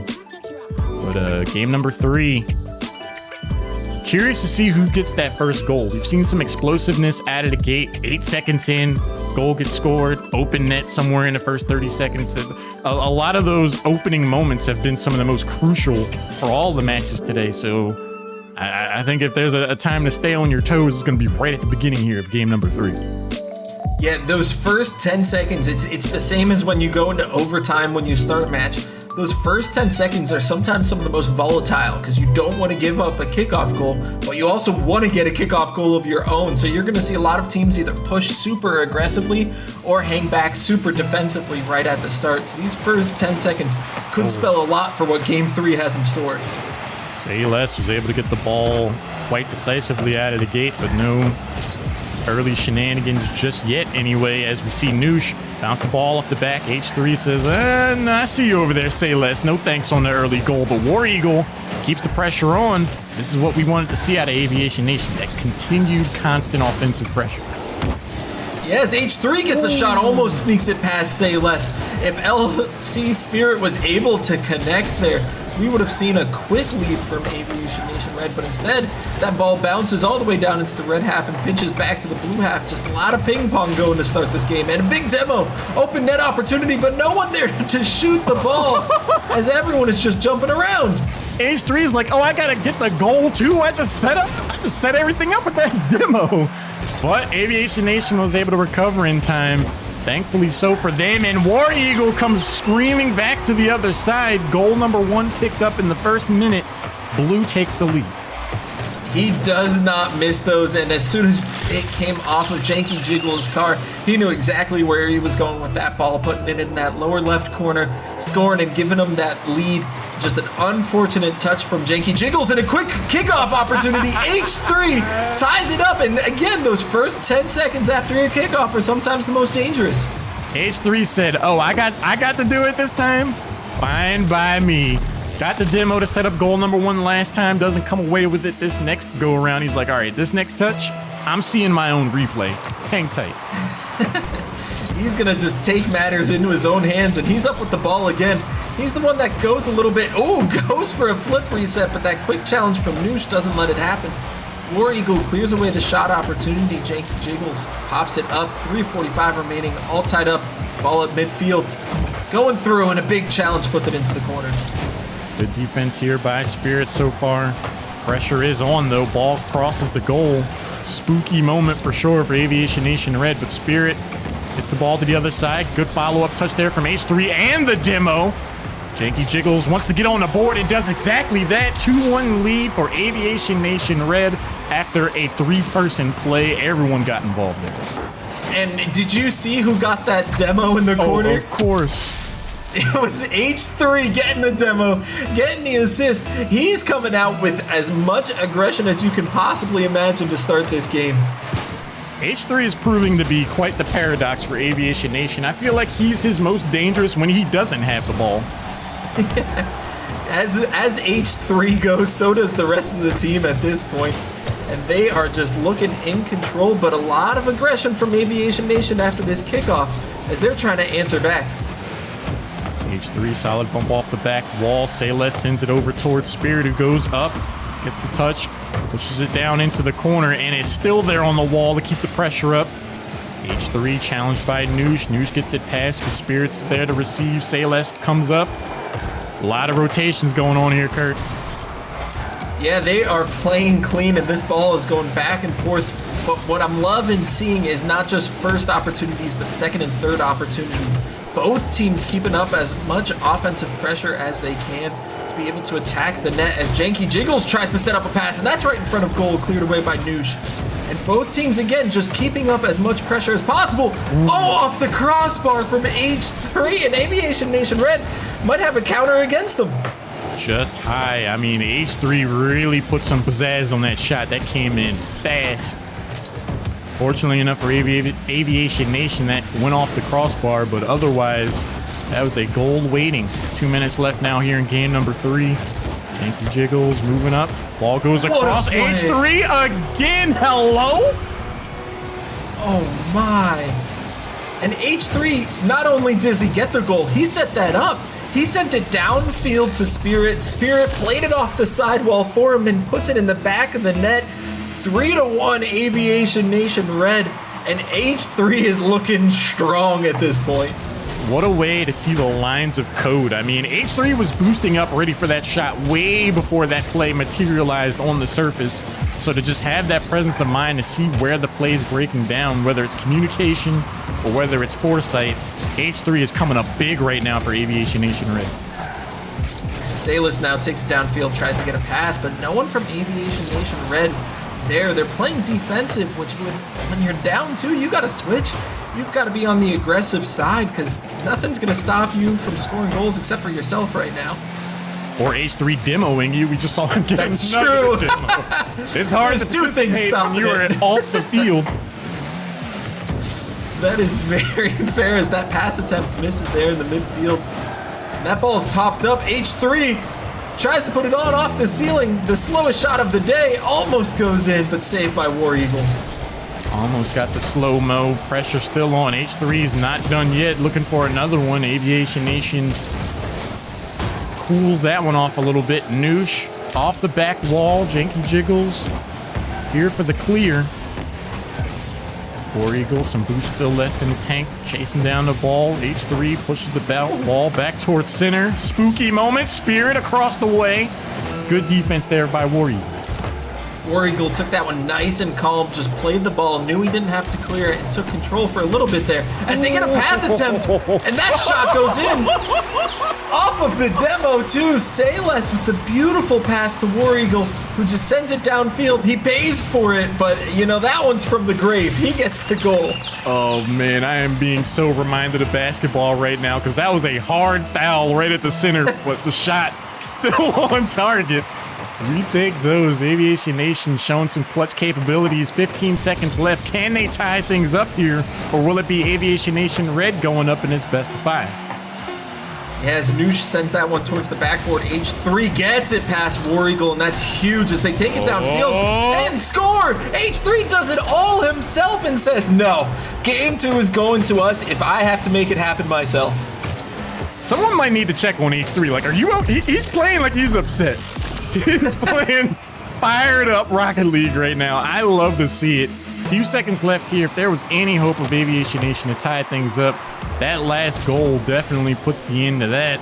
And we are going into game number 4 with a 2-1 lead for Aviation Nation Red. And I know it sounded like we spent the entire game talking about him, but look at this scoreline from H3. 3 goals on 7 shots. He took that game into his own hands and said, hey, if we win, it's on me. If we lose, it's on me. He wanted that ball with him the whole time, and what a way to go up 2-1 in this series.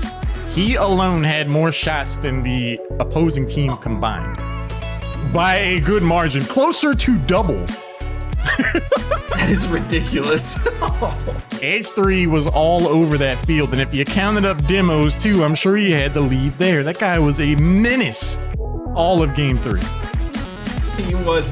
And we'll see if he can carry it on in game 4. We saw after a game 1 domination, though, game 2, Aviation Nation came back strong. So we'll see if they can make the adjustment here. Who else but H3 gets an early shot attempt that has to be turned away by War Eagle.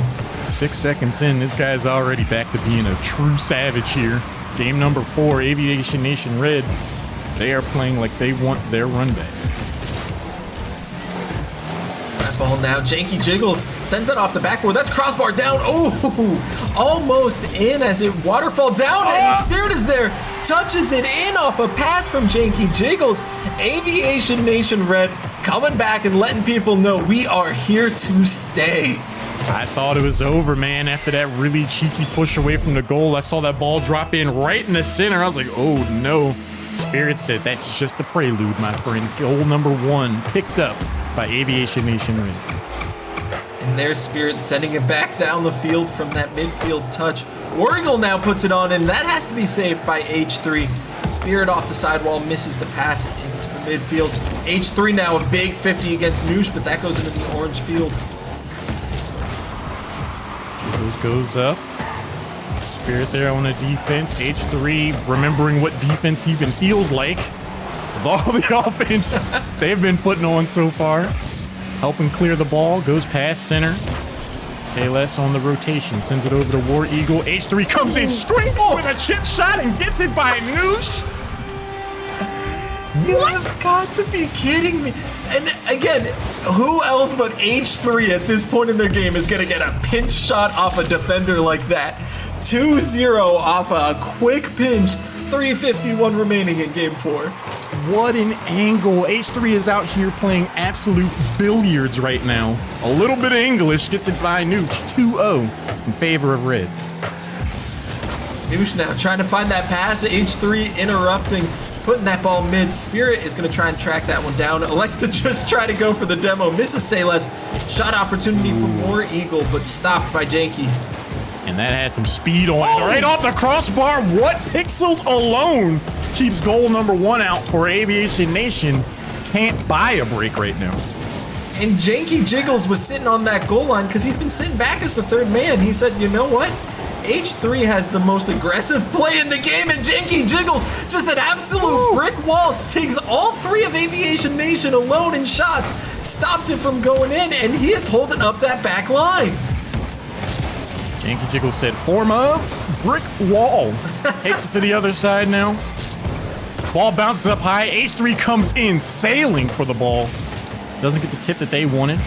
Gets the deflect there. Keeps the ball in question. Spirit clears past one. Say less. Cheeky moment there. H3 on the bounce back. There we see Janky coming back. H3, of course, gets a demo. Janky coming back to play that defensive line, and Spirit tries to get a touch. That's a little bit of a double commit as a shot opportunity comes in just wide for Aviation Nation. Eagle tried to set that one up as best he can, and LC Spirit doing some tricky stuff with the ball in the air. Showing off that practice. Noosh drops down. Interesting touch. H3 pushes it back towards Spirit. Good pass. Good shot. Say less. There on the defense. Noosh now wants to take a turn. Has Say less in tow as well. 2-player effort. Doesn't find the angle they're looking for. War Eagle hasn't had too much to say on the offensive front. Looks to get involved there, but Spirit takes one over the top of Say less. Ball goes across the goal. Spooky moment. No goal. Oh, and what a pass play off the post! War Eagle gets it to Sayles, and the opportunity is absolutely wasted. They stay down 2 goals. What a huge missed net as Noosh plays that one up into the corner. Nation Red is going to try and get a big clear, and they do finally get it past 2 of the members, and they can recollect themselves as that ball goes into the blue half. Cannot buy a break right now. 2-0 lead. Let's hear what Aviation Nation are saying, or Nation Red are saying in their comms for the last final minute of this game.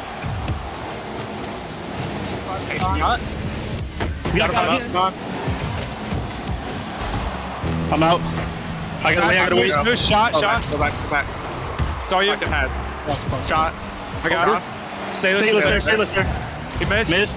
I have back left. I'm up. I'm forward. Following. Sailor's gonna have. Bumped him. Woo! I can't. Shoot that! I have the corner. I'm back. I'm playing safe. Yep. Can't do it. Watch shot. Let's go. I'm mid. Look. I'm waiting. Rotating back. I'm gonna grab this back shot. Missed. Shot. Nice. I'm in net. I'm forward low. Impulse Sailor's got there. Pass. I'm low. Shot. One on the wall. Nice. I'm net. Let's go. I'm grabbing a boost. Corner. Stealing down. Never mind. Waiting. That's it. Shoot it. Let's go. Good pass. Take this.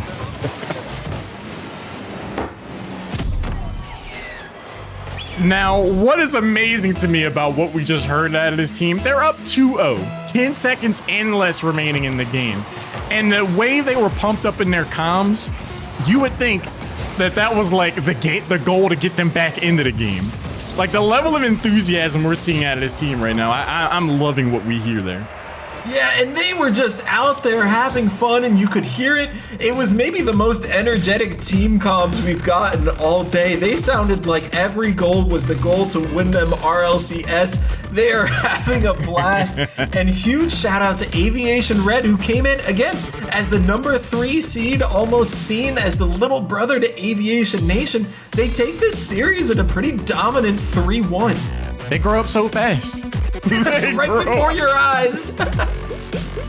They're out here drinking milk, whole milk. Good Lord. An impressive showing all the way around. They have earned their run back against the Hartford Yard Goats.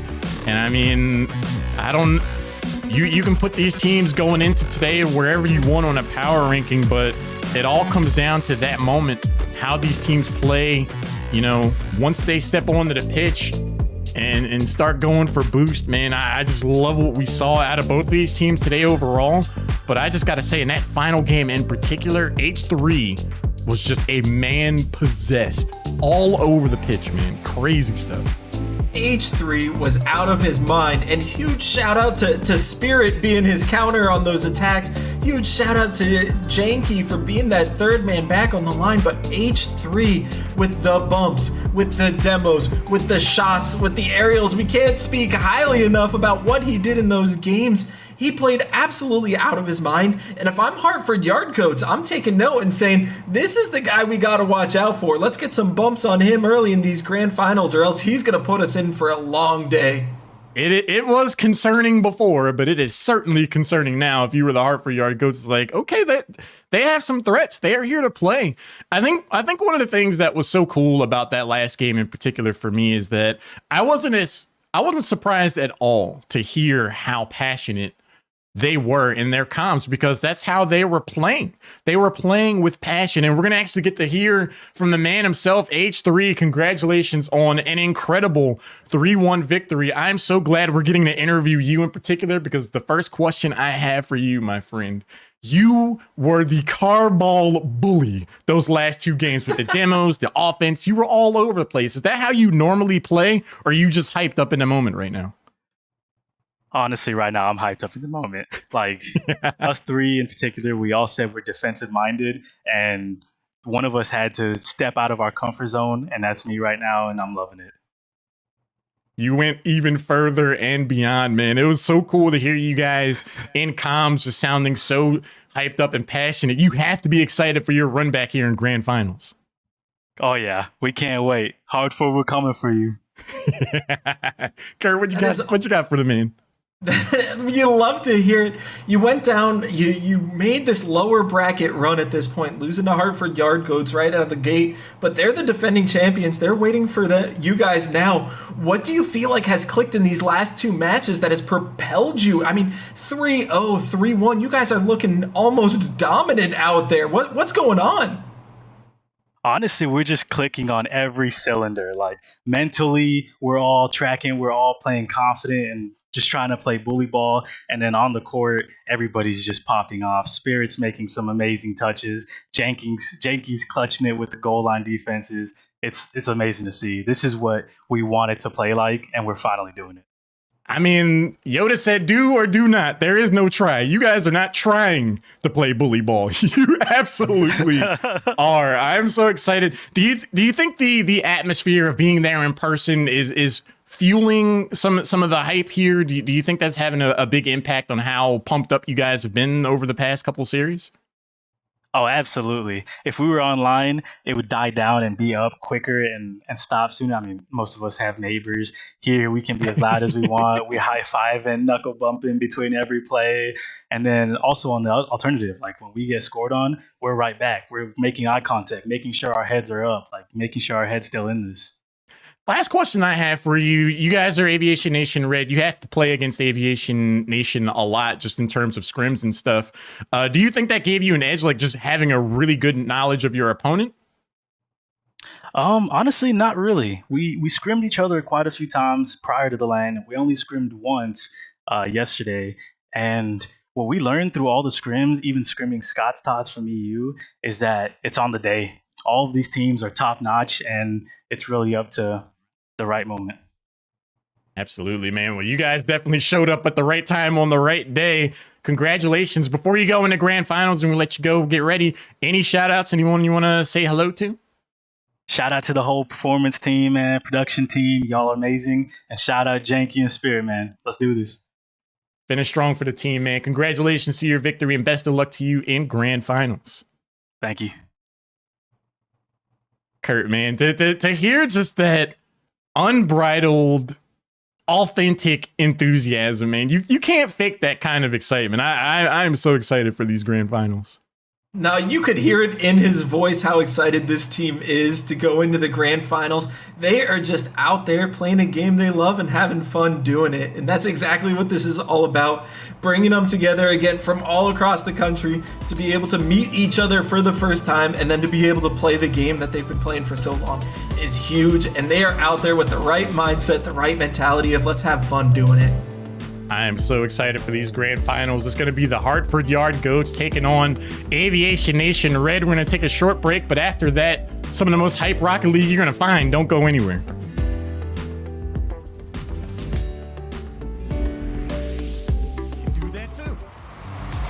And that's a great pass to War Eagle, stopped by Janky Jiggles. And that's a missed opportunity midfield. Spirit takes the open net, and that is a 2-0 lead for Aviation Nation Red. What a play, what an opportunity found there by Spirit.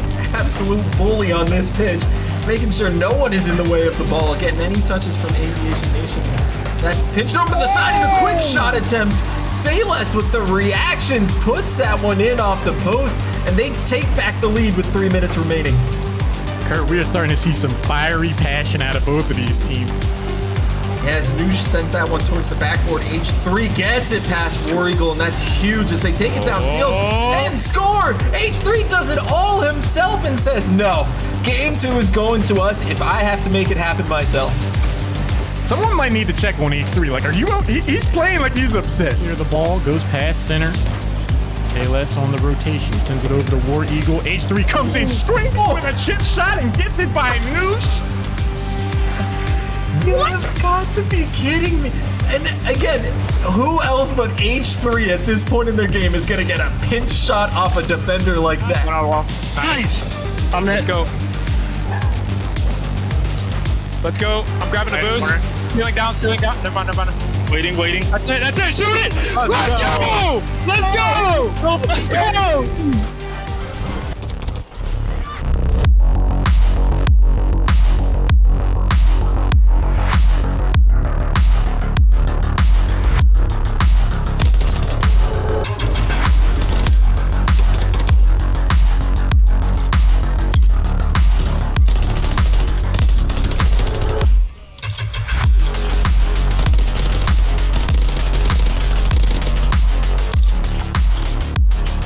We got people back. I was ready to start swinging. I'm about to be one of them. Bye.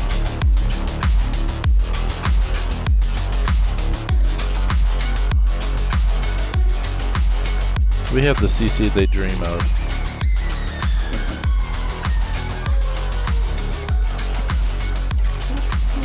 Oh my god.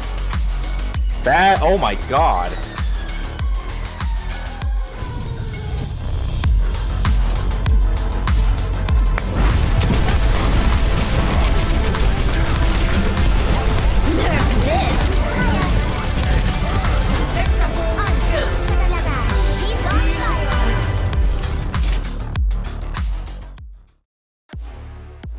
I'm Senior Airman Hayden Kelsey. My gamer tag is Plum, and I'm stationed at Joint Base Langley Usus. Rocket League is the only game I care about, okay? This is it. We are 100% winning this tournament. My brother wanted to get it, and he's like, hey, can you buy me this game? And I'm like, no, it looks stupid. And then he bought it with my credit card. And then here we are. My favorite gaming memory was winning Force Calling with Ethan. I just basically drive around and hit the ball. They make the good plays, and I'm just being annoying. It's been really cool. I think probably the coolest part about going to Force Con and going to San Antonio was like meeting all these players that I had talked to previously and I've played against online, and meeting them and just hanging out. From when I joined a couple years ago, there's been a lot more opportunity to do cool stuff, and there's been a lot more people that have been joining, so I think the future is bright. My name is Trent Wilson, aka Janky Jiggles. Back in the day, playing with my brother, and we're trash talking with these teams. One of their clan tags was CSJJ. The JJ, Janky Jiggles came out of it, and I was like, I like that name. So then when I created an actual profile, I had to choose something, and Janky Jiggles has been in my head since 2015, so I had to go with it. One day, my cousin said, hey, there's this game, let's all get into it. So we all started playing it together. I started to push forward with it when I was the first one out of my group that learned how to jump and then use the boost. And I was, freaking out. Everybody else was freaking out, although it was the dumbest thing ever. Yeah, it's been a lot of fun. There's a lot of funny guys you play with, they just say some of the most off-the-wall things that can literally render you useless for like 10 seconds in a game because you're laughing so hard. But it's been good. There's no shade being thrown, nothing like that. It's been a friendly competition. See where I come from, people never make it out. I'm a 5-star brain in a 2-star town, and I'ma give it back when I have enough money in my hands, enough for the friends and the fam, and I owe it all to Yahweh. Lord knows that I couldn't do it my way. Almost bought a ticket for the fast lane. Now I'm hopping on a flight to the Everglades to forget the pressure.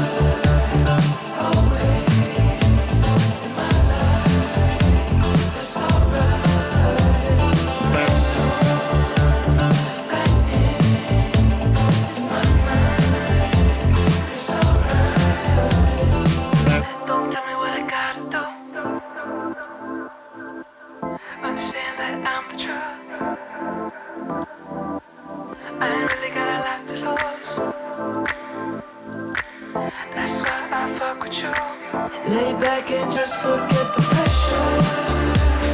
Always in my life, but it's alright. It's on lightning in my mind. It's alright.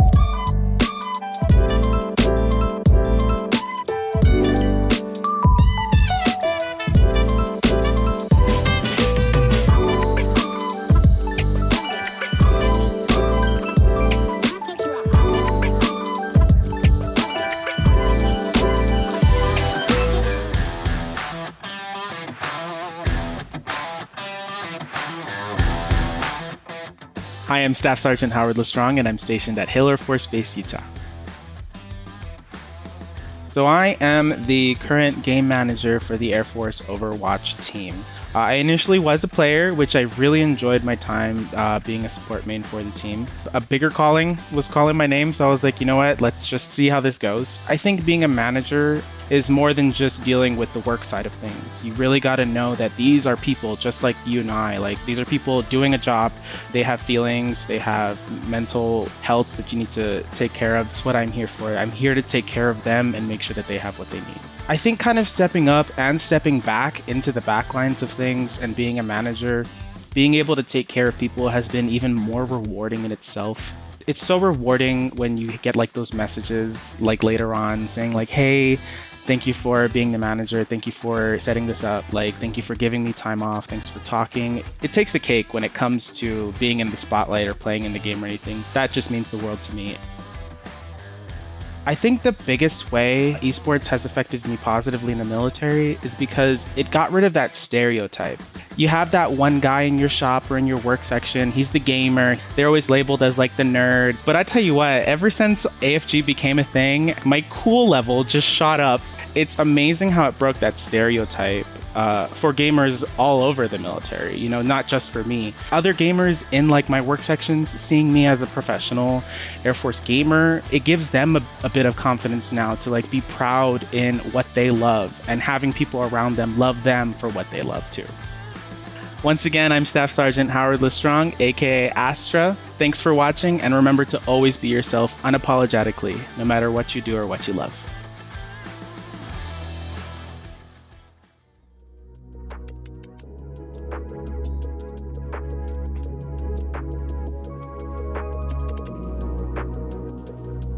After no small number of incredible plays, amazing matches, we are now here at the grand finals for the Department of Air Force Gaming League Summer Finals. Haloran, along here with Seymour and Colin, I have quite the gift for you, man. You ready? Yeah. I know it's August, it's not Christmas or anything like that, but I have a gift for you. Our grand final, it was originally slated to be a best of 5 affair, but our teams are so pumped up, so hyped, so enthused for the moment. We're getting a best of 7. For me? For you.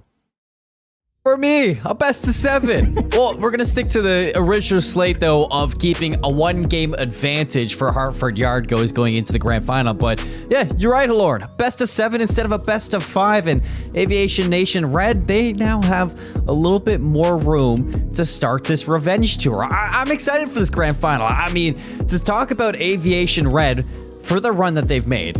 I mean, we saw them in the start of the day. They took Hartford Yard Goes to the very last second, very edge of game 3, where Hartford Yard Goes snuck away, made it to round number 2. And since that loss, Aviation Nation Red have only lost 1 game. They have been on an absolute tear, man. We spoke with H3 going into the, you know, after that last match.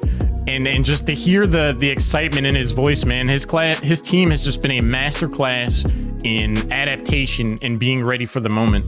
How you show up for that day, how you show up for that game. This is supposedly a defensive-minded team.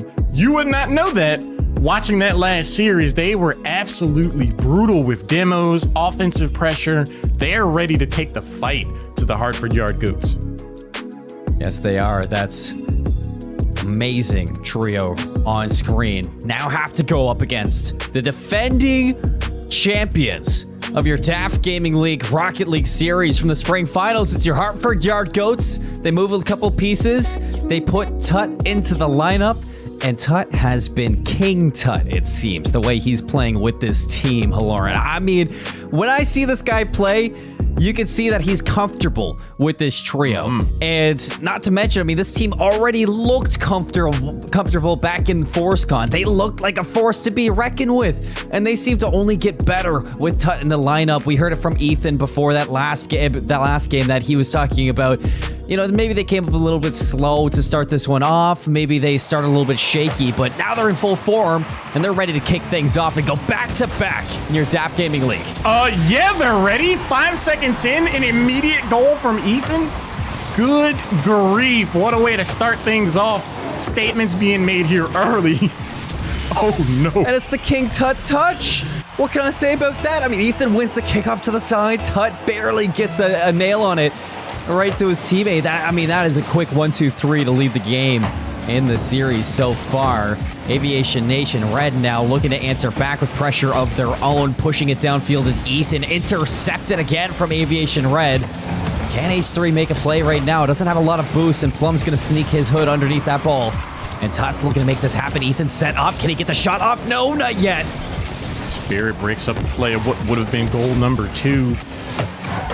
Tut pushes the ball forward, potentially sets something up here for Plum. Ball goes to the corner. Ethan There for the bounce back. There's a demo. H3 getting back to business. Not dismayed by that first goal at all. And again, pushes the ball in. Forces the defensive response out of Tut. Pushed away from the ball. Spirit going down. Tut going up the side now. Oh, Plum carries it. Front of the net. Dangerous ball. Ethan for the dunk. Right in front of the net. Save made by Spirit. H3 talked about how clutch Spirit can be in that net, how he's been having amazing touches all day and things have been clicking, and he does it again right there. Now for the carry long. Air dribble. Can't beat out Ethan. Ball goes back down. 2 tiers of defense may not even be enough here for the pressure the Goats are putting on red right now. Ball goes across. That is going to be a dicey prospect. Ethan with the tip, and Spirit pinches the ball off the side. Close margins we're living here. Ale close right now. It's just a hair between these two teams right now. Ethan, front field. Tut takes the shot. He's it for the save. What is that? Not what you had on the docket if you were Hartford Yard Goats for that play. Almost a second goal, but 3 minutes 13 standing. 1-0 lead. Spirit for the net over Plum. Crossbar. And Tut, he's thanking his 4th player for coming out to play. Beats the defender with the feather-light touch, not able to drop it down enough. The crossbar looms over the goal. Comes through big. Ethan bounces off the back bumper. The jump ball here. Plum gets over one defender, breaks past another. Spirit there for the deflect. Tut with a good shot on goal. Janky Jiggles is there on the save. Defensive clutch. Big chow there from Tut. 50s it over to Ethan. Monster in there. Do it again. Carries it on down. Crossbar again. Plum this time sets him up. Tut for the 3rd. Can't spike it down. Aviation Nation, right? I mean, they stay alive for now. Only at a 1-goal deficit. 2 minutes and 16 seconds left. The time keeps on burning. Aviation Red, can they find that answer soon? Because the game's going quick, and before they know it, they might be in a very desperate situation. The ball, the goal! Defensive clutch. What? Janky can do it on both sides of the pitch. Steals the ball away off of a good bump there from Spirit. Amazing communication there. That was a very small window to make that play. Aviation Nation. We say bump, but Spirit just trucked through him. He rolled through him. They are car ball bullying right now. And Ethan with the tomahawk jam hangs on the rim for goal number 2. I mean, this is that good old MJ Space Jam dunk crossfield. I mean, Michael's secret stuff in play here for game. Or game 2. You know how it works. Yeah. 2-1 lead for Hartford Yard Goats to see if they can take that series to 2-0 lead. Minute 50 on the clock. Aviation Nation Riot, they got it done once. Can they do it again? Spirit's on up. Whips it down. H3 for the chow. 50'd over to the corner. Midfield it goes. It's 2v1 downfield. Plum looking for the center field. Can't get the pass off. But waiting in the wings on the corner here. Plum also on the case. Big time demo there on Ethan. See what they can set up off of that. H3, good push to the corner. Gets on the blue side. Janky trying to help set up. Demo. H3, another demo. The bully. It's not the right demo right now. I mean, you're picking away at Hartford Yard Goats, but you're not picking the right pieces in the demos. You take one off, but the 2 that are left standing are always in a good position to slow the pace down and get that 3rd player right and ready. Plum now drops it down. The whiff on the touch, and Ethan sends it out of the way. Whenever you see Ethan with the ball up high, magic is about to happen. If he's not bringing it home himself, he is setting something up for the rest of the team. That is going to be 3 goals to 1 now. 57 seconds left. Aviation Nation Red, if they want game 2, they got some work to do. They do. 50 seconds. Here's a shot. Wide. Front of the net.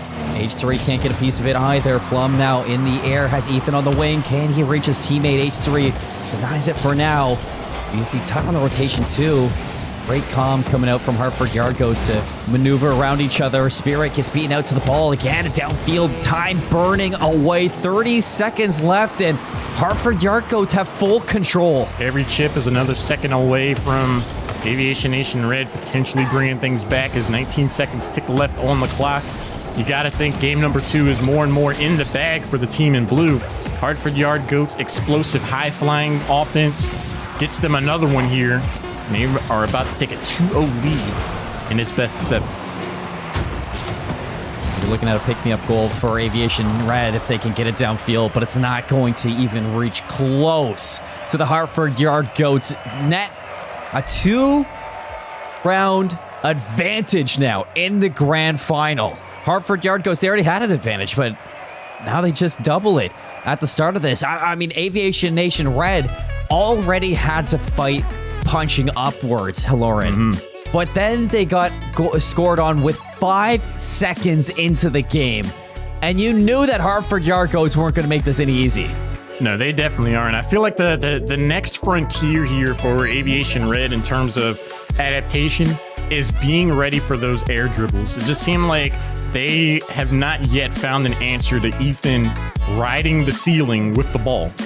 He's been able to drop in. Realistically, it should be 4-0. They kind of got away with one where Ethan was just off on the angle and they got pushed away. But until they find a response to that, and whether that response is demo him before it happens or what, that has to be the answer they find in game number 3.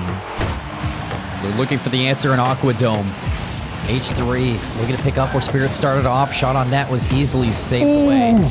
But not this time. Plum threads the needle within 11 seconds of clock. And just look at that, barely getting a piece of it. Nobody from Aviation Nation were communicating where Plum was, and he just slips the line, slips the communication, and he finds a goal. That was a 3-point pass right there, a high-speed pass nonetheless. Just seeing the play develop before it actually happens, calling up the play, understanding where everyone needs to be. Plum was already pushing up to get speed way before the pass from Tut even happened. That is coordinated precision we're seeing out of the Hartford Yard Goats. They use the same precision to find a breakout strategy here. And they're on their defense. Janky Jiggles barely gets a touch of it to the wall. H3 to back up. All 3 players committing to this ball now. You have to be careful not to fall on top of each other, and we'll find a 50 on out. Janky for the pass. Tut beats him. Plum now on the wall, looking for number 2 in front of the net. There's Ethan, goal number 2. Aviation Nation Red feeling the pressure right now. They have to rally here. They cannot break. They are down to shore. They have scored plenty in a single game just today. 4 minutes, 8 seconds left. Plenty of time to turn things around, but you see Hartford Yard Goats laughing, looking comfortable in their element right now with this high pass offense. You're at Belong Arena in Grapevine, Texas. Both teams locked in. Hartford Yard Goats locked a little bit further in. 2-0 lead. Aviation Red, can they bring this one back? Chance in front of the net, but swiped away by Hartford. Tut now downfield, looking to push it forward off the backboard, and it's stopped by Spirit. Pass to H3 will break out for now. Ethan looking to beat them out, and it's a pass 2 actually, so H3's got to go big in this position and carries it away. Tries to get it past Tut there. Ball goes high and across. Good defense here from the Hartford Yard Goats. H3 waiting in the wings, looking to see how the play is going to develop here. Switching over to Tut. Dribbles it off the hood for a moment before getting challenged center field. Ethan sees the ball go the other way too. Back onto the blue side. What could have been an opportunity goes way to the other side, and Ethan is going to drive home goal number 3. Big lead right now for the Hartford Yard Goats. This is what cherry picking is called. Well, Ethan, he was waiting for that. It was a 2-on-3 downfield. Aviation Nation, don't account for the third player being all the way on the other side. A clear is going to make it 3-0. And Hartford Yard Goats, they just sink deeper and deeper into an advantage inside of Aquadome.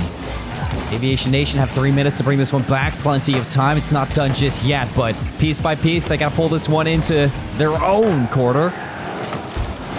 And then try to maneuver their way on out. Spirit, it's a touch to the mid. Nicky Jiggles to make it so. I was trying to get back. He's only got 19 boosts. They beat them out. Almost an own goal.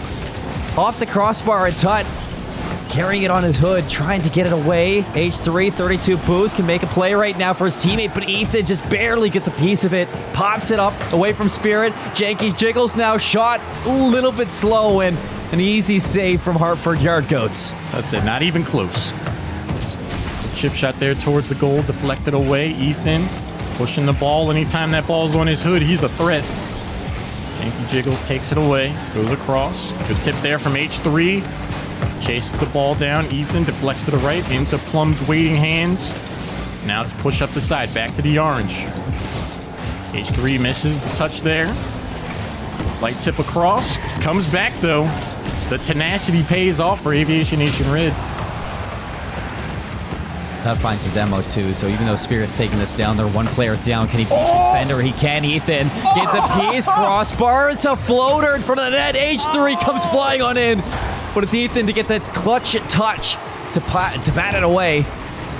Now it's Plum setting his team up in the air. Tup doesn't get the right touch into it, staying to the corner. Aviation Nation are zoning this ball away from the front of the net. Still Hartford looking to bully their way into that danger zone. Janky gets the touch. Second from Spirit, and there it is. Aviation Nation Red there on the board. Good passing play there. Good setup. Janky Jiggles pushes forward. You know that they were hot in the comms there. Ball's coming up to you, Spirit. Bring it home. 3-1 right now. 1 minute, 12 seconds remaining. Can Aviation Nation Red do this? Can they tie things up here? They keep playing like that and they keep finding those opportunities. Perhaps they could. Well, Albert, let's take a look at Aviation Nation Red right now. Minute left. Can they pull this back? Let's listen to the comms and see if they have what it takes.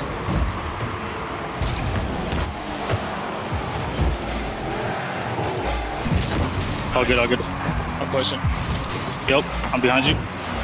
Thumbs up. The backfield is open. Nice. Keep going. Tell you. I'm going mid. Yeah. Let's go, Spirit. Let's go, dude. Come on. What a beast, man. Let's go.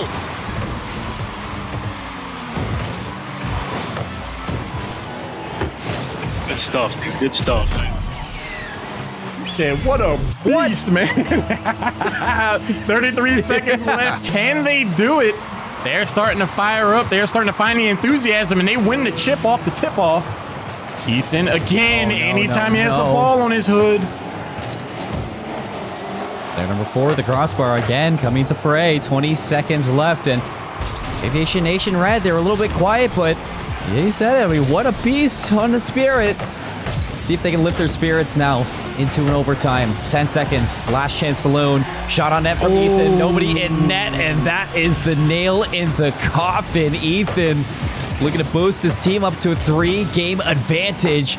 Aviation Red, they just haven't found the answer yet. They haven't found it consistently enough, and I really hope that that last goal does not stall the momentum we saw developing out of Aviation Nation Red. They had a potential goal earlier on. A lot of effort went into it, a lot of coordination. They finally get the pass up the Spirit for goal number 1. They clutch out goal 2. And sure, that last goal goes in to force a 4-2 finish here for game number 3 as we head into the potential last of this best of 7. But I do think the Aviation Nation Red have what it takes to turn things around here. It's got to be a reverse sweep in a best of 7. It's not an easy thing to do for any team of that right, especially in Rocket League, something that's so momentous based that you get the ball rolling, you can make it happen. But I mean, the hard part is getting that ball rolling because it is heavy, it is hard, and it is a long, treacherous road to make it happen. I always like to say, you know, Rocket League, it's like a domino effect. You chow for the 50-50s, you win it out, you get the boost. You get the boost, you put on the pressure. You put the pressure on, you force the mistakes from your opponents. And Hartford Yard Goats, they have been all over Aviation Nation Red so far throughout this best of 7. If you want to find your way back, you need to start finding those advantages. Find that domino effect. If you're Aviation Nation Red, start going for some aggressive plays, stop playing for those defensive reaction plays, and start forcing some pressure and make mistakes happen. They have what it takes for sure. This defensive-minded team is shown some of the most explosive offense we've seen out of any of the teams today. They just have to dig in deep and be ready to play some Rocket League for the next 5 minutes. We saw most of their success come through H3 getting demos, being offensive, being all over the field, using their communications to chat everyone up, being ready for these rotations, because Hartford Yard Goats, they are seemingly the best at forming plays. Just getting passes, knowing what's going to happen next. It all formulates off of the little small talk that you're highlighting. It makes it happen. An open net right now. Chance for Tut to put it away a little bit wide. But like you said, I mean, that little small talk goes a little or a long way when you're working as a core trio, just trying to formulate those plans, get those strategies going. Hartford Yard Goats, we heard it in their listen-in early on that they are so good at not talking over each other. And that small talk is what we see formulating these strategies. So far, Aviation Nation Red have done a good job of holding up against this offensive pressure. A couple of demo exchanges either side as we round the 4-minute mark. Good tip down. Tut is going to be there whether the shot was on target or not. Gets the clear. Gets the tip from Ethan. Shallow angle just off. Plum jumps in. Ethan gets the demo on Spirit. Janky Jiggles dropping down. Tut with the next shot on goal, potentially. 2 waiting in the wings there from Aviation Nation Red. A lot of fast-paced play right now, Seymour. Well, here on Champions Field, we're looking to potentially crown our next champion, a potential back-to-back winner. DAF Gaming League as Hartford Yard Goats are up there. Chance for H3. Swiped away from Plum. A little bit of a misplay from Spirit. That's an open net for now. Plum puts it high. Tut, can he get it on target? He can, but Janky recovers last second to get that save. Another clutch defensive effort here from Janky Jiggles. Spirit sends it back to the blue side. Ethan's going to be there, ready for it. H3 tips it back towards his own goal. Jiggles is going to be there. Tut with the push down. Ethan with the shot forward just to the right. I do think H3 would have been there one way or the other, but spooky moment there for Aviation Nation Red. With an awkward aerial. Won't be able to get a piece of it, but a chance now for the breakout here from Aviation Red. H3 looking to spearhead it, but Tut intercepts it. That's a dangerous ball. Janky has to get the right one off the post. It bounces out, and luckily Spirit was there. But that might have been the first goal on the board in favor of Hartford Yard Goats. They swipe it away now for counterattack. Janky has the boost for it, but he cannot beat out Tut. You cannot tell me Janky Jiggles didn't see that ball in slow motion as he chased that one down to stop the first goal of this game. Plum comes down the wall. Huge scramble. Both teams want the ball up high. Plum, though, with the spike, beats out the defender and nets goal number 1 in Game 4. Just look at it again. I mean, what I say from the domino effect that can be Rocket League is when you're winning your 50-50s constantly, it's going to allow you to comfortably grab that boost. And if you grab that boost, you aggressively pick up the pace of the game. And when that pace is there, it adds pressure, and that pressure builds up. It forces mistakes. You saw a mistake right there. H3 goes for the challenge, hits it right off the roll, right to Tut to put that dead center on net. And that is going to be Hartford Yard Goats now on match championship point. Back-to-back in their sights, 147 away from doing exactly that. Let's hear what they have to say as they might be putting the final touches on this best of 7. Nice dunk. Down. That's good. Up the top left. I'm left. Oh, I'm dead. I'm dead. Got the shot. Left. Right now to boost. Unlucky. Far right. Middle. Or right. Yes, sir! Why didn't they go? Oh, because my passes are too good, dude. Dude, Spirit was right there. Why didn't... I'll be out ball cam. Back right. Heard. Please. Should I just run out of the venue so I don't have to do the interview? Went. Holy shit. Me see. When there's a minute left and your concern is who's going to do the interview, you were feeling amazingly confident that you were about to take this one home with a 4-0 solid victory. I mean, when you go for the crown, you better not miss, because the Kings, they're there for a reason.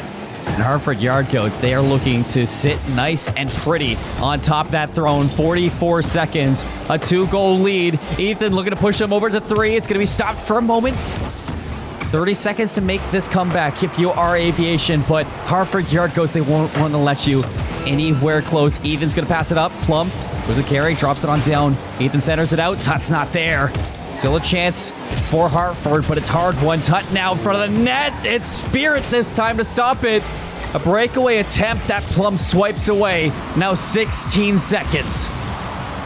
Which all seem like just a formality. 10 remaining here. Aviation Nation Red would need quite the miracle. And it looks like Hartford Yard Goats are going to go ahead and run out these final seconds.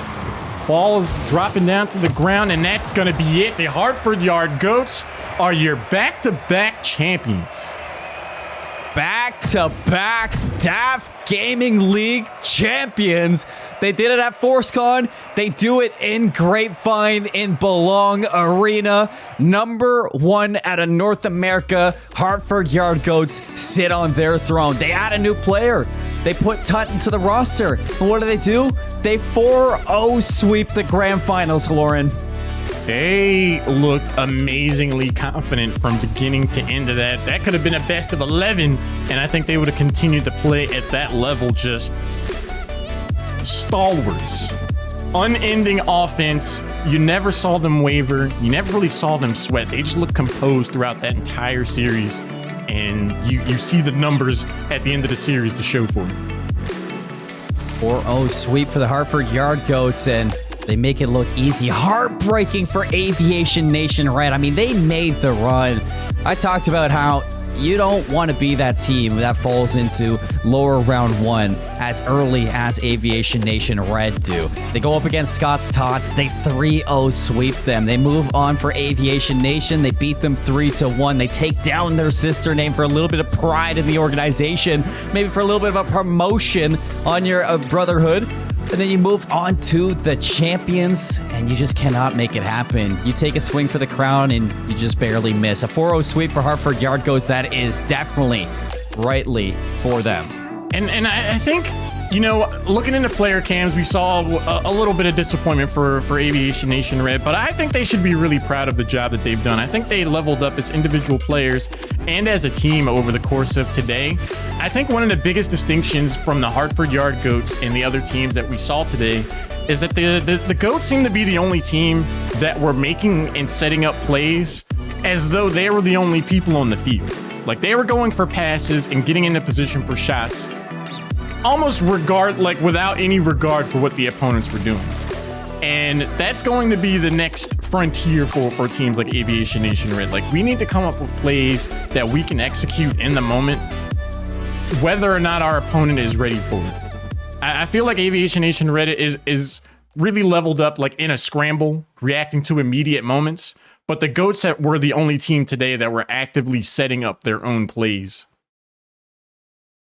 No, I see what you mean in that sense. So we heard it definitely in the distinct differences that we were getting, and when we were going into those listen-ins. Hartford Yard Goats, they were calm. You never saw them trip over each other. You never really saw them frantically getting a little bit desperate to make a play. And when you were listening to that, they had an idea, they had a game plan, and you heard the trust in the team definitely come into fruition when it translates from the comms to the outcome of the game. They make it happen, they get it done, and your Hartford Yard Goats, your champions of the summer finals here in the DAF Gaming League. But before we end this out, it seems like we're going to get a little interview with one of our champions. We got Plum in the booth. Plum, welcome. Congratulations on the championship. You were one of the players at a ForceCon. How does it feel to go back to back? We knew we were the best team coming in, and the boys were clicking today, so overall fun day. Now, one of the things I'm really curious about is earlier we heard you guys say that you felt that the gap was closing a little bit. Like, between last season and this season, you've seen the overall level of competition increase. Is that something that energizes you? Like, do you thrive off of that? Do you want more of a challenge, or do you just feel like today was just business as usual for your squad? Oh yeah, no, for sure. If we're playing a series and it's just a blowout, it's not usually that much fun. we ran some scrims yesterday, and we actually lost to a couple teams. So, yeah, it's more fun playing against better teams. So. No, it is. And, you know, now that you're going back to back, really cementing yourselves as some of the best in the Air Force when it comes to Rocket League, what would you say to, you know, players inside of AFG who are looking to improve in Rocket League and maybe come together to be another champion? I don't know. Put the free play grind in. The free play grind in. I mean, it is a tool for a reason to make it happen. And, you know, on top of that, for what is being built here, how does it feel to you to, you know, to have the opportunities to, you know, come out and play in tournaments like this? Oh, it's great meeting the other boys from AFG. Being paid to fly over here, free hotel, free per diem. So it's super cool, and it's super cool to meet these boys that I've been talking to online and playing with. So it's really cool. Not a bad opportunity, not a bad opportunity at all. The last question I want to ask you is that I saw a few goals over the course of today where your team seems to have like crafted plays. I'm going to pass to you. The other person needs to be ready because they're going to pass to me. Do you guys practice active plays like that, or were those all just on the fly reactions? Yeah, those were just on the fly. We don't even really play together. So that's crazy to me. That's all the more impressive, man. Props to you guys. Thank you. Wait. Is there anything that you would like to say, you know, to close this one out to, you know, to anybody, you know, throughout your branch, to anybody at home? Any shout outs to close this one out? Shout out to the 17th Intelligence Squadron. And Caesar. Well, thank you for coming on, Plum. Congratulations on the championship win. You're back-to-back champion in the DAF Gaming League. And, you know, only one more thing. Are you ready for the three-peat? Oh, yeah. Three-peat's incoming. All right. I can't wait to see it. Go enjoy that win. Appreciate it, man. The Hartford Yard Goats looking to craft the dynasty, ready for the back-to-back. And the way they were playing, to hear him say like, oh, we just made that up on the fly. Like, it looked like straight up poetry with some of the passes that they were pulling off. So to hear that, oh yeah, no, we didn't practice that. That just was all just done off the hip. I'm so amazed. Plum, he knows they're the kings right now of Rocket League and the DAF Gaming League, and he holds it on his shoulder that they are the champions. Back to back they go. We get a little bit of a recap. We started off the day with Hartford Yard Goats, and we finished the day with Hartford Yard Goats. And honestly, we finished the day with Aviation Nation Red and finished with them as well. Unfortunately for them, they didn't get the outcome that they wanted. They did make that miraculous run through the lower bracket, round number 1, all the way into the grand finals, where they matched up against Scott's Tots for a 3-0 victory and Aviation Nation for a 3-1 victory. Talk to me a little bit about this, Albert, because it's been a long day of Rocket League. Any takeaways from this? Anything that really stood out to you? I think there are really two stories being told at the same time here. Anytime we have the finals here, as competitors, these players all want to show up. They all want to be, you know, the top team. They want to take the championship. They want to have those upsets. But on top of that, as you heard Plum say, they're at the end of the day just really happy to come together, to play together. These guys all serve our country. They all do an incredible job there. So to get the opportunity to really embrace, you know, a different part of themselves and how they communicate and how they are a part of a community, just to be together, to come out and game and play at this level. I think if any team is feeling disappointed about their placement, they're also feeling really happy just to be there and have this opportunity to come out and connect. I mean, it's been a great day. It's a great thing that's being built through Air Force Gaming, and I can't wait to see it grow anymore. But that's going to be it for our DAF Gaming League Summer Finals. Your Hartford Goats are your champions with a 4-0 victory over Aviation Nation Red. Folks, it's been a great day, but that's going to be all for now. I hope you have a great night, and we'll see you next time for some more DAF Gaming League.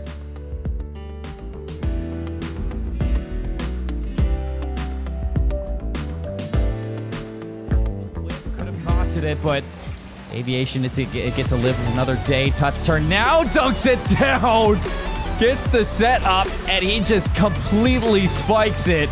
That's going to be Hartford Yard Goats moving on in the winner bracket. And that is the new player on the block for Hartford Yard Goats getting it done. Quispy looking to get something going for Scott's Tots, but can't get past the defenders. Double commit there from Aviation Nation, not going to get punished. Good push back towards the goal, and War Eagle's going to go ahead and bring it home for Aviation Nation. Closing out game number 3 in explosive fashion. The offensive pressure was real. See overtime, and then another to force out game number 4. Demo starting things up. Quispy pushing the ball away on the defensive side now. Kitten tries to get things to the other side. Spear keeps it on the offensive front and chases their own ball to get the goal there. And that could spell the end of Scott's Tots run here in the lower semifinal. 0. Give me the rotate. I can't. I'll go. Right, left. Trying to get past the stand. Can you 12 here? Yeah.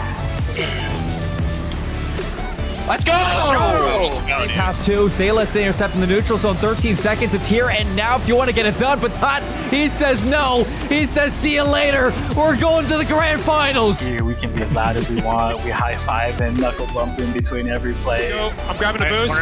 Sealing down. Never mind. Waiting. That's it. Shoot it! Let's go! Let's go! You have to be careful not to fall on top of each other, and we'll find a 50 on out. Janky for the pass. Tuck beats him. Plum now on the wall, looking for number 2. Front of the net. There's Ethan. Goal number 2. Aviation Nation Red feeling the pressure right now. They have to rally here. They cannot break. They are down too short. They have scored plenty. Keep going. So you. I'm going mid. Yeah. Let's go, Spirit. Let's go, dude. Come on. What a beast, man. Let's go. Far right. Middle. Far right. Yes, sir. Why did they go? Dropping down to the ground, and that's going to be it. The Hartford Yard Goats are your back-to-back champions.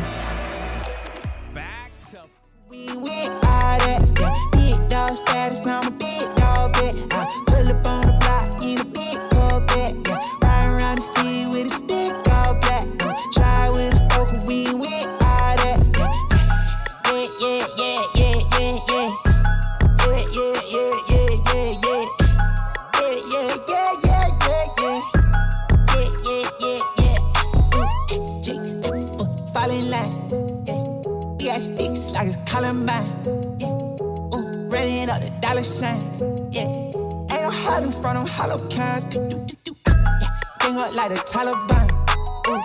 That's my paper, don't you bottom mine.